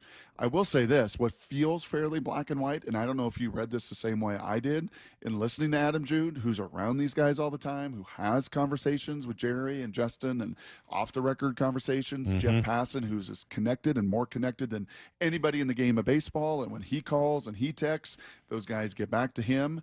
I hear very black and white that the Mariners are not going to sit passively with this trade deadline. I think from Jeff yesterday, and Adam said it just as explicitly, would be shocked if they don't make a move. And, in retrospect, they've been aggressive with the Rosarena and Luis Castillo. Been very aggressive. And I think this team and how they've handled all these injuries, all these moving parts, all the adversity, you love to say it all the time. Man, the team will tell you what to do. Yeah. Right? The team will speak to you like a draft board. And Jeff's kind of said yesterday that it may take a little longer with this team. You might need to wait for the All-Star break rather than just Memorial Day, because there's a real question of, are you investing in a pitching staff that right now isn't what it was supposed to be? You got to see what Logan looks like when he comes back. You got to see if George Kirby turns it on. You got to see if Bryce Miller is healthy enough to make it through this year. Yeah. And that might take another month or so before we're sure on all of that. He also, this is another piece from Adam Jude that I thought was interesting in talking about their offense, and just you brought up, Brock, the struggles they've had against the fastball, and he says, yeah, they're 29th out of 30 against the fastball since May 1st. And a big reason why they had some success is because they were pulling the ball and hitting it in the air with authority, hitting it hard and hitting it over the fence. That is not Kevin Seitzer, Edgar Martinez philosophy. That is a very modern offense. That's a very modern approach to baseball. Pull the ball, hit it in the air, try hit it off the foul pole. And that's what the Mariners were frankly doing really well in the first month of the season, and it was working for them. Over the last month, they've been going up the middle and hitting the ball the other way more consistently. But the offense has come back to earth. I mean, that's what Cal has done consistently. And he's done it, and that's why he's an MVP candidate and is in the place he is. It's what Jorge did in April and March. He's done none of it since. It's what Randy did, Salk, in March and April. He's hit, 1-2 home runs since. So some of those veteran guys that you're kind of counting on that were extraordinary and we knew unsustainable, you knew they were going to come back to earth, have come back to earth in a big way. And then with the injuries to Luke Raley and others, now you're seeing a guy, it's not Williamson. He's none of that, right? He has to be just a line drive, right center guy, and he's just not in his stack of cards to play. I don't think that's Leody Taveras' stack of cards to play. So you also got guys that are frankly incapable of hitting the foul pole in any way, and you don't really want them swinging in that kind of manner. So, yeah, complicated. It is complicated. It is. I wonder if some Baseball of it is so complicated. It really is so fun to talk about. I wonder whether some of it is almost tricking guys by telling them you're simplifying it, telling them you're hitting the ball back up the middle, but really what you're trying to do is get them to focus on hitting it up the middle so that they pull home runs. That's right. Right, and that's not entirely what Kevin Seitzer told us a few weeks ago, but it's not that different from it. The problem is they've actually been going up the middle and to the other way, and so those just don't have the same level of pop. You got to hit home runs in the modern game. Sorry. And as you said earlier, the guy that this has benefited the most is JP. Yes. Honestly, blink scouting. 100%. Just blink scouting in late February in Peoria. Blink scouting. Right there around the cages, watching batting practice those 2-3 days as we got to do. You could tell right then and there, oh, yeah, this guy in Sight said it to us when we sat down with him. I can't wait to work with JP. Because that is within his game to do. How many other guys is it truly, legitimately within their game to do? He almost is doing a Wade Boggs thing at times right now, where it's just no, I'll just flip it the other way. No problem. I'll just flip it over there. That's fine. I don't need to pull the ball. Just going to flip it over into left field and take my base. And that's why my on-base percentage, including my incredible eye, is going to be almost 400. And I bet it gets over 400 at some point here in the next week or so. Yeah. But the reality is, at the same time, the team's not hitting very well right now as a team. 8 of 11 games here where they've scored 3 runs or fewer. And they've lost that lead in the AL West. It's down to a half game behind now, Houston. So Got to get back to it. They got 2 more against a Baltimore team before they head back out on the road. Baltimore's been scuffling, so do you have the ability to, put them away the way you did with Minnesota, but couldn't do it with Washington? So good stuff, Brock. We'll keep this conversation going tomorrow, I'm sure, and the trade deadline stuff isn't going anywhere. We'll continue to watch Ryan O'Hearn the next couple days. Maybe he'll be a Mariner before it's all said and done. But right now it's time for Trash Takes. Get it together. Y'all look like trash. Trash Takes. It's a bunch of trash. Oh, gosh. I thought it was trash. On Brock and Salk. That's a terrible take. Oh, good news. Benetti will join us at 8:30 to talk about all this. Oh, good. Well, that'll be fun. One really Remember, quick he was in thing- town this weekend. Yes. And he was checking out Lyle this weekend, too. I think they were checking each other out. I was just going to say really quick. Why are you guys so creepy today? I didn't mean that to be creepy. I told you from the start of the show, like Billy Joe Hobart to Don James. Whenever I say today, I apologize. But that's not an excuse. You can't just use excuses like that. Excuses are for losers. Yes, Lyle? I'll preface it by saying he's had a really bad year, but the Giants just DFA'd Lamont Wade. So maybe that's another name to look at. They've liked Lamont I Wade know. for a long time. That's kind of why. He's a lefty bat, though, right? He is. That is the one challenge with Lamont Wade. Yeah. No pop. Good on base guy. Yep. Right. Great on base guy. But that's interesting. Very interesting. I saw it and I thought, well, we know they've been linked to him a little bit. That's very interesting. Is that your trash take, Lyle? I bet they wish they traded him in the millions of times they had the opportunity to do so. Jeez. It's not my trash All right, take. trash takes. What do we got, guys? You give me your trash takes, and the trash master over here, wearing his hat, will decide who's got the worst take of the week. Who won last week? Mora won last week? I Mora did. won last Mora's been on fire. week. No, Lyle had Lyle's won the won more than previous me. 3. Yeah. Yeah, but Mora's had good ones. Thanks. I'm like the freaking chum salmon at the I think T-Mobile. they're all pretty good this week. I think this is going to be a hard one for you, Salk. All right, who's going first? Mora's choice. Okay, I'll go first. I won't lie. I stole mine. I heard this on Bump and Stacy yesterday, and I thought it was well suited to your dislike of New York and their arrogance. Mm-hmm. You know, they talk a lot about East Coast bias. So this is Sal Licata of W fan out there, going off about Tyrese Halliburton and how he was nothing until the Knicks beating the Knicks basically made him. New York put you on the map. You don't run bleep. We put you on the map, whether it's Wally Zerbiak saying he's overrated, whether it's his performance against the Knicks a year ago, whether it's the Knicks choking one in game 1, allowing him to again be the villain with the choke sign. Without New York, nobody gives a crap about you, Tyrese Halliburton. You don't run squat. Here's what you better hope you run. You better hope you don't run into a buzzsaw in the Thunder in the finals, because beating the Knicks is not the trophy that you should be trying to get here. You've done that now a couple of times. So stop with the I run New York stuff. Stop with your girlfriend on social media. Go New York, go New York, go home. Enough. Without New York, you're nothing. We made you. We run you. You can't get knocked out of the playoffs and then. You know what? Well, we sucked, so we made you. Mm-hmm. Oh, man. They're hard in New York, man. They go hard. That's Also, why they I don't- fired Thibodeau. You know that song? I did. Fired their coach. Yeah. I mean, Tyrese Halliburton's got a song lyric named after him these days. I don't think New York put him on the map, Yeah, he was. I mean, there's a couple songs about New York. but not about Halliburton. True. Well, now there is. I like Halliburton. He was known before. Do you? I do, man.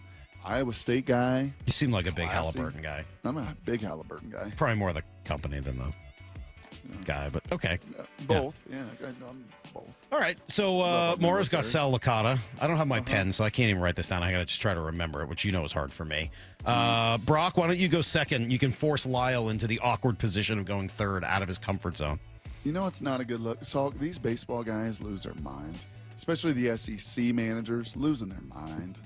What was it? Only 4 of the 13 advanced, and they hosted almost every one of those regionals. You were bloated. Mm-hmm. You weren't as good as you thought you were, and you got, And the 101s, lost to Wright State, got knocked out, and their manager, who's been a national champion, still can't have character and composure and handle it with class. And the way he treated this young female reporter, this is straight trash. Does the potential for a second game tomorrow affect your decision as to how you go about your... I don't give a rat's ass about a second game. All I care about is Wright State. That's it. But, Tim, what was the issue with the offense today? No, we didn't score enough runs. Issue? Yeah, like, Human? it was so different from the last couple weeks when... You play playoff baseball, are you? I mean, it's tough pitching on both sides. I mean, we're pitching hard, they're pitching hard, two good teams. You realize that, right? These are good pitchers on the mound. These are battles. We just didn't win the battle.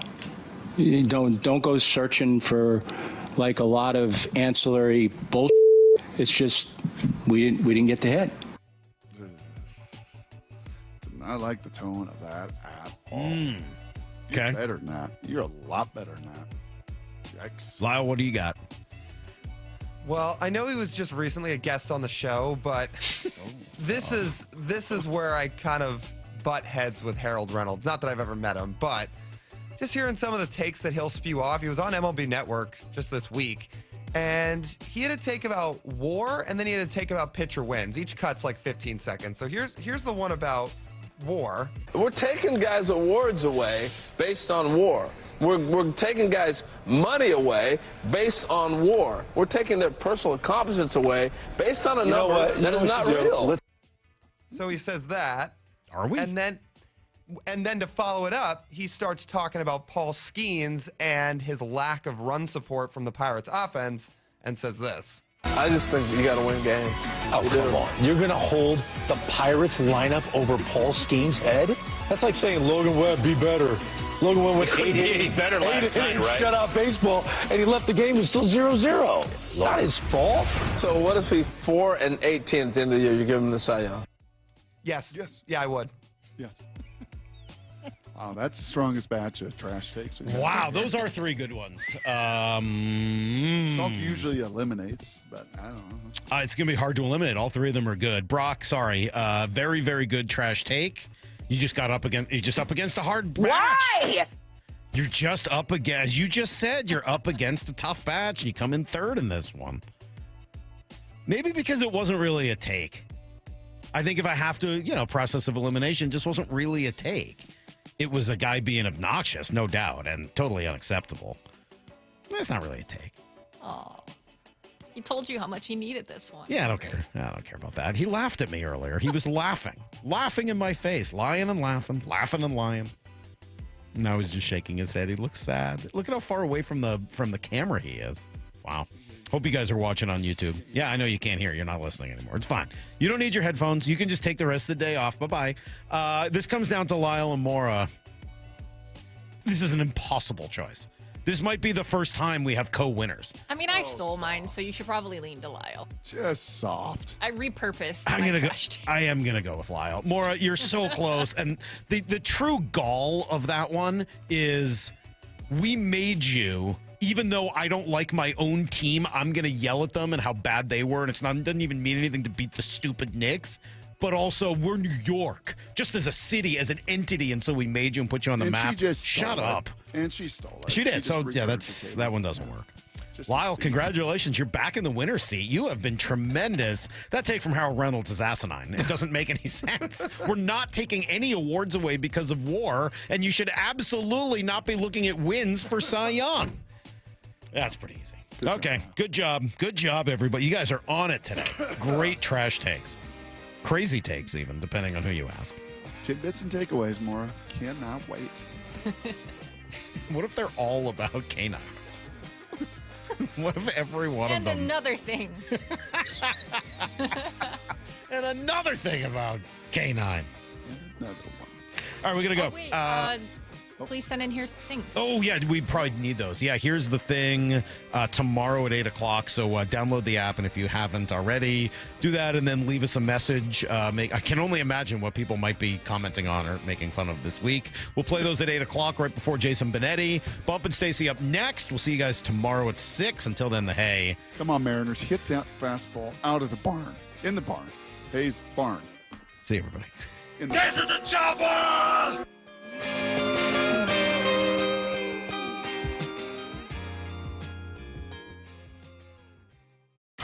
Bump and Stacy, weekdays 10 to 2. He's just eating right now. Okay. Cal Raleigh. I like that. How about that? He's in the zone right now, and he's doing it from both sides of the plate, which is the most impressive thing. And he's played every single day, even on his day off. You do think, like, are you going to get days off? I mean, you're hanging on a Garber to give Cal days off. Right. That's the one fear I have with Cal's season so far is like, hey, let's get this guy some time.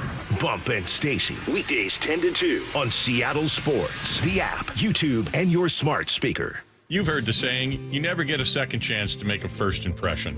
Since 1926, my family's been helping local businesses make great first, second, and long-term impressions.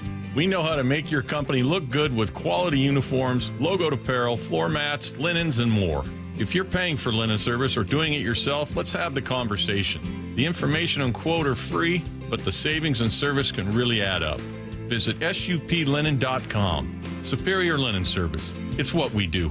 At O'Neill Plumbing, we've been exclusively plumbers for over 100 years. No corny mascots, no out-of-town owners. Just clean, fast, and professional plumbers out to your home fast. All rooter and all trenchless. O'Neill Plumbing. Jaden Schwartz for Techline Roofing. The ice may have melted, but spring is the perfect time for a new roof. Call Techline Roofing. Take advantage of our easy financing and our spring special. That's TEKLINE roofing.com. We all hear the radio ads about the IRS. They tell you to be afraid, to be scared, and they try to frighten you into calling. I'm not here to do that. Tax Relief Advocates is different. TRA is here to tell you that if you owe money to the IRS, whether it's $5,000, $50,000, or $500,000, we have a solution. It doesn't matter if you're sitting in your car, at work, or with your kids. No matter where you are, call now. 800-575-8157. Don't lose hope. TRA can eliminate or reduce what you owe to the IRS. Generous programs are now available that can give you a fresh start. Our passion is taxes and helping individuals fix their IRS problems. We have over 1,000 five-star reviews on Google and an A+ with the Better Business Bureau. You don't need to be afraid of the IRS any longer. End your tax nightmare today by visiting us online at TRA.com or call 800-575-8157. That's 800-575-8157. Tax Relief Advocates. Real solutions for real people. This is the story of the one. As a lineman, he does whatever it takes to keep the power on in his community. And he wants a partner like Grainger who does the same. Grainger offers the professional-grade products he needs, from voltage detectors to harnesses to hard hats, plus fast, dependable delivery, so he can rise to every challenge. Call 1-800-GRAINGER, click Grainger.com, or just stop by. Grainger, for the ones who get it done. Every success you've had began with a great opportunity. Now there's another one. Last aid year, University of Maryland Global Campus awarded over $21 million in scholarships to qualified students, including community college students, service members, veterans, and working adults. Now is the time to move your career forward with an online and accredited skills-based education. Learn more at umgc.edu. Certified to operate in Virginia by Chef. Still getting around to that fix on your car? You got this. On eBay, you'll find millions of parts guaranteed to fit. Doesn't matter if it's a major engine repair or your first time swapping your windshield wipers. eBay has that part you need, ready to click perfectly into place for changes big and small. Loud or quiet, find all the parts you need at prices you'll love. Guaranteed to fit every time. But you already know that. eBay. Things, people, love. Eligible items only. Exclusions apply. Need assistance with door and window projects? The Home Depot can help. From inspiration and materials to ordering and installation, our free millwork virtual apron service can get you moving and doing. Plus, we speak Spanish too. Our associates can help you tackle complex jobs without you leaving the job site, saving you time and money. Call us at 1-833-HD-APRON or visit homedepot.com/MVA. The Home Depot, how doers get more done. Patrick was way behind on his IRS taxes. I was in way over my head. The total amount ended up being somewhere just over $30,000. $30,000.